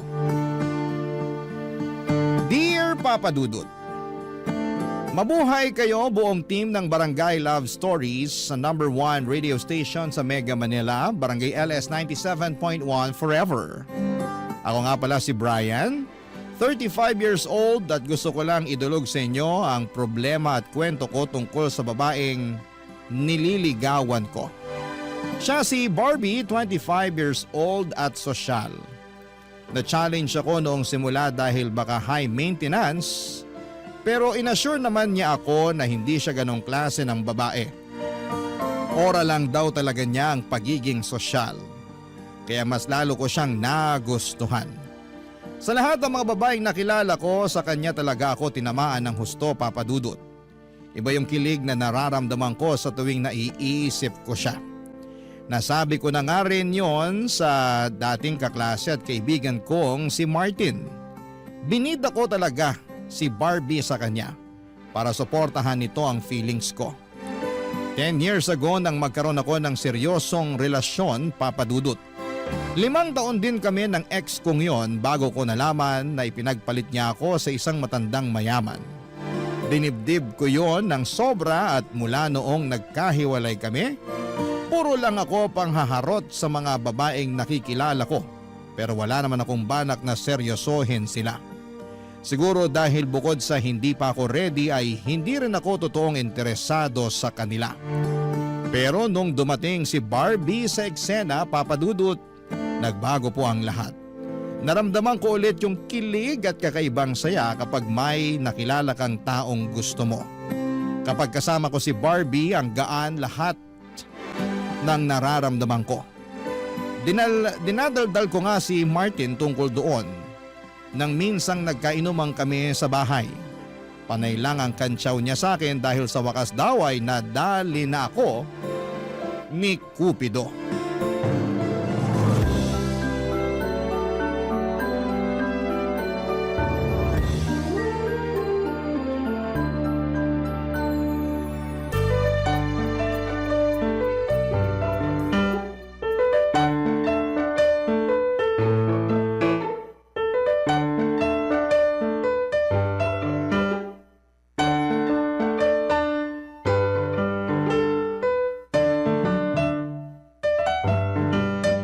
Himala talaga na bigla kang nagpainom ah. Huwag mo nang punahin. Baka mausog at hindi na ito maulit. Iba talaga kapag in love. Handang gumastos, makapagyabang lang sa kaibigan. Hayaan mo na ako. Ngayon na nga lang tumibok tong puso ko eh. Ang corny mo, pre. Bakit ganyan ka na? Nabetsin ka ata ng sisig eh. Awat ka na sa pulutan ha. Sobra ka ha. Inaya nga kita mag-inuman para masuporta mo tong nararamdaman ko tapos panay basag ka naman dyan. O sige na, magkwento ka na dali. Basta o-order pa ako ng sisig ha. Akong bahala sa lahat ng gastos ngayon. Basta makinig ka lang kasi ang saya ko talaga. Parang nahanap ko na si Dawan eh. Nakaw, delikado tayo ha. Ganyan na ganyan din linyahan ko kay Marie Chris dati. Pero nasan kami ngayon? Ayun, binlock na namin sa Facebook ang isa't isa. Huwag mo naman akong takutin. Bakit? Kabado 20 ka na? Sinisira mo moment ko eh. Biro lang. O sige na, naniniwala na akong siya yung Dawan mo. Ano nga ulit pangalan niya? Barbie. Wow! Pangalan pa lang parang ang ganda na. Parang Barbie Fortesa ba ang datingan? Sa kinis at kasimplihan. Oo pre. Tapos yung kaseksyan parang si Julian San Jose. Pangkalendaryo. Jackpot ka na dyan pre. Huwag mo nang pakawalan. Hindi ko na talaga papakawalan. Alam mo nang matagal din akong broken sa ex ko eh. Kaya nga natutuwa ako na may nakilala ka na ulit eh. Pero sigurado ako, hindi ka na naman magpapakita sa akin kasi puro kay Barbie na yung oras mo. Hindi ako ganun ha. Anong hindi? Nung kayo nung ex mo nun, ni Anino mo, hirap hagilapin eh. Tapos nung nag-break kayo, lagi mo akong kinukulit. Tsaka ka lang nakakaalala kapag single at miserable ka eh. Huwag ka mag-alala. Kahit maging kami ni Barbie, hindi na tayo magagaya tulad ng dati. Magkakaroon pa rin ako ng time sa'yo. Kinilabutan ako pre. Parang bromance ah. Parang kabit mo ako, parang yun yung tunog. Ano ba yan? Panira ka talaga kahit kailan. Pero hindi ka pa pala sinasagot ng Barbie mo? Okay lang naman sa akin. Hindi naman ako nagmamadali. Ayos lang sa akin to para mas makilala pa namin ang isa't isa. Mabuti yan, pero dapat wag ring masyadong mabagal, ha? Kasi baka mamaya masalisihan ka pa. Tapos yung mga kasabayan mo, itsurang Raver Cruz, tas may pa-abs na mala David Licauco. Yari tayo. Teka, paano mo nalaman na may abs si David Licauco? Siyempre, nakafollow ako sa kanya sa Facebook. Top fan nga niya ako kasi pinupusuan ko lahat ng pictures niya. Hindi ko pinalalampas. Abado ako sa'yo ha. Kala ko babaeng hanap mo. Si David Licauco pala. Gumaganti ka sa pangaasar ha. Kaya tinan mo, makakabawi ako sa'yo, umanda ka. Pero pre, seryoso na to. Masaya ako para sa'yo. At sana si Barbie na nga talaga. Kasawa ka kasing makita na palipat-lipat ng babae. Talo mo pa mga bubuyog. Alam mo di magtatagal, magwewelga na sila. Talo mo pa sila sa pag-ikot sa mga bulaklak eh. Hindi na ako lilibot sa ibang bulaklak. Si Barbie sapat na. Basta tandaan mo rin pre, kapag broken ka kay Barbie, pwede mo akong ayahin uminom. Basta libre mo lahat, lalo na yung sisig.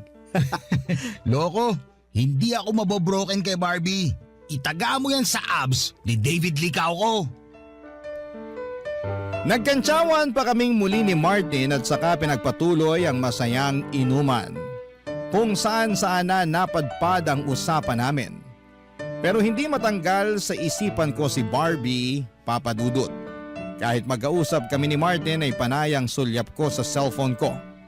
Magka-chat kasi kami ni Barbie at hinayaan naman ako ni Martin kahit alam niyang wala sa inuman ng focus namin. Panay na lang din ang kantsaw niya sa akin dahil hindi ko na raw matanggal ang ngiti ko habang kausap si Barbie.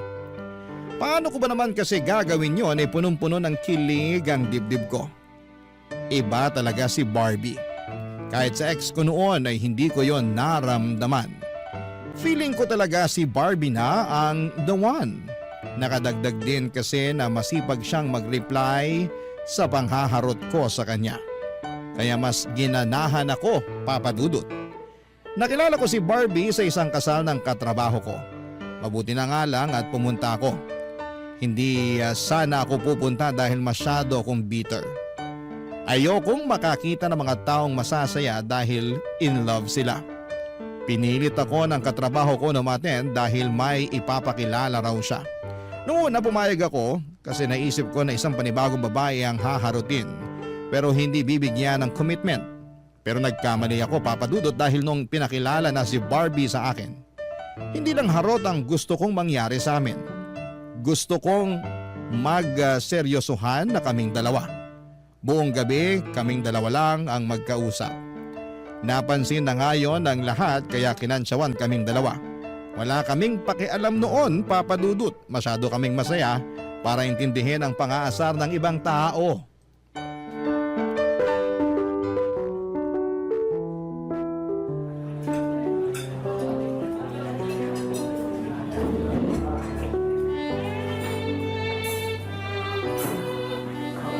Brian, okay lang ba sa'yo na dito tayo kakain? Nagulat nga ako na dito tayo kakain. Hindi ba mahal dito? Napapanood ko to sa mga vlogger eh. Oo, pero masarap naman daw ang pagkain dito. Tsaka maganda rin ang ambience. Bawing-bawi sa ibabayad natin. Ako magbabayad dito. Ako nagyaya eh. Talaga ba? Di ba nakakahiya? Ayos lang, ano ka ba? Lalaki ako, kaya dapat ako magbayad. Eh pwede naman ako mag-ambag para hindi naman tunog abusado. Ang ambag mo lang ngayon, pangitiin ako. Makakapag-ambag ka ba nun? Nako, mabubusog ka sa ambag ko. Tara, order na tayo. Boom! Mahal nga rito. Grabe ang presyohan ha. Nakita mo? Huwag na lang ba tayo rito? Pwede naman tayong lumipat sa mga turo-turo kung ilang afford mo. Aray naman, nasaling ang pagkalalaki ko doon. Kaya ko to, nag-inarte lang ako. Hindi tayo lilipat sa turo-turo. Ang ganda pa naman ang suot mo ngayon. Bagay sa presyo ng mga pagkain dito. Salamat ha. Pinaghandaan ko talaga tong date natin kaya nagmaganda ako. Kala ko nga nasobrahan ako eh. Wala nang masosobra pa kaysa sa presyo ng kanin nila rito. Grabe! Talagang 120 ang isang order ng plain rice na mayroong celery sa ibabaw? Parang masama talaga ang loob mo na kakain tayo rito, no? Huwag na lang kaya nating ituloy to. Ako na tong nahihiya eh. Uy, ikaw naman. Nabibiro lang ako. Hindi tayo aalis. Kaya ko magbayad dito. Umorder ka lang dyan. Akong bahala. Okay lang ba kung umorder ako ng steak? Magkano bang steak nila dito? 2.5 lang naman yung pinakamura. 2.5? Pinakamura pa yun? Bill ko na yung sa kuryente na isang buwan na. Okay, ganito na lang. Ako na magbabayad sa steak tapos ikaw na magbayad sa plain rice mo. Alam mo, kanina mo papasimple sinusugatan ng pride ko eh. Pero okay lang yan kasi type talaga kita eh. Kaya kahit 5K pa yung steak na yan, babayaran ko pa rin yan. Kahit maputulan na kami ng kuryente sa katapusan. Ikaw talaga puro kabiro. Uy, seryoso ako ha. Mukhang mapuputulan kami ng kuryente sa katapusan kapag umabot tayo ng 5K dito. Alam mo, hindi ko na talaga alam kung seryoso ka na o nagbibiro ka pa. Isa lang ang dahilan ng pagsiseryoso ko. Ano yun? Ikaw. Kaya huwag mong bibiruin tong feelings ko para sa'yo ha. Kasi pag nasaktan ako, seryoso to. Ayoko na ulit magmahal. Bakit ang corny mo? Corny naman talaga ang tao kapag nagmamahal, di ba? Che! Ano, order na tayo? Uy, okay lang talaga ha. Kahit umabot tayo ng 5,000. Oo naman. Kung talagang love language mo ang steak, sige, ibibili kita kahit 10,000 pa yan. Brian? Ano yun? Mamaya pag dumating yung mga order natin, picturean mo ako kasama yun ha. Dapat kita rin yung logo ng restaurant na to para alam nila kung saan tayo kumain. Okay lang ba? Huwag mo na itatapon yung resibo ha, kasi sasama ko yan sa Imamay Day ko. Huwag mong lukutin para naman hindi nakakahiya sa makaka-view. Tara, order na tayo. Papa Dudut, hindi ko naman minamasama ang gustong mangyari ni Barbie. Ano lang ba naman yung picturean ko siya kasama ang mga malaginto na presyong steak na gusto niyang orderin.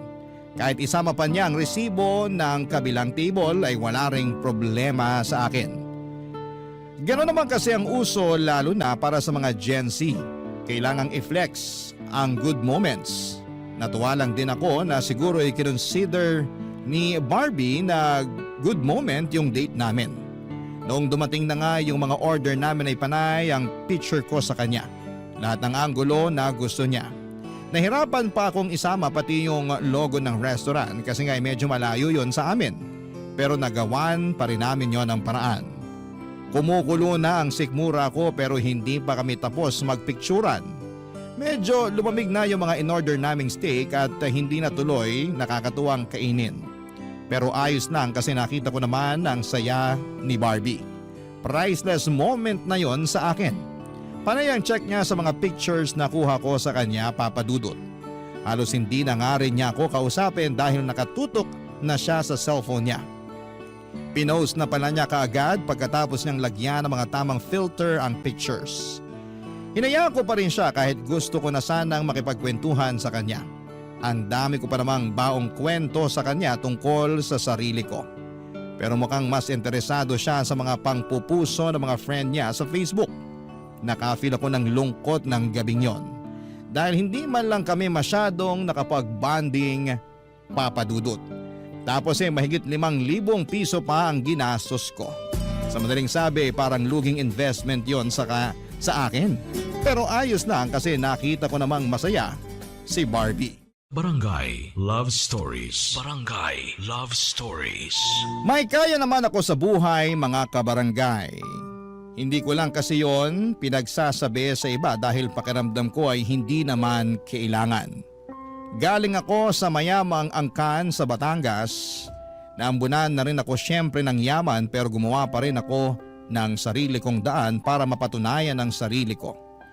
Hindi ko inasa sa pamilya ko ang ikakaunlad ko, Papa Dudut.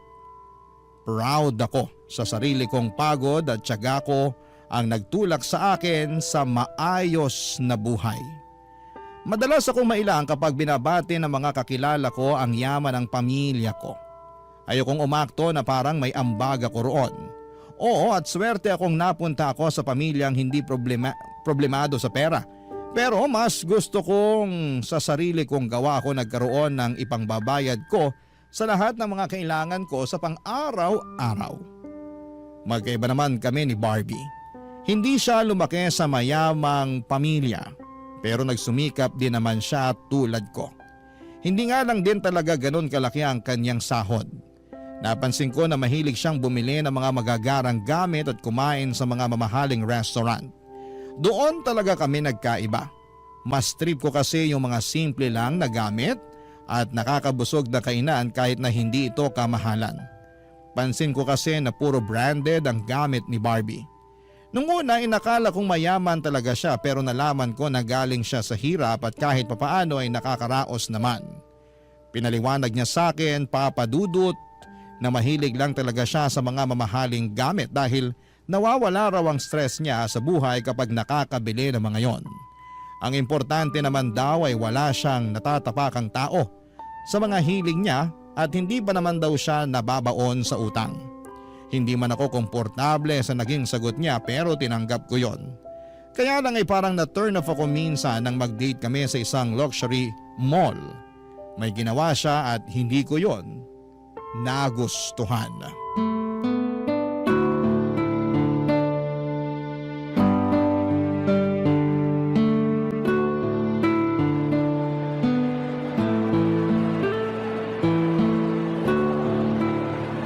Grabe! Ang bango talaga ng mga shala na mall, no? Ibang-iba sa mga mall na pangmasa. Ang lakas makayaman. Bihira ako pumunta rito kasi ang mamahal nga ng mga benta. Nakakatakot silipin yung price tag. Buti na lang at napapayag kita na dito mag-date. Na-experience ko rin sa wakas makapasok dito. Basta kung saan ka magiging masaya, dun tayo. Alam mo naman na yun. Nako, baka sa simula ka lang ganyan ha. Baka kapag sinagot na kita, hindi na kita mapasunod. Kahit gumawa pa tayo ng kasulatan na magiging under ako sa'yo habang buhay. Ikaw talaga. Pag ako sinumpong baka totohanin ko yan. Sige ka. Uy, Brian! Ano yun? Tingnan mo tong bag na to. Ganda. Mukhang mahal. Huwag na natin lapitan, baka magasgasan. Ay, hindi pwede. Pasok tayo sa loob. Please. Gusto ko lang talaga mahawakan tsaka mapicturan. Ang alam ko, bawal magpa-picture sa mga luxury bags pag hindi naman bibilhin. Para hindi raw magawa ng replika. Sino ba nagsabi sa'yo na hindi ko bibilhin? Ay, bibilhin mo nga. Joke! Siyempre hindi, no? Hindi ko yan afford, pero gusto ko lang hawakan. Magpunos ka maigi ng kamay mo, ha? Baka mamaya nagmamantika yung kamay mo. Naku, madali tayo niyan. Huwag ka mag-alala. Mukhang hindi ako susumpungin ng pasma ko ngayon. Halika na! Sabi nila, pagpapasok ka raw sa mga luxury shop, huwag ka raw papahalata na mahirap ka kasi hindi ka nila i-entertain. Mukha namang nahahalata na nila na hindi tayo mayaman. Kasi walang lumalapit sa atin para mag-assist. At mukhang ginajudge pa tayo nung isa ro sa sulok, oh. Hayaan mo siya. Hindi rin yan makakapalag sa atin kasi may SOCMED na. Huwag na huwag niya tayong ma-discriminate ha, kasi talagang ipopost ko siya sa Facebook. Hindi naman siguro tayo aabot sa ganun. Oh, sige na, hawakan mo na yung bag para matapos na makakain na tayo. Huwag mo ko madaliin. Moment ko to. Brian, ang ganda ng bag na to. Tingnan mo, tingnan mo. Dahan-dahan na sa paghawak ha. Kasi tinitignan na nila tayo eh. Ayan, mukhang papalapit na yung isa. Huwag ka kasing kabahan. Harangan mo ko saglit. Harangan? Bakit? Para hindi nila makita na pipicturean ko tong bag. Bawal ng picturean yan. Kaya nga si simple tayo, di ba? Harangan mo ko dali bago sila makalapit. Sige, pero dalian mo ha. Ayan, nakadalawang picture na ako. Okay na to, tara na. Mabuti pa nga. May picture na ako, hawak yung pangarap kong bag. Ay, grabe yung kaba ko dun ha. Buti, nakalabas na tayo bago nila tayo usasain. Wala na akong pakialam sa kanila, no? Basta masaya ako na meron na ako ipopost mamaya sa Facebook ko. Ipopost mo talaga? Eh, hindi mo naman binili ah. Kahit na, kunwari na lang na nabili ko na. Di naman nila malalaman yun. Konting crop lang sa pictures ko kanina, magmumukhang sa akin na yung bag. Pero paano kung may ibang makahalata o makaalam? Eh malalaman lang nila yon kapag sinabi mo. Kaya itiko mo lang yung bibig mo ha. Atin-atin lang to. Okay? Nagmadali na nga kaming lumayo sa pwesto namin yon para makahanap na kami ng pwedeng maupuan. Panay na kasi ang pangungulit ni Barbie na maupo na kami para ma-edit at ma-post na niya ang pictures na kuha niya kasama ang pangarap niyang bag. Napunta kami sa isang Chinese restaurant. Mas ipopost kesa umorder. Ako na tuloy ang nahiya sa waiter na pabalik-balik para ma-check kung may orders na kami. Ang tagal din bago niya na-edit ang mga pictures. Kasi raw yung mga naunang inuna nito na ayusin ang edit niya. Nagmukhang hindi sa kanya yung bag. May gusto sana akong sabihin sa kanya pero alam kong ikakasama niya ng loob yon. Nakahiyaan ko na ring magpakatotoo sa kanya kasi ayokong ma-offend siya sa akin. Lalo na't gusto ko na talaga siya, Papa Dudut. Iniisip ko na lamang na yun naman na siguro ang huling beses na gagawin niya ang mga bagay na yon. Pero hindi nangyari ang iniisip ko. Sa next date namin, gusto ulit niyang bumalik sa luxury mall na yon para magsukat naman ng mga mamahaling damit at magpapanggap na OOTD niya ang suot niya. Buti sana kung binili niya pero pinahirapan niya lang ang mga nag-a-assist sa kanya. Wala siyang binili maski isa. Sabi niya hindi pa raw niya afford bilhin yon kaya makukontento na siya na i-post na lamang yon at magkunwaring sa kanya talaga ang mga yon. Wala naman daw magtatanong basta wag lang daw akong sasagot kung sakaling may mga has na magtanong tungkol sa mga ipinopost niya. Ganon na siya kakomportable sa akin, Papa Dudut. Nakwento ko yon kay Martin nang minsan akong dumalaw sa kanila.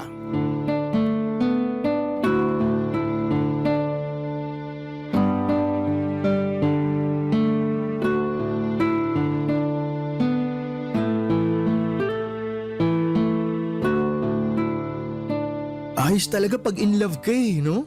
Napapadalas yung pagdalaw mo sa akin, tas bukod pa ron, panay ang libre mo ng alak.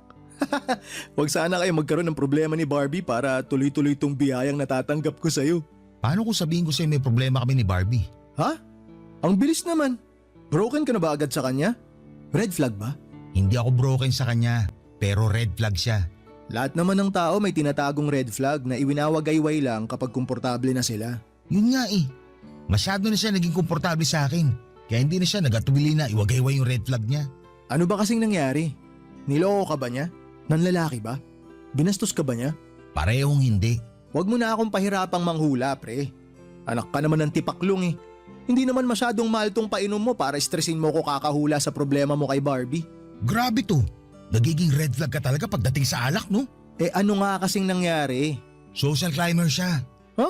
Paano mo nasabi? Mahilig siya mag-post sa Facebook ng mga mahal na gamit. Uso naman yan ngayon. Basta galing sa pinaghirapan mo, wala namang problema. I-flex mo lang. Yun na nga ang problema. Kasi hindi naman niya gamit yung finiflex niya. Andun pa sa mall naka-display yung gamit. Tapos magpipicture siya at ipopost siya sa Facebook na kunwari gamit niya yun. Baka naman nagbibiro lang siya. Alam mo naman mga kabataan ngayon. Hindi, iba yung kaso ni Barbie. Siya pa mismo nagsasabi sa akin na huwag ko ipagsabi sa iba na ginagawa niya yun. Kami lang daw dapat ang makaalam. Diyan ka naman red flag, pre. Kasi sinabi mo sa akin. Sinabi niya palang huwag mo ipaalam sa iba. Alam mo bagay kayo, parehong mapula mga watawat nyo. Iwagay-way mo pa yung iyo. Seryoso na kasi Martin. Kilala mo naman ako. Ayoko sa mga social climber. Wala naman siyang nasasaktang ibang tao sa ginagawa niya. Hindi naman niya ninanakaw yung mga yun. Picture lang naman. Hindi ba't parang pagnanakaw na yung ginagawa niya? Parang inangkin niya yung isang bagay na hindi naman sa kanya. Inuwi ba niya? Hindi naman, di ba? Uulitin ko picture lang yun. Wag mo masyadong palakihin yung issue. Hindi naman na sana lalaki tong issue, kaya lang paulit-ulit na nangyayari. Ako na iniiyak kada may pinopost siya na mamahaling restaurant at mga gamit. Minsan nga, may fine dining restaurant kaming nadaanan. Sabi niya, picturean ko raw siya doon. Kunwari kakatapos lang namin kumain. Itatag daw niya ako. Pero sumunod ka naman. Oo, kahit ayoko. Ay, parang ako na naiiyak sa ginagawa niya. Minsan nga, nasita kami doon sa jewelry shop na pinuntahan namin. Gusto niya magpicture habang suot yung kwintas. Nag-request siya na picture ako siya doon sa store. Doon daw sa area na hindi halatang jewelry shop. Para daw hindi mapansin na doon lang namin kinunan yung picture. Sinubukan namin maghanap ng pwesto. Tapos akala tuloy ng staff, itatakbo namin yung kwintas. Ang nangyari, pinahubad kay Barbie yung kwintas tapos pinaalis kami. Gusto pa sana niya i-post sa Facebook yung insidente para mabash daw sila pero pinigilan ko lang. Tinakot ko siya. Sinabi ko kapag ipopost niya yun, malalaman ng friends niya sa Facebook na fake lahat ang ina-upload niya. Ayun, kumalma bigla. O anong balak mo ngayon? Parang gusto ko nang tumigil sa paliligaw. Pero kapag naiisip ko yun, nahihirapan ako. Malamang, gusto mo na Ano ba sa tingin mo pwede kong gawin ngayon? Siguro hayaan mo na muna. Basta wala naman siyang natatapakang tao, ayos pa rin yun. Ano bang mas pipiliin mo? Low-key at simpleng babae pero cheater naman? O yung ma-flex sa mga mamahaling gamit na babae pero mukhang loyal? Pili ka, pre. Natahimik ako sa sinabi ni Martin, Papa Dudut. Imbes na maging klaro, mas naguluhan ang feelings ko para kay Barbie. May point din naman kasi si Martin pero hindi niya maintindihan ang nararamdaman ko. Nag-change topic na lamang kami para hindi na ako ma-stress kakaisip sa kanya. Maayos naman kasi talaga si Barbie. Sa akin lang siya nagpapaligaw at alam kong loyal na siya sa akin. Ni minsan kahit may gwapong dumaan sa harapan namin ay hindi niya yon pinapansin dahil nakafocus siya sa akin. Ibang kilig na nararamdaman ko sa tuwing ginagawa niya yon. Malambing din siya at maunawain sa mga maliliit na kapalpakan ko. Hindi rin siya tinotoyo. Saka syempre, ang laking bonus na maganda siya at sexy. Ano pa bang mahihiling ko, hindi ba? Kaya lang, nadali niya kasi ang pinakaayaw ko sa isang tao. Yung pagiging social climber. Marami akong inalis sa buhay ko ng mga taong ganito. Lalo na yung mga hindi na nga afford ang marangyang lifestyle pero pinipilit pa rin para lamang may maipagyabang sa ibang tao. Nakakalungkot lang makakita ng mga ganito, Papa Dudut, at mas lalo lang akong nalungkot dahil kabilang si Barbie sa kanila. Gustuhin ko mang iwasang makita ang pagiging social climber niya pero hindi ko magawa. Paano ba naman kasi? Kade-date namin sa kaka-date namin, mas lantaran niyang ipinakita ang pagiging social climber niya. In-overthink ko tuloy na baka gamitin niya ang pera ko para lamang magmukha siyang sosyal at angat sa iba. Parang hindi ko masisikmura yon, Papa Dudut. Parang hindi ko kakayanin. Barangay Love Stories. Barangay Love Stories.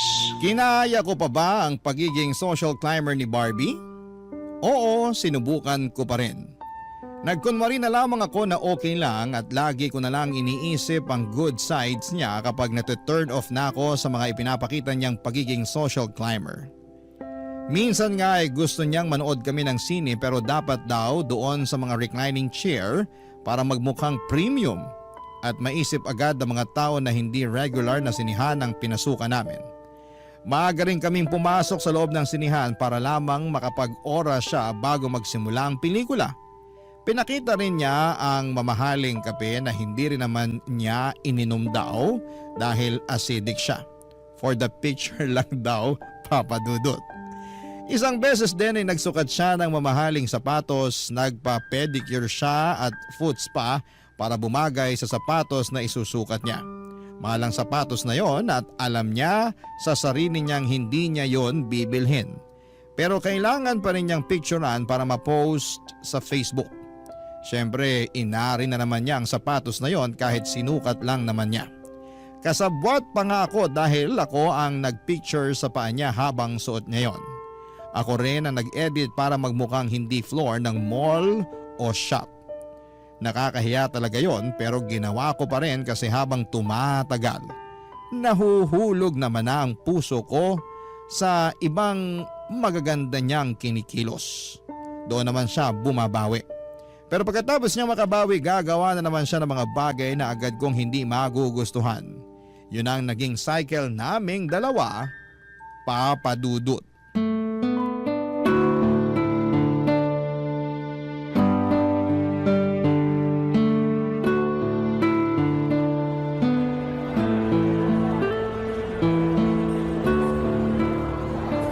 Napagod yung pa akong umaura ha. Ang tagal mo kasi bago nakuha yung tamang anggulo eh. Sorry. Hindi naman kasi ako magaling magpicture. Sayo ko lang naman to ginagawa. Eh dapat masanay ka na. Kasi kapag tayo na, ikaw na ang official photographer ko. Siguro kaya mo naman ang gawin yung mag-isa. Hanga nga ako sa galing mo magpicture eh. Huwag mo na ako idamay dyan. Hindi pwede no, kailangan pa rin kita. Para makarelate ka na rin sa mga boyfriend na taga-picture ng maaarte nilang girlfriend. Ay, hindi na ako makapaghintay na maging official na tayo. Bakit kasi hindi mo pa ako sagutin ngayon? Oy, may lakad ka ba? Ba't nagmamadali ka? Ikaw kaya nagsabi na hindi ka na makapaghintay na maging official tayo. Wait lang kasi. Sure naman na sasagutin kita balang araw eh. Pero ngayon, wait lang muna. Bakit? Tetestingin mo pa ba ako? Hindi naman. Kasi gusto kitang sagutin kapag nasa ibang bansa na tayo. Ha? Hindi ba cute yun sa'yo? Sa ibang bansa magiging tayo? So, kailangan muna natin pumunta sa ibang bansa para sagutin mo ako? Kasi pwede naman. Mahilig naman ako mag-travel. Hindi ako mahilig mag-travel eh. Tsaka sayang lang ang pera, mapapagod lang ako sa kakalakad. Mabilis din ako mahilo sa biyahe, hindi ko kaya. Nalalabuan ako sa gusto mong mangyari. Gusto mo, sa ibang bansa ako sagutin. Pero ayaw mo naman mag-travel para mangyari yun. Ayaw mo lang yata ako sagutin eh. Ay, teka, mali pala ako ng pagkakasabi doon.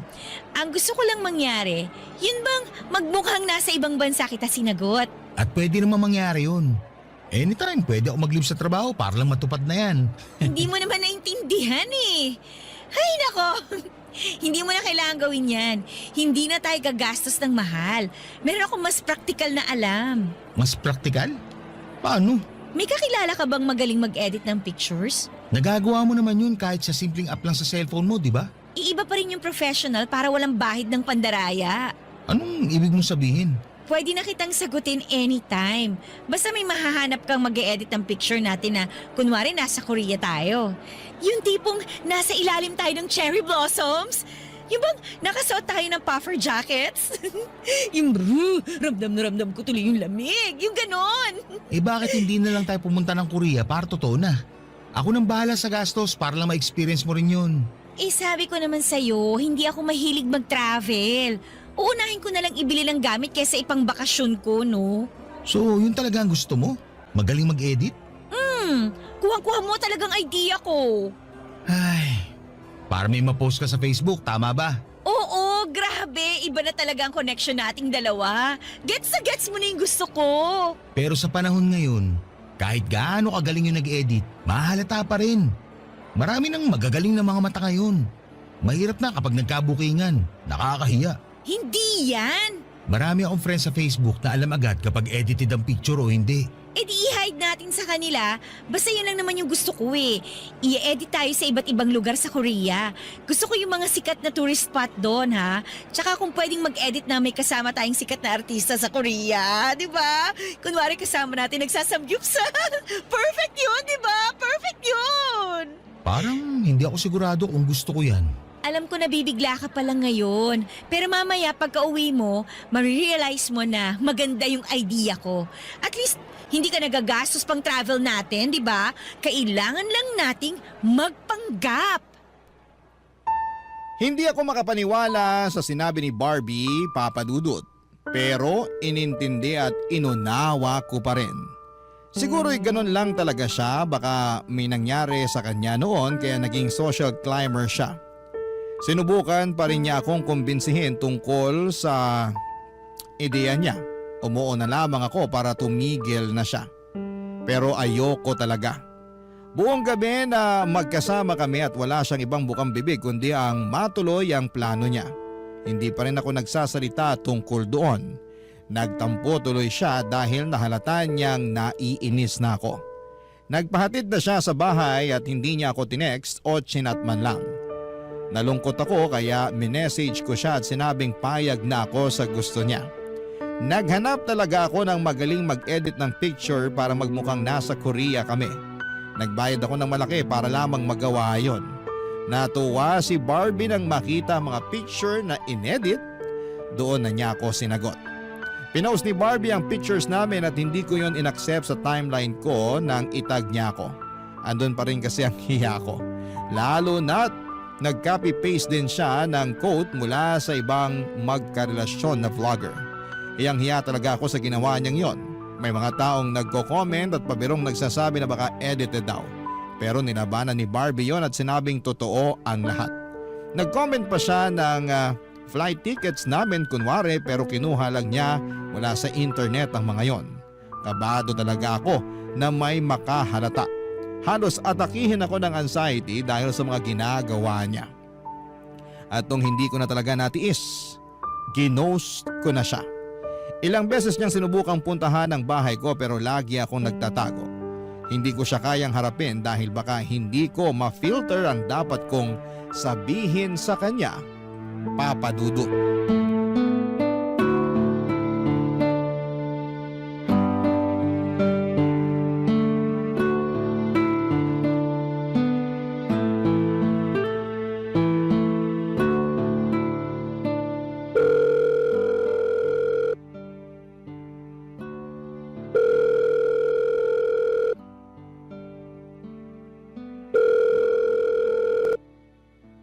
Hello?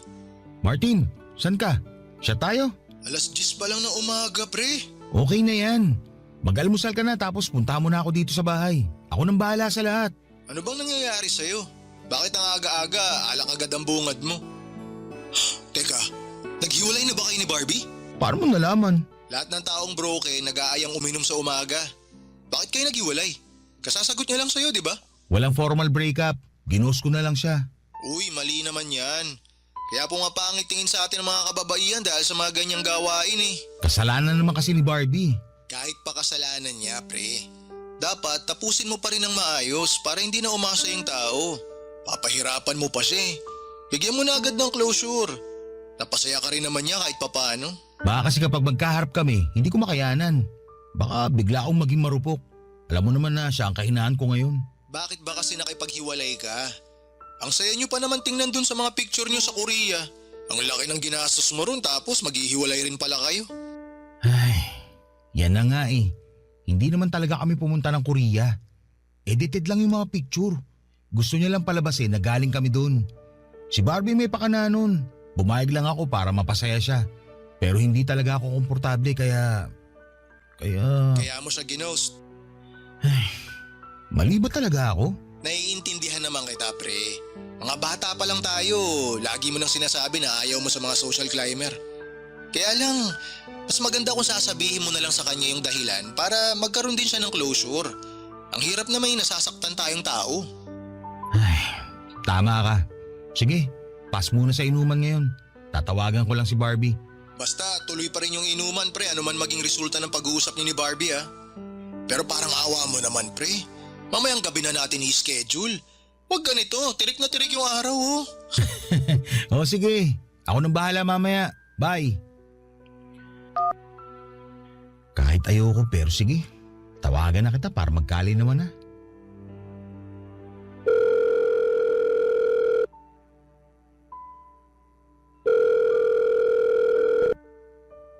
Oh, mabuti naman at nagparamdam ka na. Sorry kung natagalan bago kita tinawagan. Kulang nga tong tawag eh. Kailangan mo magpakita ng personal sa akin. Ano ba kasing nangyari? May problema ba tayo? Meron. Eh di sabihin mo sa akin para alam ko. Hindi yung bigla ka na lang nawawala. Talo mo pang babaeng may toyo?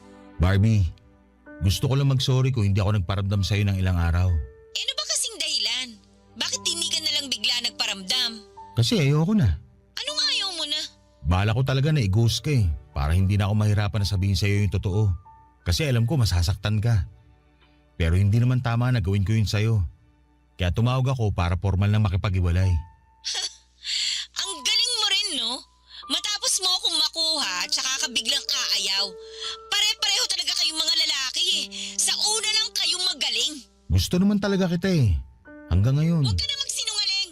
Yan ang pinakaayaw ko sa lahat eh. Hindi ako nagsisinungaling. Ay. Kaya gusto ko na rin aminin sa'yo yung totoo para hindi rin mabigat to sa dibdib ko. Barbie, social climber ka. Hindi ko yun nagustuhan. Anong social climber? Hindi ako ganun, no? Kapal na mukha mo ah. Simpleng tao lang ako na simpleng mga bagay lang ang gusto.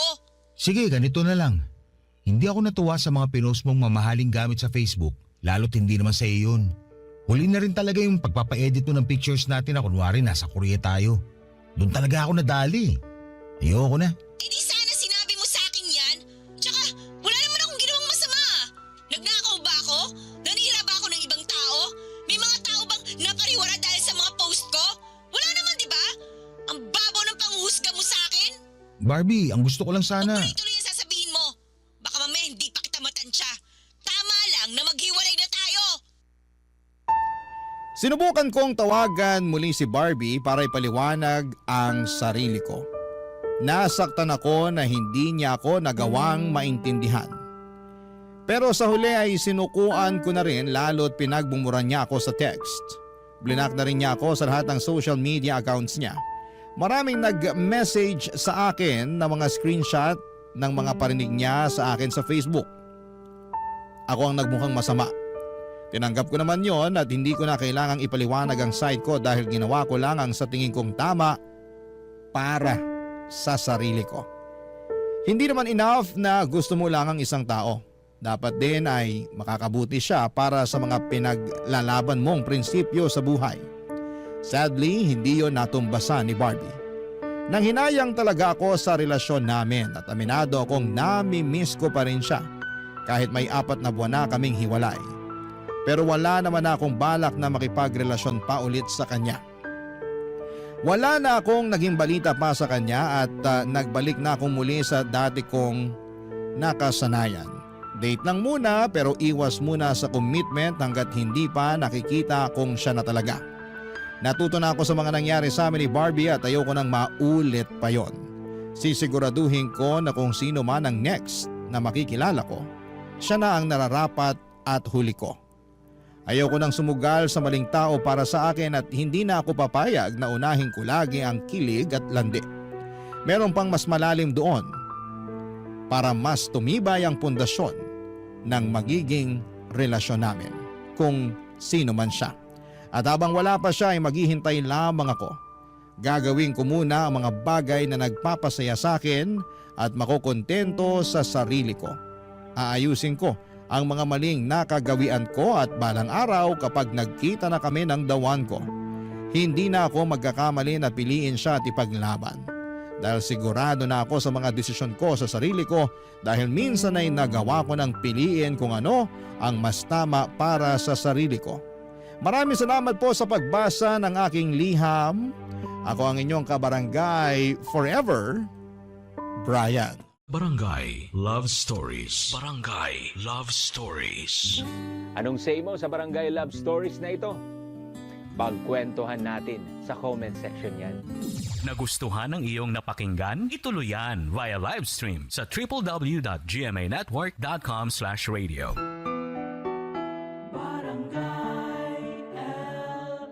In Mega Manila, 97.1. Forever!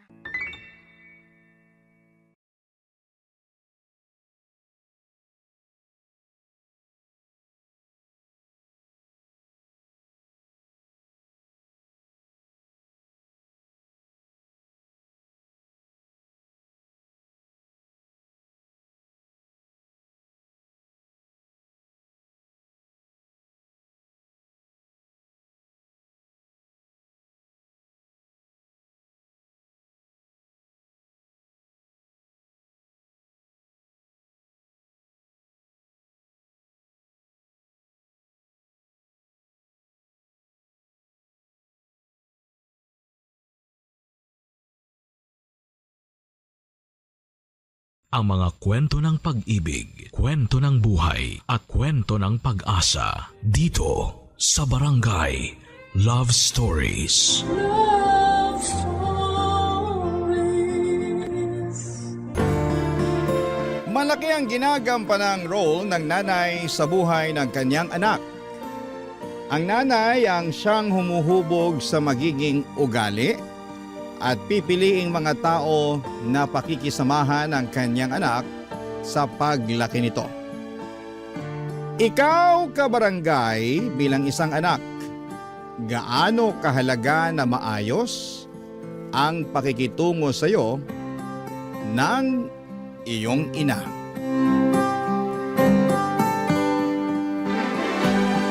Dear Papa Dudut, ako nga pala si Rose. Sa kasalukuyan ay edad 45 na ako. Hanggang ngayon ay wala akong asawa at walang naging anak. Ang dahilan, ang aking nakaraan. Hayaan niyo akong ibalik ko kayo sa aking pagkabata para maunawaan ninyo ang dahilan kung bakit natakot na akong bumuo ng sarili kong pamilya. 15 anyos ang nanay ko noong ipinagbuntis niya ako. Maagang nabuntis si nanay dahil nagre-rebelde ito sa kanyang nanay noon, na siyang lola ko naman. Mahigpit kasi si lola kay nanay. Bukod pa roon ay masyado itong relihiyosa at madalas ay wala na sa lugar. Sa pagre-rebelde ni nanay, nabuo ako. Gusto sana raw ni nanay na ipalaglag ako pero pinigilan siya ni lola dahil kasalanan daw yon sa Diyos. Ayaw ni nanay na magkaroon ng anak. Sino bang gusto sa edad na 15, hindi ba? Di ba dapat sa ganong edad ay wala kang ibang inaatupag kundi ang pag-aaral at paglalaro? Nang may panganak ako ni nanay, agad niya akong iniwan kay lola. Ang sinabi niya kay lola ay mangangatulong daw sa isang malayong kamag-anak si nanay. Pumayag si lola para siyempre may ipangbili na mga kailangan ko. Pero ginawa lang palang dahilan niyo ni nanay para makatakas sa poder ni lola. At mula noon ay si lola nang nagpalaki sa akin. Tulad ng naranasan ni nanay kay lola, napagmalupitan din ako ni lola. Doon ko naintindihan kung bakit nagrebelde si nanay. Malupit, strikto at wala sa lugar ang pagiging relihiyosa ni lola. Pero kahit ganito si lola ay hindi ako nagre-rebelde dahil takot ako sa kanya, Papa Dudut.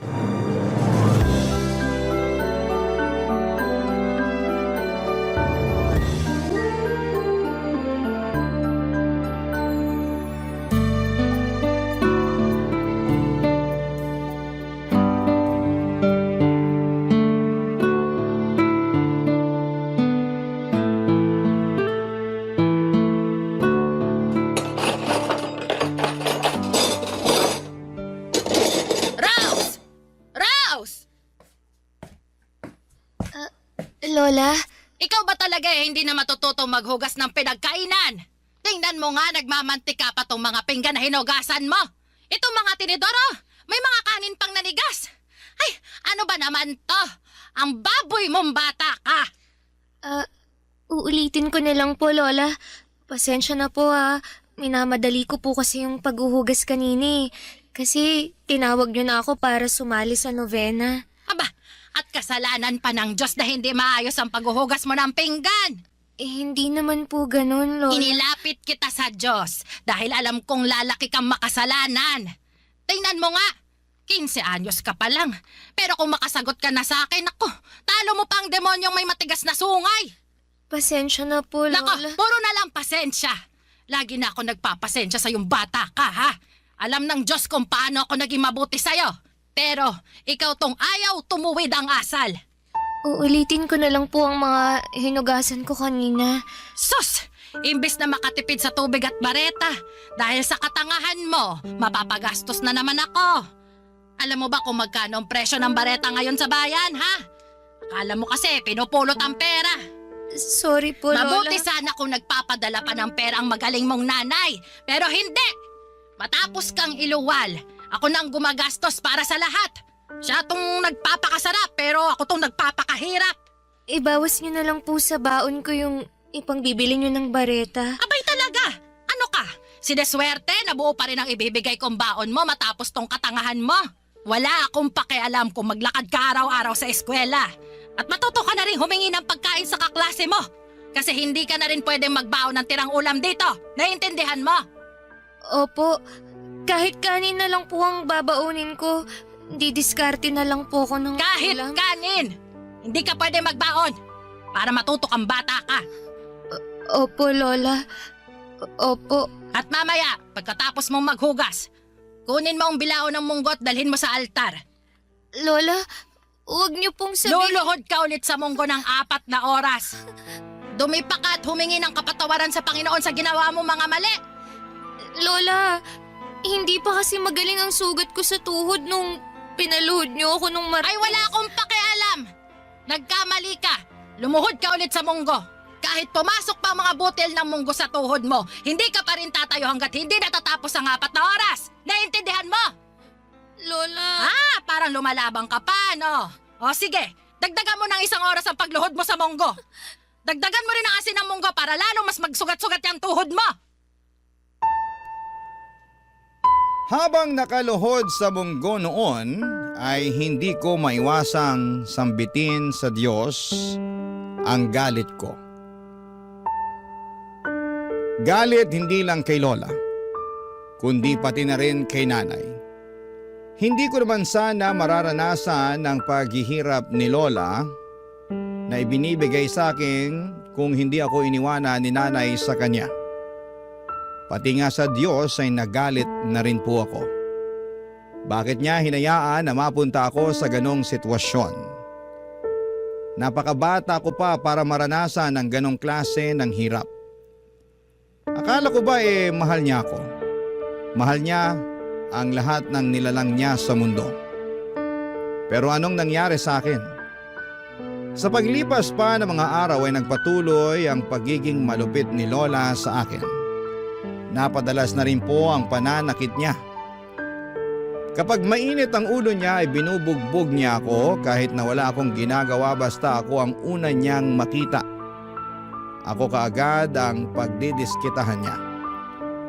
Lamog na noon ang katawan ko pero wala akong ibang magawa kundi ang tanggapin lahat ng mga yon. Nang minsang hindi ko na makayanan pa ang ginagawa ni Lola sa akin ay hinalughog ko ang kwarto niya para hanapin kung meron siyang nilistahan ng address ni Nanay.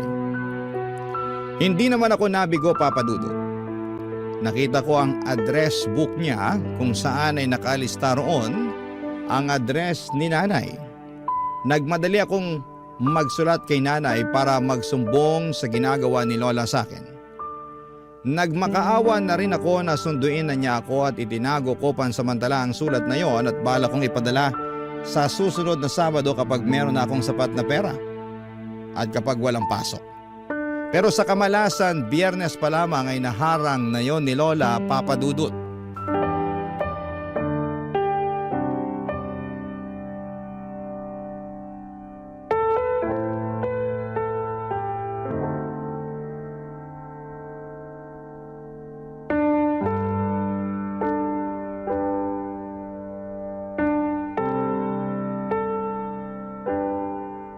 Ano tong sulat na nakita ko sa kwarto mo, ha? Lola, Teka, babasahin ko, ha? Dear Nanay, sunduin niyo na po ako. Ayoko na kay Lola dahil lagi niya akong sinasaktan. Sinasaktan? Hindi niya rin ako pinapakain pag galit siya. Ano to, Rose, ha? Ano to? Matapos kitang kupkupin at buhayin, ganito ang igaganti mo sa akin, ha? sorry po, Lola. At ikaw pa talaga tong may ganang magsumbong na akala mo kinakawawa ka. Ay, ikaw din naman ang may kasalanan kung bakit kita sinasaktan. Kung hindi ka tanga at ginagamit mo sana yung kokote mo, edi hindi ka makakatikim ng pananakit sa akin. Hindi ko na po kasi kaya, Lola. At ako ba, ha? Natanong mo ba kahit minsan kung kaya ko pang buhayin ka? 65 years old na ako, pero nagtatrabaho pa rin ako para mabuhay ka. Para makapag-aral ka. Pati ang libangan kong sugal, nagawa mo pang isumbong sa nanay mo. Kasi po... Kasi ano? Ha? Kasi pakialamera ka. Saan ba napupunta ang pera na napapanalunan ko sa sugal? Pinambili naman natin ang pagkain yan, di ba? Pinambaon mo sa eskwela. Opo. Tapos ngayong nahuli kita, tsaka ka parang sinapi ang tuta, ha? Ha? Akala mo hindi makalaban? Akala mo kawawa? Pasalamat na lang ako at pumasok ako sa kwarto mo. Kung hindi pa ako kinutuban na may ginagawa kang mali, hindi ko pa malalaman na gusto mo iparating sa magaling mong nanay ang pagdidisiplina ko sa'yo. Hindi na po mauulit. Nadala lang po ako ng galit. Galit? Aba, ikaw pa tong may ganang magalit sa akin. Wala kang karapatang magalit, Rose. Tatandaan mo na utang na loob ang buhay mo sa akin. Kung hindi dahil sa akin, pinalaglag ka na niya noon. Tapos magsusumbong ka sa kanya. Wala nga siyang pakialam sa'yo. Mahal ako ni nanay. Mahal? Kung mahal ka niya, hindi ka niya tatakasan, tonta. Kung mahal ka ng nanay mo, di sana nandito siya. Asan ba siya? Andon, sa malayo. Nagpapakasarap sa buhay niya habang ako tong nagpapakahirap na alagaan ka. Kapag nalaman niyang hinahanap ko siya, babalikan niya ako rito. Kukunin niya ako. Pag nalaman niyang sinasaktan niyo ako, babawiin na niya ako. Matatauhan na siya. Bobo ka talagang bata ka, no? Ilusyonada. Hindi ko alam kung saan mo nakuha yung ilusyon mong gusto ka pa rin kunin ng nanay mo. Sinasabi niyo lang yan. Hindi totoo yan. Mahal ako ni nanay. Walang nanay ang hindi magmamahal sa anak. Sinungaling kayo. Ano naman ang mapapala ko sa pagsisinungaling ko? Alam mo, mabuti pa. O sige, lalakipan ko pa ito ng sulat ko para kampihan ka. Ako na ang magsasabi sa magaling mong nanay na sinasaktan nga kita. Ayos ba yon? Ha? Para kunin ka na niya. Total, masyado kang pabigat sa akin eh. Dahil sa'yo nagkakasala ako. Kaya mabuti pa, magsama na kayo ng nanay mo. Wala kang utang na loob. Ha? Parehas kayo ng nanay mo, mga kampo ng Diablo.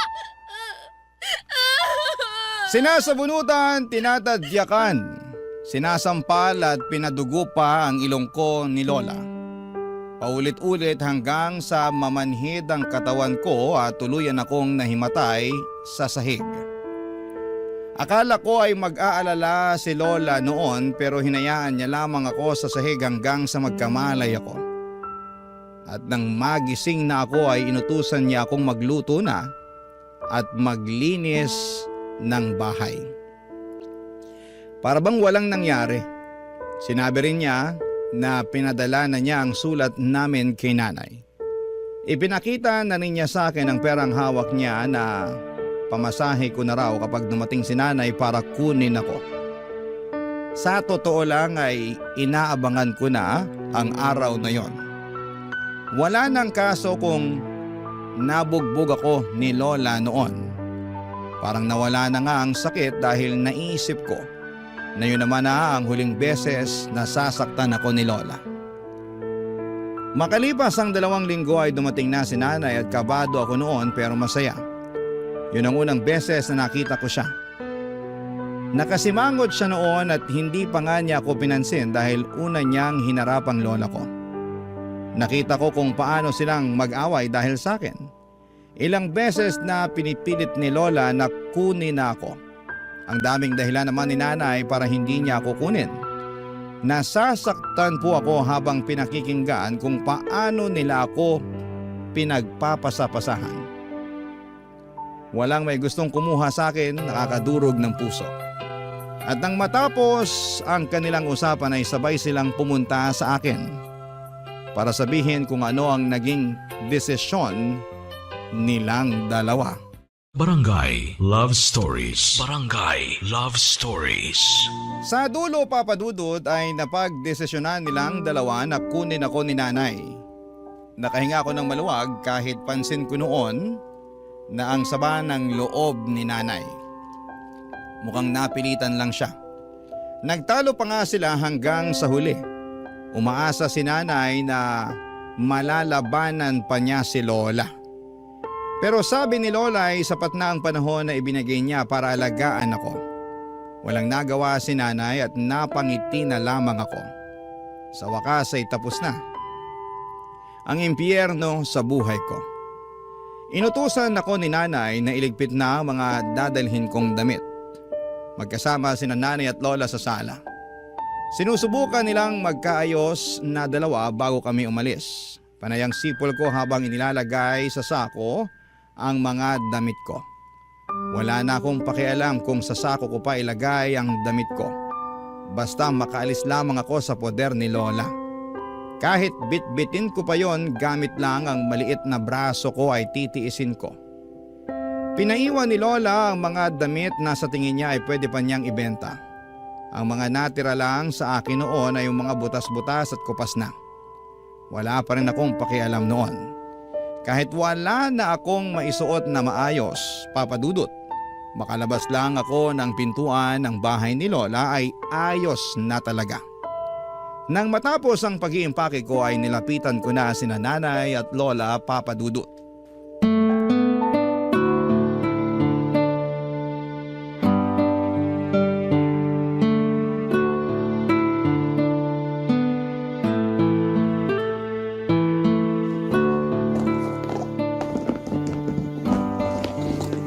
Sigurado ka bang iniwan mo na lahat ng mga magagandang damit mo? Opo, Lola. Iniwan ko na po sa kwarto. Nakalagay na po sa karton. Nako, wala akong tiwala na iniwan mo lahat. Patingin ang laman ng bag mo para makita ko. Sige po, Lola.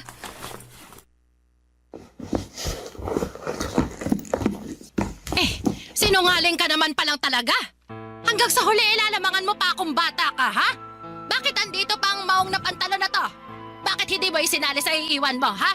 Alam mo bang pwede ko pa itong mabenta sa mga apo ng kasamahan ko sa simbahan? Nag-iwan lang po ko ng isang maong na pantalon, Lola.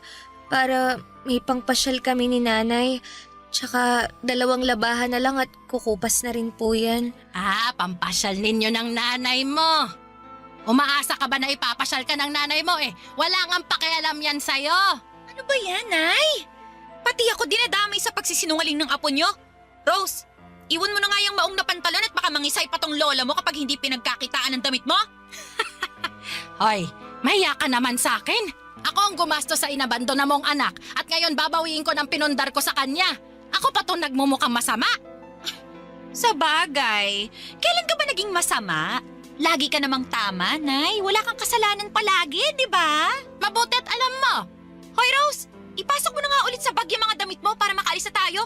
Dalian mo, huwag kang kukupad-kupad dyan. Opo, Nay. Sa'yo naman nagmana ang kakuparan niyang batang yan eh. Ngayon, tiisin mong pakisamahan yung anak mong nakamana ng lahat ng pangit mong ugali. Tama na, Nay. Pwede ba?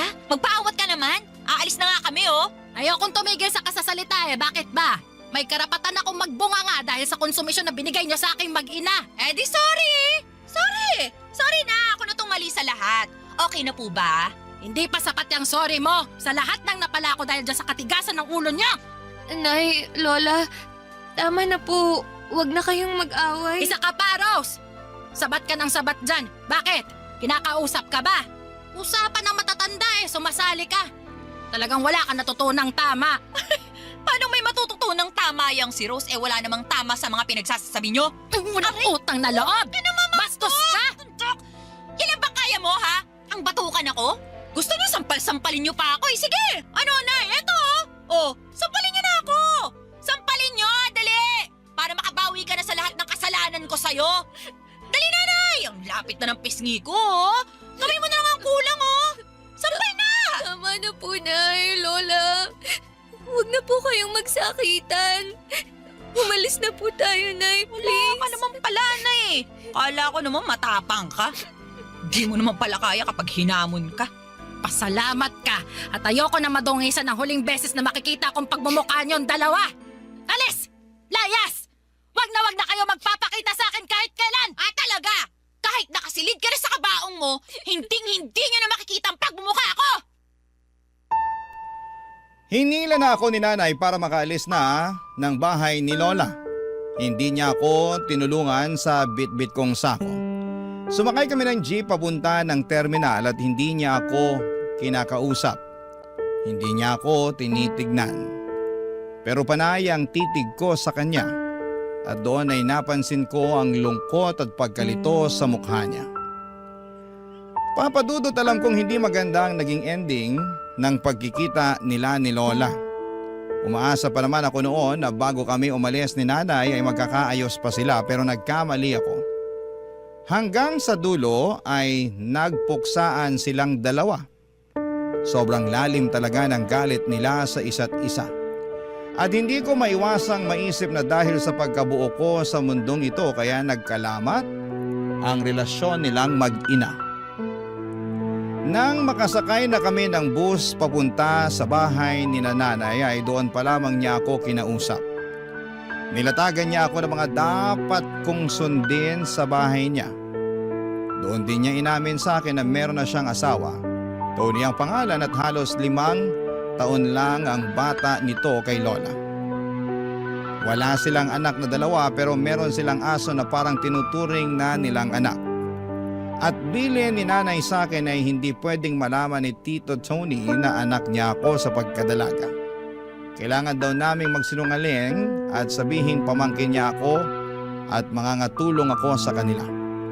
Wala akong nagawa noon kundi ang pumayag dahil kung ayaw ko raw ay iiwan na lamang niya ako sa bus at bahala na raw ako sa buhay ko.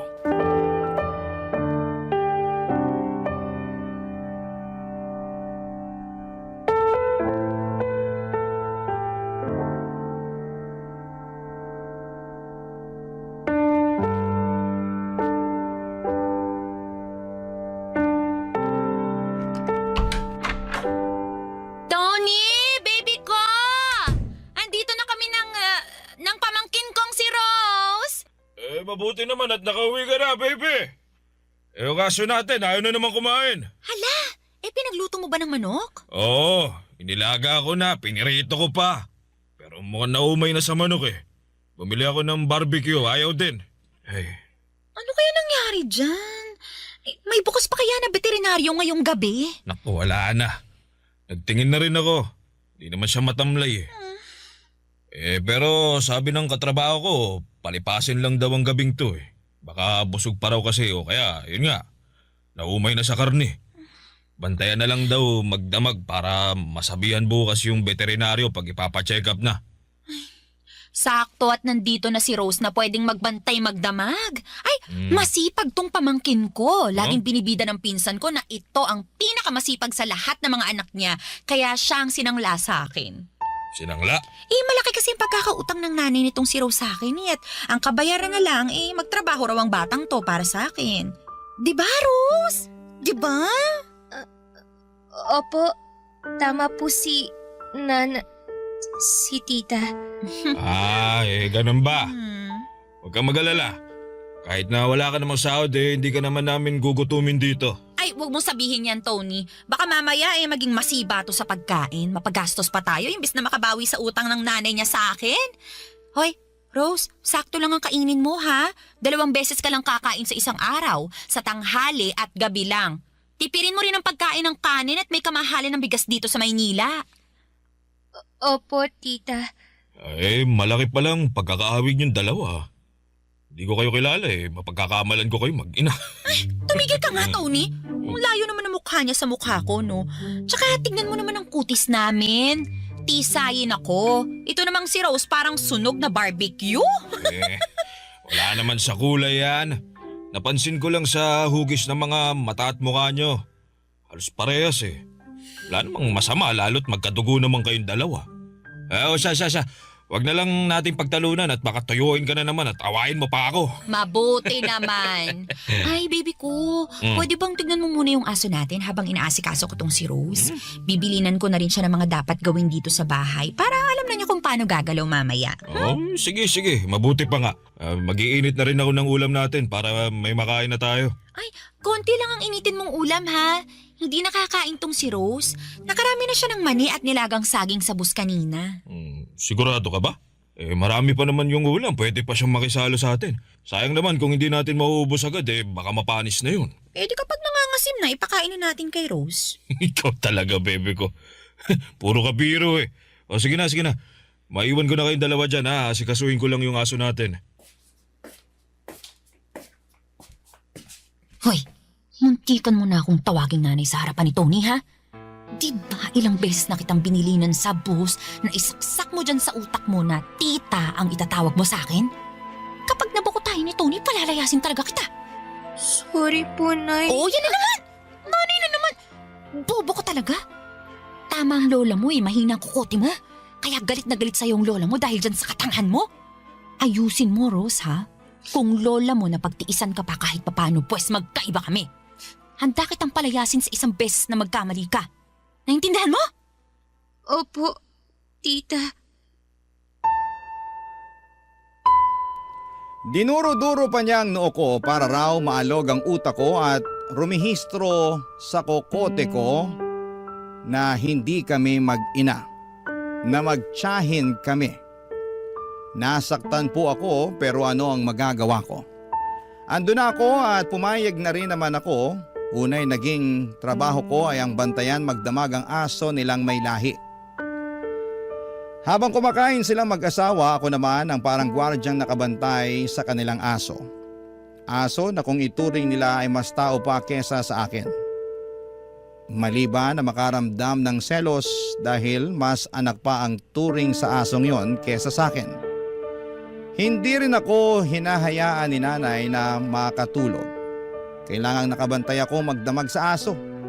Baka raw kasi may mangyari kahit sa ilang segundo lamang na pumikit o malingat ako.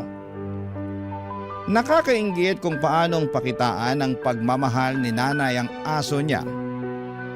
Pero ako, kailan ba? Sa pagdaan ng mga araw ay pinaramdam ni nanay sa akin na isa lamang akong katulong. Hindi niya ako pinag-aral at hindi inaabutan ng pera. Ang sabi niya sa akin kung meron mang kailangan tulad ng napkin at iba pang mga gamit na pang babae ay sabihan ko na lamang siya para siya na ang bumili. Iba rin ang pagkain ko sa pagkain nilang mag-asawa. Madalas ay sardinas ang pinapakain sa akin, lalo kapag karne ang ulam nila. Depensa ni nanay ay kailangan nilang magtipid dahil mahirap ang buhay sa Maynila. Nilalagyan na lamang ni nanay ng kaunting cabbage at saka tinutubigan ng marami ang sardinas para kasya sa buong araw na ulam ko. Samantalang habang ang aso nila ay halos maumay na sa pritong manok at barbecue. Barangay Love Stories. Barangay Love Stories. Pinangarap ko noon na makasama si Nanay Papa Dudut. Ang makilala siya at maranasan ang pakiramdam na may nag-aalaga at nagmamahal sa iyo. Matagal kong pinagdasal na iligtas na ako ni nanay mula sa pagmamalupit ni Lola. At nang mangyari po yun, akala ko ay simula na ng kasiyahan at pag-ahon ko. Pero nagkamali ako. Mula noong nasa poder na ako ni nanay ay wala akong ibang naranasan kundi ang paghihirap. Kung ikukumpara, mas pinahirapan ako ni nanay kesa kay Lola. Sa mga salita pa lamang niya na halos hindi na makain pa ng aso, durog na ako. Doon ako madalas napapatanong kung meron ba talagang ganong klaseng ina na papakitaan ka ng masama at hindi ka ituturing na tao. Nagdadalawang isip ako kung kakausapin ko si nanay na ibalik na lamang ako kay Lola o manatili pa rin ako sa poder niya dahil baka naninibago lamang kaming pareho sa ugali ng isa't isa. Hindi ko na alam ang gagawin ko noon, Papa Dudut. Habang hindi pa maayos ang desisyon ko ay nagpatuloy lamang ako sa pagsunod sa mga utos ni nanay sa akin. Sinubukan kong maging perpekto sa bawat galaw ko at sa bawat gawaing bahay. Pero tao lang pala ako. Nagkakamali at hindi palaging pulido ang gawa ko. Naintindihan ko yon pero iba kay nanay. Walang puwang ang pagkakamali sa batas niya. Oras na nagkamali kay paniguradong may parusa at manghang na mga salitang nakaabang. Gaya nalaman nung minsan nila akong pinagbintangan na nagnakaw ng malaking halaga ng pera.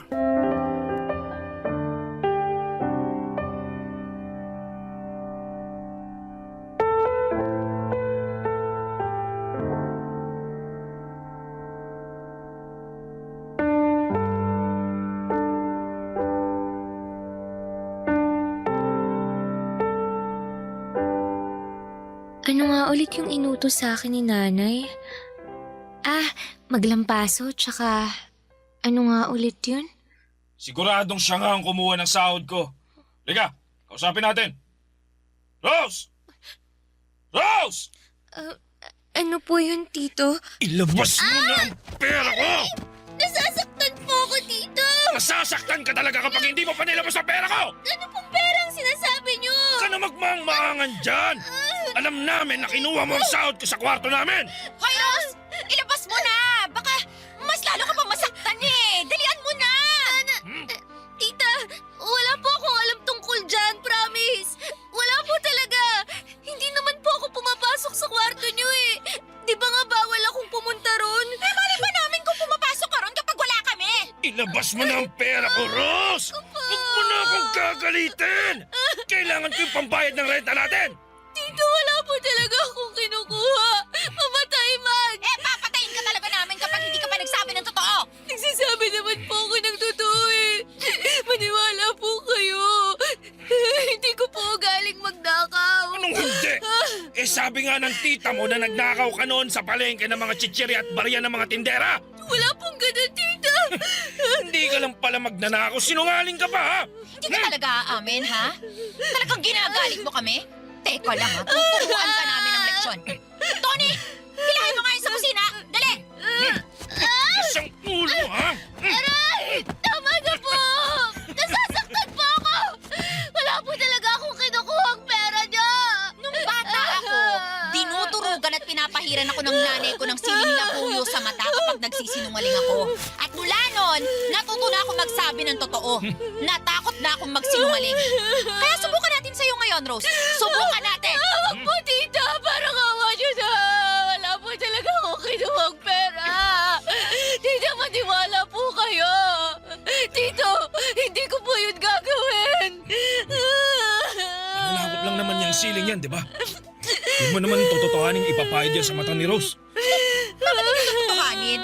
Paano matututo kung hahayaan nating makatakas yan sa kasalanan niya? Pero baka kung mapanong mata niya kung papahiran ng sili. Bakit ba parang nanlalambot ka na dyan? Ninakawan ka na nga ng demonyitang batang yan eh. Kailangan niyang paparusahan. Dilit mo yung mata mo! Dali! Huwag po, tita! Please! Wala po akong dinadakaw! Tumahimik ka! Nakakarinti ka! Etong sa'yo! Ayan! Ubusin ko itong hawak kong siling na puyo sa mata mo! Ayan! Ano? Magdanakaw ka ba? Ha? Sagot! Magdanakaw ka ba? Pwisit kang bata ka! Yan!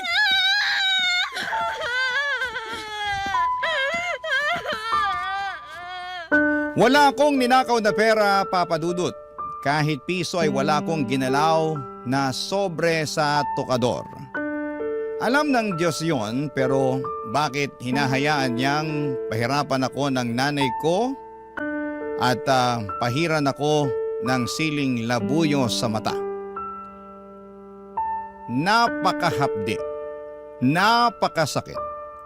Nang matapos si nanay sa pagpahid ng sili sa mata ko ay saka ako binitawan ni Tito Tony at hinayaan akong humiga sa sahig habang nagkukuskos ng mata. Rinig ko ang tawa ni nanay at ramdam ko ang konsensya sa mga tingin ni Tito Tony. Inaya ni nanay na halugugin ang kwarto ko para hanapin ang pera ni Tito Tony. Wala silang nakita roon at paliwanag ni nanay ay mukha raw inubos ko na yon. At itinapon pa ang sobrang pinaglagyan ng pera para walang ebidensya. Naniwala si Tito Tony at inayaan nila ako sa sahig ng kusina. Nanlalabo ang kaliwang mata ko dala ng pagkakakuskos ng siling labuyo. Hindi naging sapat ang pagbabad ko sa malamig na tubig para mawala ang hapdi. Namumula ng lalabo at mahapdi yon. Ilang araw na ganoon ang kalagayan ng mga mata ko at lagi ako nahihilo pero pinipilit kong kayanin na kumilos dahil kailangang patuloy ang pagtatrabaho ko. Parang wala lang kay nanay ang mga nangyari. Panay pa rin ang utos niya at hindi niya alintana ang pamamaga ng mata ko. Kung paanong parang malagatas na ang itsura ng kaliwang mata ko. Panay ang dampi ko ng yelo sa mata ko sa pag-asang mawawala ang sakit at mawawala ang pamamaga at pagkukulay gatas nito.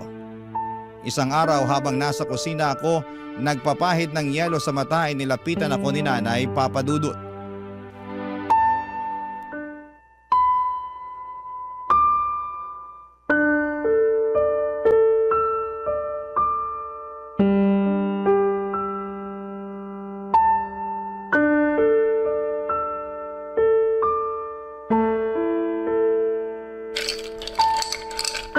Ano? Hindi pa rin ba natatanggal yung pamamaga ng mata mo? Hindi pa po. O bukas, pupunta ako sa bayan. Bibilhan kita ng pangpatak sa mata mo. Yung para sa sore eyes. Baka pwede na yon. Sana umepekto. Kung hindi, wala na tayong magagawa. Tiisin mo na lang na ibabad sa malamig na tubig o sa yelo. Ikaw naman kasi, tigas ng ulo mo. Hindi na po halos makakita ang kaliwang mata ko. Ay, normal lang yan. Babalik din sigurong linaw ng mata mo kapag nawala na yung pamamaga. Paano po kung hindi na po? Di tanggapin mong ganyan ka na lang talaga. Yan ang kapalaran mo. Ano pa bang magagawa natin? Ganyan na nga nangyari. Wala po akong kinuhang pera. Kahit piso. Alam ko. Alam nyo? Oo nga. Paulit-ulit. Boba. Bingi mo. Pero bakit hindi nyo sinabi kay Tito Tony? Bakit hinayaan yung kaladkarin at sabunutan niya ako? Bakit nyo pinahiran ng sili ang mata ko? Bakit ang dami mong tanong? Gusto ko pong malaman. Kasi hindi ko maintindihan kung bakit ganito ang ginawa nyo sa akin. Gusto mo bang makatikim ulit, ha? Talas ng dila mo, ah. Pasalamat ka nga at kailangang inabot mo, eh. Hindi ko naman po dapat to nararanasan, eh. Kasi wala naman po talaga akong kinukuhang pera. Oo na nga, paulit-ulit. O sige, para matigil na to, aaminin ko na. Ako ang kumuha sa pera ng Tito Tony mo. Po, hinaan mo yung boses mo. Baka marinig ka ng kapitbahay eh. Nagamit ko sa sugal. Di ko naman kasi alam na mapapatalo ko lahat eh. Bala ko namang ibalik, kaso biglang hinanap ng Tito Tony mo. Hinatakot ako na magalit siya sa akin. Kaya sa akin yung ibinintang? Tama! Magaling! Sino-sino ba naman ang magtutulungan kundi tayong magkadugo, di ba? O ngayon, alam mo na. Bati na tayo, ha? Bakit niyo po ito nagawa sa akin? Arte mo naman. Mana ka sa lola mo, ang drama. Kakanood mo yan ng teleserye. Alam mo, mabuti pa, magsaing ka na para makakain na tayo bago dumating ang tito mo. Bilisan mo na. Pag dumating si Tito Tony, sasabihin ko sa kanya ang totoo. Sasabihin mo sa kanya ang totoo? Ilalaglag mo ako? Ako na sarili mong nanay? Kailangan niyang malaman ang totoo para malinis ang pangalan ko sa kanya. Bakit kailangan pa nun? Hindi na. Makakalimutan din yun ng Tito Tony mo. Palipasin lang natin yung galit niya. Pero ang tigas ng uno mo, ha? Sige, gumanyan-ganyan ka sa akin at hindi kita bibilhan ng pangpatak sa mata mo. Hayaan kita mabulag. Gusto mo yon? Hindi po. Kung mananahimik ka at magpapakabait ka, malay mo. Kapag manalo ko sa sugal sa susunod na linggo, ipapacheck up natin yung mata mo. Magsusugal po kayo? Oo, at huwag kang magkakamaling magsumbong sa Tito Tony mo, ha? Ayaw niyang bumalik ulit ako sa pagkalulong sa sugal. Pag ikaw talaga nagsalita, humanda ka. Pati ka ng mata mo, bubulagin ko. Dinuroan ako ni Nanay sa mukha sa sobrang gigil niya, Papa Dudut. Sakay tinulak at pinagsasampal habang nakasandal ako sa pader. Hindi na po ako lumaban pa, parang nasanay na ang katawan ko sa pananakit niya. Nang matapos at mapagod na siyang saktan ako ay saka siya lumabas ng bahay para magsugal. Iniwan niya akong mag-isa sa bahay at nakatulala ako at hindi na ako makaiyak noon. Parang pakiramdam ko ay nauubos na ang luha ko. Nang makabawi ako ng lakas ay pumasok ako sa kwarto ko para kunin ang mga damit ko. Yun na ang huling araw na titira ako at mananatili sa impyerno.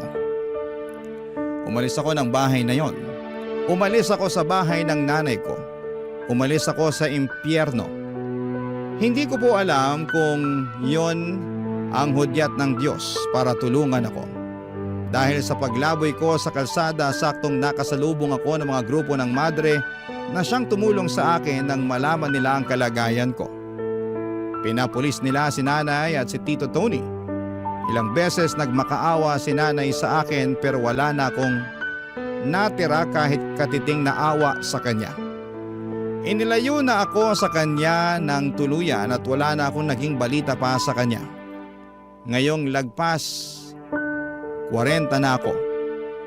Kapag naaalala ko ang nakaraan ko, hindi ko pa rin maiwasang makaramdam ng takot at sakit. Lalo na sa tuwing napapaharap ako sa salamin at napapatingin sa namumuti kong kaliwang mata. Hindi na po nakakakita pa ang kaliwang mata ko dahil sa kagagawa ng sarili kong nanay sa akin. Yun ang multo ng nakaraan ko na patuloy kong bitbit kahit na ilang dekada na ang nakakalipas. Yun din ang dahilan kung bakit mas pinili kong huwag mag-asawa at magkaroon ng anak sa takot na magaya ako sa lola ko at nanay ko. Hindi ko kakayaning magdala ng bata sa mundo, lalo kung alam kong bugbog ako sa nakaraan.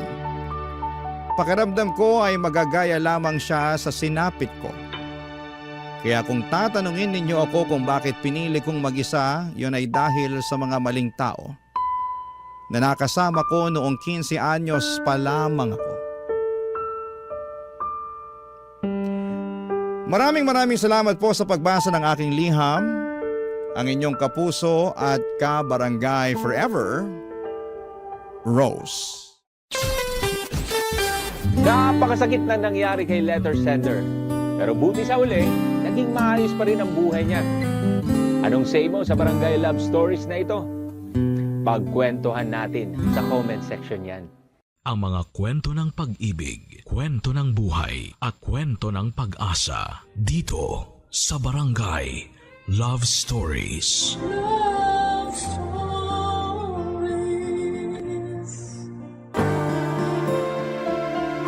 Isang malaking responsibilidad na masasabi ang pagkakaroon ng anak. Kapag hindi ka handa ay huwag kang gumawa.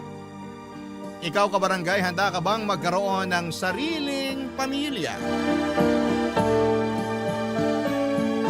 Dear Papa Dudut, mapagpalang araw sa inyong lahat. Ako nga pala si Lena, 30 years old at isa sa mga masusugid ninyong tagapakinig sa Spotify ng Barangay Love Stories. Kaya naman na-inspired din po ako magpadala ng kwento sa inyo. Neto lang nakaraan ay naganap ang lahat ng ibabahagi ko sa inyo. Ito ang naging dahilan ng malaking pagbabago sa akin. Hindi po ako mahilig sa commitment. Lagi akong takot kapag usapang commitment na papadudot. Gusto ko ay casual lang. Lagi akong nakatambay sa mga online dating site para makahanap ng mga papayag sa gusto ko. Casual lang. One night stand. Kasama tuwing nalulungkot kapag nag-iisa. Yun lang naman ang hanap ko. Kapag may gusto ng something more, syempre, atras kagad ako. Aminado kong emotionally unavailable akong tao, papadudot. Kaya siguro tinuruan ako ng leksyon ng Diyos. Nakilala ko sa isang online dating site si Jonathan. Mas bata siya sa akin ng 3 taon. Alam niya kung ano ang pinasok niya at hindi naman siya humiling ng kahit na ano. Gusto lang din niya ng laro. Gusto lang din niya ng kasama at laro. Pinayagan ko yun. Unang pagkikita pa lang namin ay may nangyari na kaagad sa amin. Nagkaroon kami ng koneksyon, pero sa kama lang. Masaya naman siyang kasama, kaya naulit ng ilang beses ang pagkikita namin na lahat ay nauuwi sa pagsisiping. Maganda talaga ang koneksyon namin sa kama. At iyon ang naging dahilan para aksidente niya akong mabuntis. Hindi kami nag-ingat dahil nadala kami ng init ng katawan. Hindi ko yon natanggap kaagad. Hindi naman ako handang maging ina pero nangyari na. Ayaw ko namang ipalaglag dahil para sa akin ay wala namang kasalanan ang nasa sinapupunan ko. Dahil dito, Papa Dudut, ay kinausap ko si Jonathan tungkol sa ipinagbubuntis ko, Papa Dudut.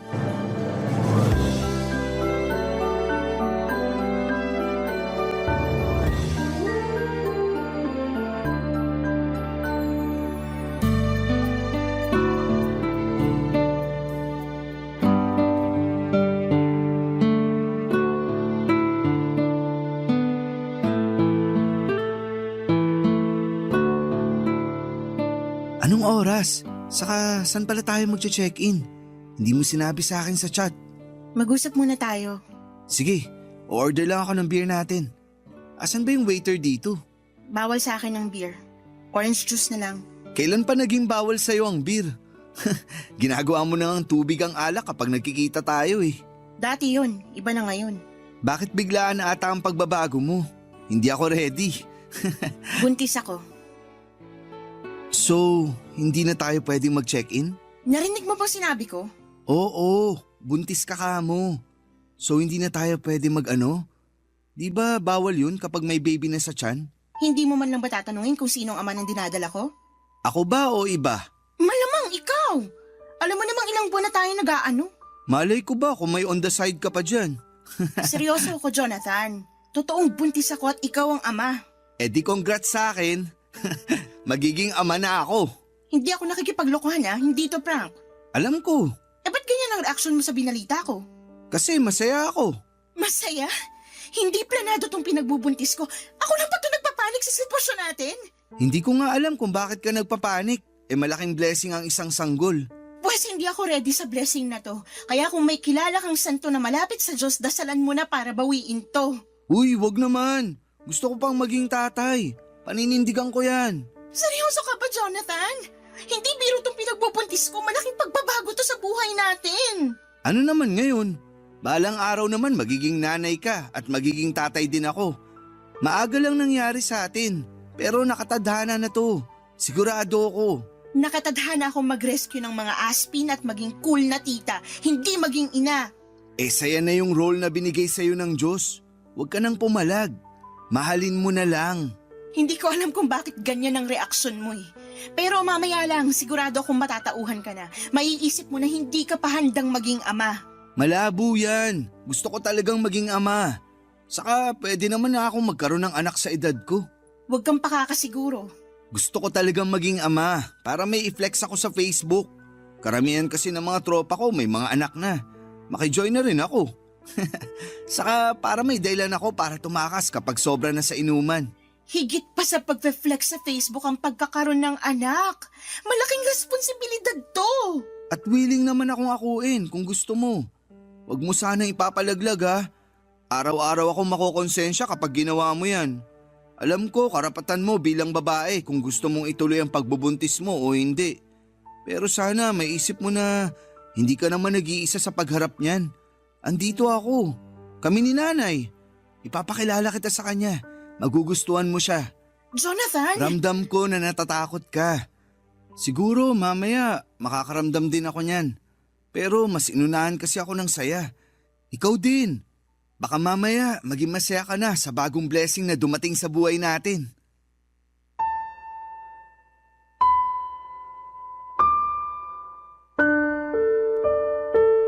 Papa Dudut, nawalan ako ng enerhiya na makipagtalo pa kay Jonathan.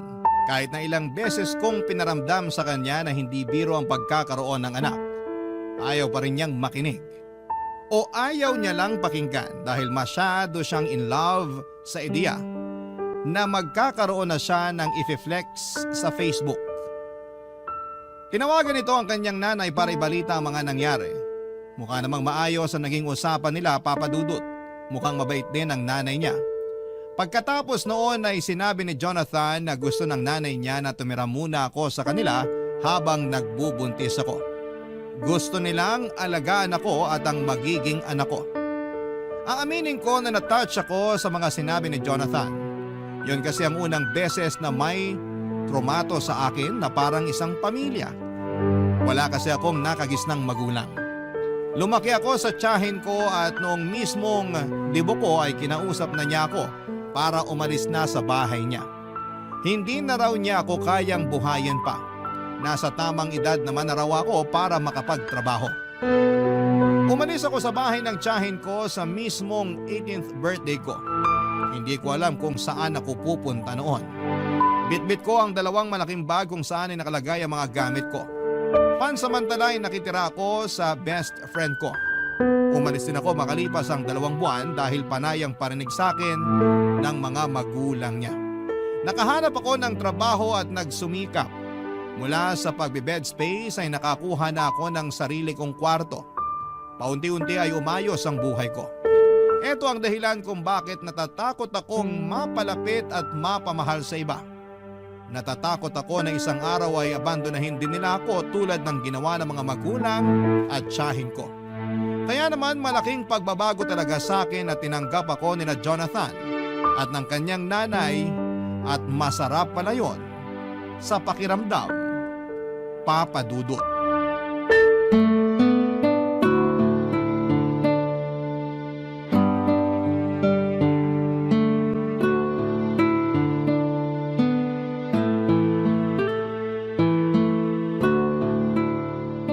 Ikaw pala si Lena? Opo, tita. Nanay na lang ang itawag mo sa akin. Magkakaapo na ako sa inyo, kaya dapat magulang na rin ang trato mo sa akin. Salamat po, Nanay. Ayan, 2 na ang anak ko. Ayos lang po ba talaga sa inyo na tumira ako rito? Oo naman. Ako nga tong nangulit kay Jonathan na dito ka tumira. Lalo na nung nalaman ko na umuupa ka lang daw ng kwarto. Tama ba? Opo, yun lang kasi yung kaya ng sahod ko eh. May mga kasama ka ba ron na tenants? Marami po. Paupahang mga kwarto talaga yon. Naku, sakto palang kinuha na kita rito. Hindi makakabuti kung napapaligiran ka ng maraming tao. Maniwala ka sa akin.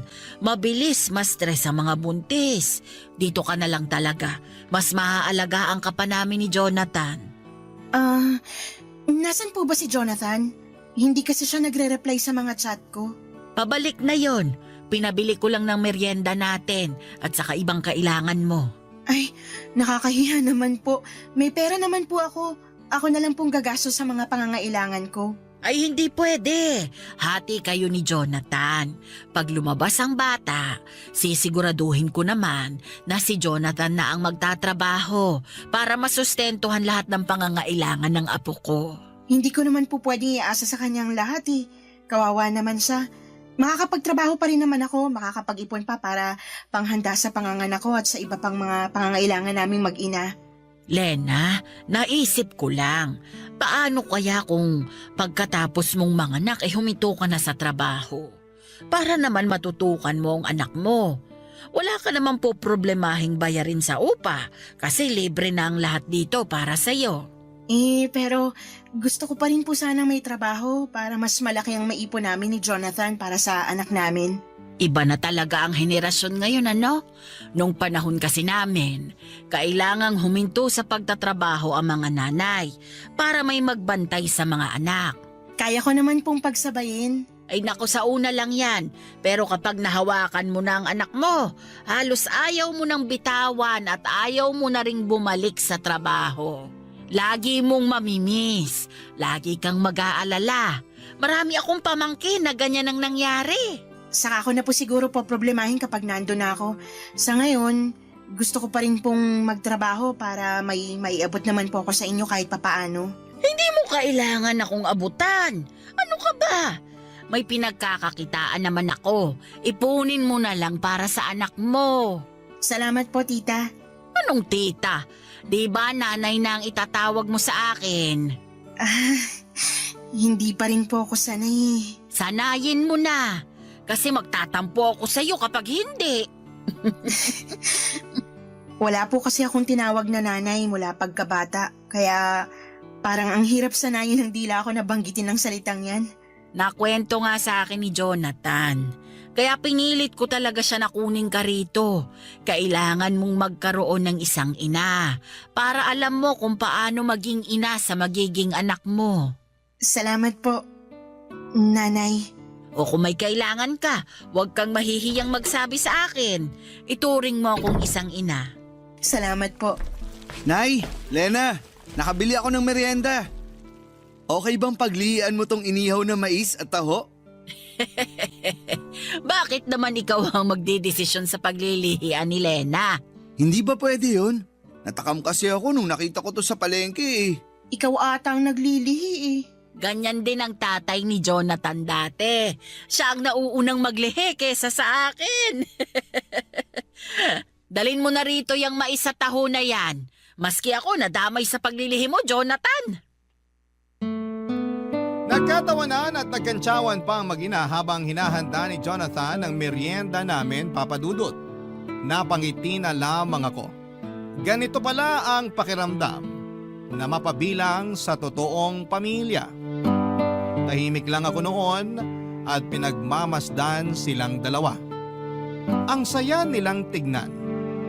Hindi ko yon naranasan. Hindi ko man na-experience ang bonding na ganoon pero ramdam ko na masaya yon sa pakiramdam. Kita ko naman sa mga mata nilang dalawa na maganda ang koneksyon nilang mag-ina. Nagkakwentuhan na rin kami tungkol sa pamilya ni Jonathan. Nalaman ko na 10 years old pa lamang si Jonathan nang mamatay ang tatay nito. Isang seaman, malaki naman ang naiwang pera sa kanila. Sapat para masustentuhan ang pag-aaral ni Jonathan hanggang kolehiyo. Pero hindi na rin nakapagtapos ng kolehiyo si Jonathan dahil tinamad na ito. Tinanggap na lamang yon ng nanay niya. Ang nanay niya ay isang retired na guro sa elementarya. Hindi na kasing laki tulad ng dati ang hawak nilang pera, pero sapat lamang ang meron sila para sa simple at komportableng buhay. Si Jonathan naman ay nagtatrabaho bilang ahente ng mga sasakyan. Marami akong nalaman tungkol sa kanilang pamilya. Masaya ako sa mga nalaman ko. Naisip ko na safe ang magiging anak ko sa poder nila. Ramdam ko. Kaya naman ang bilis lang din gumaan ang loob ko sa kanila, Papa Dudut. Sa pagdaan nga ng mga araw ay mas lalong tumitindi ang saya ko. Sa wakas ay nagkaroon na ako ng pamilya. Siguro nga ay totoo ang sinabi ni Jonathan. Malaking blessing ang sanggol sa aking sinapupunan dahil sa pinagbubuntis ko ay na-bless ako ni Lord ng pamilya sa katauhan ni nanay at ni Jonathan. May mahihiling pa ba ako? Parang wala na. Kontento na ako sa piling nila at sa direksyon ng buhay ko. Barangay Love Stories. Barangay Love Stories. Papa Dudut, mabilis lang na lumipas ang mga buwan. Nakapanganak na ako sa wakas at babae ang isinilang ko. Malusog at hindi ako binigyan ng problema habang nagle-labor. Pinangalanan namin siyang Mika. Sinunod ko sa pangalan ng best friend ko. Mula nung isinilang ko si Mika, mas dumoble ang pag-aasikaso ng nanay ni Jonathan sa akin. Tinuro niya sa akin lahat ng kailangan kong malaman sa pag-aalaga ng sanggol. Mas kaya pa nga niyang patahanin ang anak ko kesa sa akin. Sanay na talaga siya at hindi pa rin daw niya nakakalimutan ang pag-aalaga ng sanggol dahil halos lahat ng pamangkin niya ay siya rin ang nag-asikaso. Mahilig kasi sa bata ang nanay ni Jonathan. Nakita ko naman yon kung paano niya mahalin si Mika. Pansamantala nga ay ang nanay ni Jonathan ang katabi ko sa kwarto. Para mabantayan niya si Mika, si Jonathan naman nung lumagpas ng 1 buwan ng baby namin ay nakitulog na rin sa kwarto. Sa sahig siya natutulog, Papa Dudut. Katabi ko pa rin sa kama ang nanay niya. Natatakot kasi ang nanay ni Jonathan na baka maipit nito ang baby namin. Malikot daw kasi si Jonathan matulog. Totoo naman. Ilang beses ko na yung na-experience kahit nung hindi pa ako nabubuntis. Alam na alam talaga ng nanay ni Jonathan kung paano kami alaga ang mag-ina. Habang buhay kong ipagpapasalamat na napunta ako sa kanila. Ang tanging naging problema ko na lamang ay si Jonathan. Napansin ko kasi na after kong manganak ay parang tinamad na siyang mag-alaga ng anak namin. Hindi ko naman siya inuobligang gawin oras-oras ang pag-aalaga. Pero napansin ko kasi na parang umiiwas siyang gawin yon, Papa Dudut.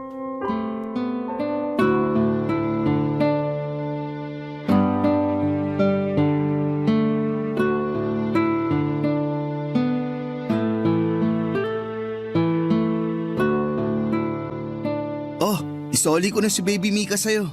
Kala ko hindi na kayo matatapos mag-selfie. Ayaw kasi niyang umiti. Hindi pa talagang ngingiti yan. Iyak pa lang naman ang alam niyan. Hindi tuloy ako makahanap ng ipopost sa Facebook. Hindi maayos lahat ng kuha naming dalawa. Kahit blurred pa ang kuha mo sa kanya, ilalike pa rin yan sa Facebook. Basta baby, matik na yun. Sige na nga. Bakit nga pala bihis na bihis ka wala ka namang pasok ngayon? Holiday, diba? At long weekend. So bakit nga? Andito ka lang naman sa bahay kung makaporma ka para kang may liligawan sa labas. Selos ka ba? Sabi nila kapag kakapanganak pa lang ng babae, nagiging silosa raw. Totoo ba? Ay nako, alam mong setup natin. Nagsasama tayo para sa bata, wala tayong relasyon. Oo na. Talaga to. Lagi na lang takot sa commitment. Ipaliwanag mo na kaya kung bakit nakaporma ka. Para maganda ang selfie namin ni Baby. Oh, tapos na kayo mag-selfie. Magubad ka na. Grabe to. Kakapanganak lang. Gusto na agad akong hubaran. Huy, pagalingin mo muna ang tahi mo bago tayo bumira.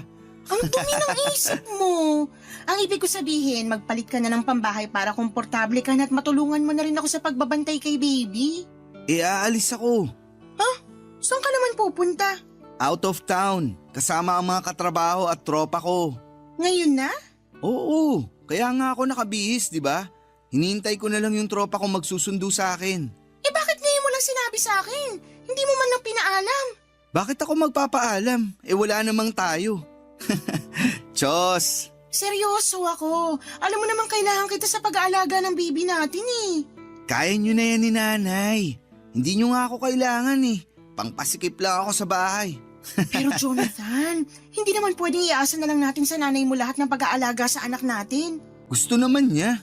Kahit na. Responsibilidad natin ang anak natin. 3 araw lang naman ako mawawala. Lunes ng gabi, nandito na ako. May pasalubong pa ako para sa'yo. 3 araw? Long weekend, di ba? Sinusulit lang namin. Minsan lang kasi makapagbakasyon. Marami pa namang long weekend sa kalendaryo. Baka naman pwede magpaska muna ngayon. Nakita mong kapapanganak ko pa lang Hindi pwede. Nakapag-ambag na ako sa tutuluyan namin at sa gas. Susulitin ko na. Bawiin mo na lang yung ambag mo para ipandagdag natin sa pambili ng diapers at vitamins ni baby. Lalong hindi pwede. No refund sa ambag. Kawawa naman mga kasama ko kung kukunin ko yung ambag ko. Planado na yung budget Sana kasi nagsabi ka man lang sa akin para napag-usapan natin kung pwede kang tumuloy o hindi. Sobra ka namang istrikto. Ngayon lang naman ako magbabakasyon. Pero parang lagi kang nakabakasyon Kahit nandito ka lang sa bahay, hindi kita halos nakikitang pumapasok dito sa kwarto para tulungan ako kay baby. Saka ka lang pumupunta rito para mag-selfie. Buti nga, pumupunta pa ako Wow! Parang utang na loob pa namin ni baby na pumupunta ka pa rito sa kwarto. Iba. Mali ata pagkakasabi ko. Sorry, nabigla lang. Huwag kang magalit ha. Babawi ako sa inyo ni baby pagbalik. Promise. Ako ang mag-aalaga. Matulog ka hanggat gusto mo. Promise. Promise yan Oo. Ayun na, bumusina na yung tropa ko. Aalis na ako ha. Mag-chat na lang tayo. Update na lang. Okay? Bye! Natahimik na lamang ako at pinigilang magalit. Lalo na nung hindi niya maingat na sinarado ang pintuan ng kwarto kaya nagulat ang baby Mika namin. Mas lalo tuloy akong nagngit-ngit sa galit. Iniwan niya kaming mag-ina at akala ko naman dahil long weekend ay makakasama namin siya. Pero hindi pala. Mas inuna niyang makasama ang mga katrabaho at katropa niya. Hindi ko naman siya pinagbabawalang lumabas. Lagi ko naman siyang pinapayagan na makipag-inuman o kung saan man siya pumunta pagkatapos ng trabaho niya. Basta ang sa akin lang ay tumulong siya sa pag-aalaga sa anak namin. Pero hindi ganoon ang nangyayari. Ako at ang nanay lamang niyang nag-aasikaso kay baby Mika. Naya na nga ako na magpatulong sa nanay ni Jonathan dahil hindi naman niya yon responsibilidad. Matagal ko nang napansin yon kay Jonathan. Parang wala talaga siyang interes sa anak namin. Noong nasa sinapupunan ko pa lamang ay excited lagi si Jonathan na mga anak ako para raw maipagmalaki pa niya sa Facebook ang anak namin. Ilang selfie lang ang lumipas pagkatapos kong mga anak ay hindi na niya pinakita ulit sa akin na excited siya sa pagdating ng anak namin. Saka lang talaga niya kinukumusta ang anak namin kapag kailangan niya nang may maipopost sa Facebook. Ang nakakainis pa sa mga caption niya, lagi niyang pinamumukha na isa siyang mabuting ama. Na akala mo ay lagi niyang inaalagaan ang anak namin. Kung alam lang ng friends niya sa Facebook na parang ginagamit lamang niya ang anak namin para may maipost siya at magmukhang dakila, Papa Dudut.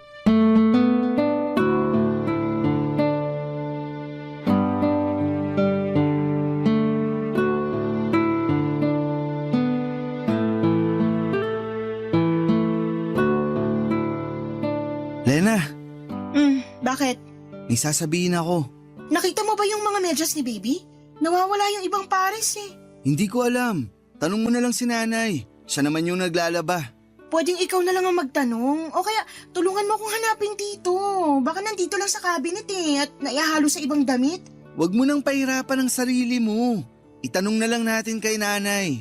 Lagi na lang tayo nagpapatulong at nagtatanong sa nanay mo. Mahiya naman tayo. Ang simple lang nitong paghahanap ng mga pares ng medyas. Kaya na natin to. Tulungan mo ko. Kailangan na ba niya? Sana. Ang init pa kaya? Lamigin ang paan ng anak mo. Hindi mo ba alam? Ngayon ko lang nalaman. Hindi ka naman kasi nagtatanong. Mukhang mauuwi na naman to sa away Ano ba yung sasabihin mo? Ano kasi? May bagong labas na cellphone. Oh, tapos? Gusto ko sanang bumili. Sira na ba yung cellphone mo? Hindi pa naman. Eh di wag ka munang bumili. Hindi praktikal eh. Tulungan mo na akong hanapin yung mga pares ng medyas ng anak mo bago siya magising. Mas importante to. Mas importante ang cellphone mo kaysa malamigan ng paa ng anak mo? Hindi naman yan ang ibig kong sabihin. Mali lang ako ng nagamit na salita. Pero kailangan ko talaga ng bagong cellphone. Para saan nga? Kung parehas lang naman ang purpose sa dati mong cellphone, mas maigi na wag ka na munang bumili. Nagsasayang ka lang ng pera. Ipunin mo na lang para sa future na pangangailangan ng anak natin. Puro na lang anak natin. Paano naman ang kailangan ko? Ano? Sana mali ang rinig ko sa sinabi mo. O sana mali lang ulit ang pagkakagamit mo ng salita. Ang pangit kang dating sa akin eh. Gusto ko lang ng bagong cellphone. Sobrang luma na ng cellphone ko. Mabilis nang malobat. Mabilis malobat kasi panay Facebook at online games ang ginagawa mo. Luma na kasi talaga. Magastos sa kuryente kung lagi ako nagcha-charge. Saka hindi maayos ang camera nitong luma kong cellphone. Kaya ang pangit tuloy ng mga selfie namin ni baby. Alam mo, sige na lang. Bumili ka na lang ng cellphone. Kahit ano pang klaseng cellphone yan o kahit ilang cellphone pa. Bumili ka na. Ayoko na makipagtalo sa'yo. Tulungan mo na lang akong hanapin yung mga pares ng medyas ng anak mo. Teka lang, pag-usapan muna natin tong cellphone ko. Ano pa bang dapat pag-usapan? Pumayag na ako, diba? Kahit ngayon din, bumili ka na. Pero wala akong pera. Ha? Eh bakit mo sinasabi sa akin na kailangan mo nang bumili ng bagong cellphone tapos wala ka naman palang pera? May konti ako na itabi, pero pangbakasyon ko sana yun sa susunod na long weekend. Diretsuhin mo ako. Baka pwedeng pairam muna ng pambili ko ng cellphone. Ano? Hindi pwede. Ikaw ang gagamit, kaya ikaw ang gumawa ng paraan para bumili. Huwag mo idamay ang pera ko. Ibabalik ko rin naman. Nilaan ko yung ipon ko para sa pangangailangan ng anak natin, lalo't hindi pa ako sigurado kung babalik pa ako sa trabaho o maghahanap ako ng ibang pagkakakitaan. Bad trip naman. Ano ka mo? Wala. Tutulungan mo ba ako sa paghahanap ng medyas ng anak mo? Hindi. Wala ako sa mood. Gusto ko na noong sapakin si Jonathan sa gigil ko, Papa Dudut. Halo-halo na noon ang emosyong nararamdaman ko. Hindi nakakatulong sa postpartum ang pinapakitang kabalbalan ni Jonathan sa akin. Nagmadali siyang lumabas ng kwarto at saka malakas na sinarado ang pintuan. At dahil doon ay nagising ang anak namin. Nahirapan na tuloy akong pabalikin sa pagkakatulog si baby. Hindi ko na rin nagawa ang dapat kong gawin dahil kailangan kong patahanin ang anak namin. Hindi ko na alam ang uunahin ko, kung ang baby namin o magalit sa inaasal ni Jonathan. Doon ko nakita kung gaano ka-immature si Jonathan. Para siyang bata na hindi binigyan ng pambili ng candy. Gusto kong magsumbong noon sa nanay niya pero ayoko namang magkaroon sila ng away dahil sa akin. Kaya naman sinubukan kong intindihin pa ang tatay ng anak ko. Kaya lang Papa Dudut, habang tumatagal ay mas lalong lumalala noon ang ipinapakitang asal ni Jonathan sa akin. Hindi na rin siya nagsiselfie kasama si baby. Hindi na rin niya hinahawakan pa ang anak namin. Ni pansinin kapag pumapasok sa kwarto ay hindi niya ginagawa. Lumamig na rin ang pakikitungo niya sa akin. Hindi ko na alam ang gagawin ko noon para manumbalik ang koneksyon namin. Kaya naman naglabas ako ng pera at inabot sa kanya. Doon naman ay natuwa siya. May pambili na siya ng cellphone niya at pinangako niyang babayaran niya yon kaagad sa akin. Pero hindi naman niya ginawa yon. Ako tuloy ang nagkakaroon ng problema sa ibang pangangailangan ko at ng anak namin dahil nasa ang ipon ko para ibigay sa kanya para may pambili siya ng bago niyang cellphone. Barangay Love Stories. Barangay Love Stories. Papa Dudut, sinubukan kong tiisin ang pinapakitang pangbabaliwala ni Jonathan sa akin. Lalo't hindi na ako nakabalik pa sa trabaho. Nagpa siya akong mag-resign sa trabaho para matutukang maigi ang anak namin. Mas ginusto kong maging stay-at-home mom dahil alam kong wala akong maasahang tulong sa pag-aasikaso mula kay Jonathan. Nahihiya na rin ako sa nanay niya lalo't napapansin kong nahihirapan na rin kumilos ang nanay niya dala ng edad nito. Wala akong ibang naging choice at gustuhin ko mang magtrabaho ay hindi ko magawa dahil wala akong mapag-iwanan sa anak namin. Nagtry na lamang akong rumakit ng buy and sell sa Facebook. Konti lang ang nakukuha ko pero sapat na yon pansamantala para may pambili ng kailangan ni baby. Hindi pa rin kasi ako binabayaran noon ni Jonathan mula sa inutang niyang pambili ng cellphone sa akin. Mali nga ata na nakabili ng cellphone si Jonathan dahil mas lalo siyang nakatutok dito. Napabayaan niya lalo ang pag-aasikaso sa anak namin. Napadalas nga ang pagsiselfie niya pero puro siya lamang ang pinopost niya. Hindi na niya sinasama ang anak namin. Samantalang yon ang isa sa mga dahilan niya kung bakit gusto niyang magkaroon ng bagong cellphone para maayos ang pictures ng anak namin na ipopost niya. Pero hindi na niya pinost ang tungkol sa anak namin. Palihim akong nasaktan doon. Pero sinubukan kong baliwalain dahil mas kailangan kong maging matatag para sa anak namin. Lalong mas kinailangan kong maging matatag, lalo't na lamang kong nag-resign na pala sa trabaho itong si Jonathan, Papa Dudut.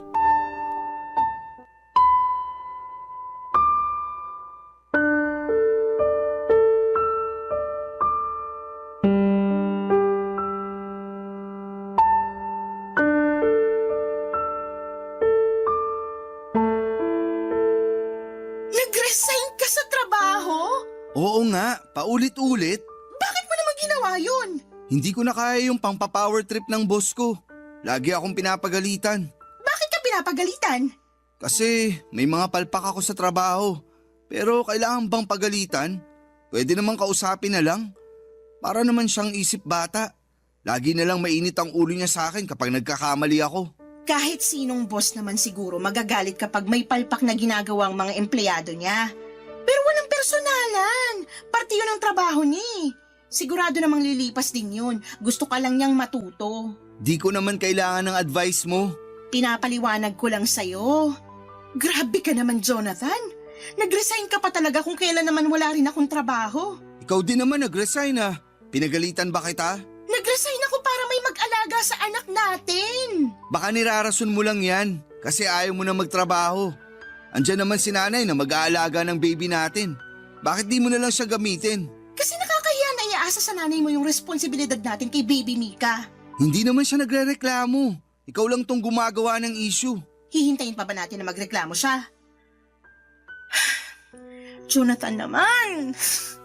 Sana pinag-isipan mo munang mabuti bago ka nag-resign. Saan tayo kukuha ng panggasto sa anak natin? Mukha namang may ipon ka pa, no? Doon muna. Wala na akong ipon! Di ba binigay ko sa'yo para pangbili ng cellphone mo? Bakit parang naniningil ka na, ha? Wala pa akong pambayad. Kita mong kakaresign ko lang sa trabaho. Hindi ko na inaasahan na magbabayad ka. Kasi kung gusto mo talaga magbayad, sana dati pa. Kung alam ko lang na isusumbat mo sa akin yung pinautang mo, sana hindi ka na lang nagpairam. Sana nga hindi na lang eh. Para may pera pa ako para sa mga kailangan ng anak natin. Ngayon, wala na. Wala na yung ipon ko. Pareho pa tayong walang trabaho. Paano na to? Meron pang pera si nanay. Iaasa na naman natin sa kanya. Apo naman niya yan. Gagastusan niya yan. Grabe ka. Huwag na tayong magtalo. Nangyari na eh. Pakiusap maghanap ka na agad ng trabaho. Kailangan natin ng pera ngayon. Pahinga muna ako sa trabaho. Dito muna ako sa bahay. Jonathan? Huwag mo naman sana akong pilitin na magtrabaho kung hindi pa ako ready. Nasak din ako sa pagkakaresign ko sa trabaho. Bigyan mo ako ng time na makamove on. Hindi tayo hihintayin ng mga bayarin, Jonathan. Tayo mag-a-adjust sa mga gastusin, tandaan mo yan. Hindi kasi ganun kadaling maghanap ng trabaho. Ayun naman pala eh. Sana yan ang naisip mo bago ka nag-resign. Wala eh. Nangyari na. Maliligo lang ako saglit. Pwede bang ikaw na muna magpalit ng diaper ni baby? Kailangan ko mag-relax sa banyo. Nasa sala lang si nanay. Teka, tatawagin ko. Subukan mo namang palitan ng diaper ng anak mo kahit minsan. Trabaho kasi yan ng mga babae. Wow, Jonathan! Trabaho mong asikasuhin ang sarili mong anak. Hindi nga ako marunong dyan. Ikaw na lang. Tuturuan kita para alam mo na sa susunod. May pinapabili pala si nanay sa akin. Teka, uunahin ko muna yon. Nagmamadaling lumabas ng kwarto si Jonathan, Papa Dudut. Hindi ko na naihabol sa kanya ang huli kong sasabihin sana. Napailing na lamang ako at alam kong nagsisinungaling siya. Naiiyak na ako noon habang pinapalitan ang diaper ng anak namin. Hindi ako makapaniwala na merong ganong klaseng ama, Papa Dudut. Halo-halo na ang nararamdaman ko. Stress, galit at lungkot. Wala man lang akong maramdamang saya. Pagkapalit ko ng diaper ni baby ay pumunta ako ng sala para ipakiusap muna sa nanay ni Jonathan na bantayan muna ang anak namin para makaligo na ako. Pasimple kong tinanong kung nasaan si Jonathan. Nagtaka rin ang nanay niya dahil hindi raw niya alam kung saan siya nagpunta. Nakumpirma ko tuloy na nagsinungaling siya para makaiwas na magpalit ng diaper ni baby. Nalaman ko rin na tumambay pala siya sa isang computer shop na binabantayan ng isa niyang kaibigan. Pagkatapos noon ay nag-inuman pa sila. Sa pagdaan pa ng mga araw ay hindi ko pa rin nakumbinsi si Jonathan na magtrabaho. Nakatambay lang siya madalas sa computer shop at umuuwi na lamang sa gabi para kumain at matulog. Hindi ko magawang magreklamo sa nanay niya dahil iniisip ko na sino bang kakampihan sa aming dalawa. Hindi naman ako ang kadugo. Napadalas na rin ang away namin dahil doon at lalong kinausap niya ang nanay niya para bigyan kami ng pera na pangbili ng kailangan ng baby namin. Nahiya akong tumanggap ng pera sa nanay niya kahit nanay na niya mismo ang nag-aabot sa akin. Alam kong darating ang panahon na kailangan na ring maghigpit ng nanay niya dahil may pangangailangan din siya na kailangang pagkagastosan. Kaya naman sinubukan ko maghanap ng trabaho. Bahala na. Kung pwedeng isama ko na lamang sa magiging trabaho ko ang anak ko, ay gagawin ko, Papa Dudut.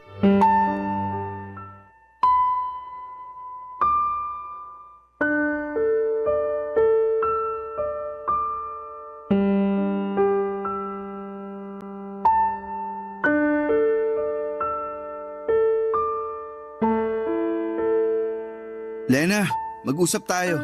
Maghahanap ka na ba ng trabaho? Hindi yan ang gusto kong pag-usapan. Ano pala? Sigurado ka bang anak ko si Baby Mika? Ano? Natanong ko lang kasi syempre, mahilig kang makipag-ano sa ibang lalaki. Gusto ko lang makasiguro. Ikaw lang ang nakakasama ko ng ilang buwan bago nabuo si Mika. Sinubukan mo na bang tingnan ang mukha ng anak mo? Parang ikaw nga lang ang gumawa eh, kamukhang kamukha mo. nanay mo pa mismo nagsabi na kamukha nyo ng tatay mo si Mika, pati yung nunal sa noo. Ngayon mo pa ako pagdududahan ha? Eh kung may pera ka, ipa-DNA test natin para magkaalaman na. Wag na yung DNA test na yan. Gastos lang yan. Gusto ko lang talagang itanong. Nakaka-insulto ka na. Sorry na. Kung wala ka ng ibang sasabihin, pwedeng lumabas ka na muna bago ako sumabog sa sobrang galit ko sa'yo. Hindi mo naman kailangang magalit. Nagtanong lang ako. Karapatan ko ring malaman ang totoo. Lumabas ka na lang please. May isa pa pala akong sasabihin. Huwag mo na akong galitin lalo please. Hindi ka magagalit. Baka magustuhan mo pa tong naisip ko. Ano yon? Yung dati kong katrabaho, hindi raw sila magkaroon ng anak. Parang hindi ko gustong pupuntahan ang sasabihin mo. Makinig ka muna. Maging open-minded ka. Matagal na silang mag-asawa, pero hindi pa rin sila magkaroon ng anak. Lumapit sa akin yung katrabaho kong lalaki. Baka raw makatulong ako. At ano naman ang maitutulong mo para magkaroon sila ng anak, Aber? Ikaw ang bubuntisin? Hindi Huwag mong sabihin sa akin na akong ipapabuntis mo sa kanya. Uy, mas lalong hindi. Grabe ka naman mag-isip. Walang bubuntisin sa atin. Ano nga ang balak mo? Yung iniisip ko kasi, sakto lang para hindi na tayo mamroblema sa gastusin kay baby. Kasi napapansin ko, lagi ka nalang stress at malungkot dahil kay baby. Walang kinalaman si Baby Mika sa stress at lungkot na nararamdaman ko. Akala mo lang yun. Pero sobrang stressful talaga ang magkaroon ng anak. Lalo kung hindi pa handa yung magulang, di ba? Anong pinupunto mo? Hindi ba pumasok sa isip mo na ipaampon na lang natin si baby? Ano? Makinig ka muna bago ka magalit. Hindi ko na kailangan makinig para hindi ako magalit. Hindi effective. Galit ako sa lahat ng sinasabi mo. Yung katrabaho ko kasi, nakwento ko sa kanya na pwede niyang ampunin si baby para maalagaan at mabigyan ng magandang future. Kasi hindi natin kayang gawin yun, di ba? Pareho tayong walang trabaho. Tapos, wala ka pang kasamang mag-aalaga sa kanya. Hindi ako makapaniwala na naisip mo yan. Gusto ko lang maging praktikal. Paano ba natin bubuhayin ang anak natin? Pareho tayong walang pera. Grabe ka, Jonathan. Grabe. Pumayag yung katrabaho ko na ampunin si baby. Sabi nga nila, baka mag-abot pa sila ng 5K sa atin para pasasalamat. Mag-a-update naman daw sila lagi sa kalagayan ni Baby Mika para makampante tayo. Saka Lena, bibigyan tayo ng 5K. Ayaw mo pa nun?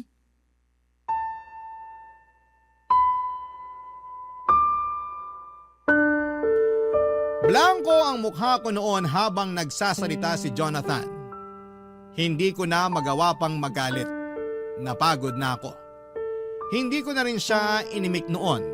Panay pa rin ang salita ni Jonathan at sinabi ko sa kanya na pag-iisipan ko at kung pwedeng lumabas muna siya ng kwarto. Sumunod naman siya. Sabi niya iidlip lang daw siya sa kwarto ng kanyang nanay at gigisingin ko na lamang daw siya kapag nakapag-decide na akong ipamigay ang baby namin. Pagkalabas ni Jonathan ng kwarto ay nilabas ko ang mga bag namin ni baby at nag-impake. Hindi ko na kayang magtiis. Nagkataon pang wala ang nanay niya kaya madali akong nakatakas. Mabilis akong natapos at may konti pa akong natirang pera mula sa inabot sa akin ng kanyang nanay. Nakiusap ako sa dati kong katrabaho na kung pwedeng makituloy muna kahit na ilang araw at pumayag naman. Kaya mas lalo akong ginanahan na umalis dahil merong tutulong sa akin. Nang mailagay ko na sa taxi lahat ng gamit namin ni baby ay dahan-dahan akong pumasok sa kwarto para kunin ang cellphone ni Jonathan. Tulog pa siya. Malalim pa ang tulog at tinanggal ko ang SIM card niya at saka ni-reset ang cellphone at saka yon kinuha. Doon ako nagmadaling umalis nang walang paalam sa kanya. Pero nag-iwan ako ng sulat para sa nanay niya. Nagpasalamat ako sa lahat ng tinulong niya sa akin at sinabi ko lahat ng sama ng loob ko sa kanyang anak. Ang sulat na yon ay nagawa ko matagal na at hindi ko alam kung kailan ko yon maiaabot sa kanya. At dumaan na nga ang araw na pwede ko nang ipabasa sa kanya ang sulat na yon. Dinikit ko yon sa ref at pagkatapos noon ay lumabas na kami ni Baby Mika ng bahay at saka sumakay na sa taxi. Binenta ko ang cellphone ni Jonathan para may pera akong dagdag sa pagsisimula ko. Mabuti na lamang at nabenta ko kaagad sa dating katrabaho ko. Ginamit ko ang perang yon para makapagsimula ng maliit na negosyo. Unti-unti ay lumakas ang negosyong yon at nakatayo na akong muli sa sarili kong mga paa. Tinulungan ako ng Diyos na makabangon. Mabilis ang pagbangon ko dahil nakita ng Diyos na nahihirapan ako. Sa ngayon, Papa Dudut, ay masaya akong umuupa ng isang maliit na apartment at hawak ko ang sarili kong oras dahil sa pinili kong negosyo. Wala na rin po akong balita pa kina Jonathan at mas minabuti kong huwag nang makibalita pa dahil isa na siyang nakasaradong kabanata sa buhay ko. Maraming salamat po sa pagbasa ng aking liham at sana po ay Stories. Barangay Love Stories. Kwentuhan naman tayo dito sa comment section. Nagustuhan ng iyong napakinggan? Ituloy yan via live stream sa www.gmanetwork.com/radio. Barangay LS 97.1 4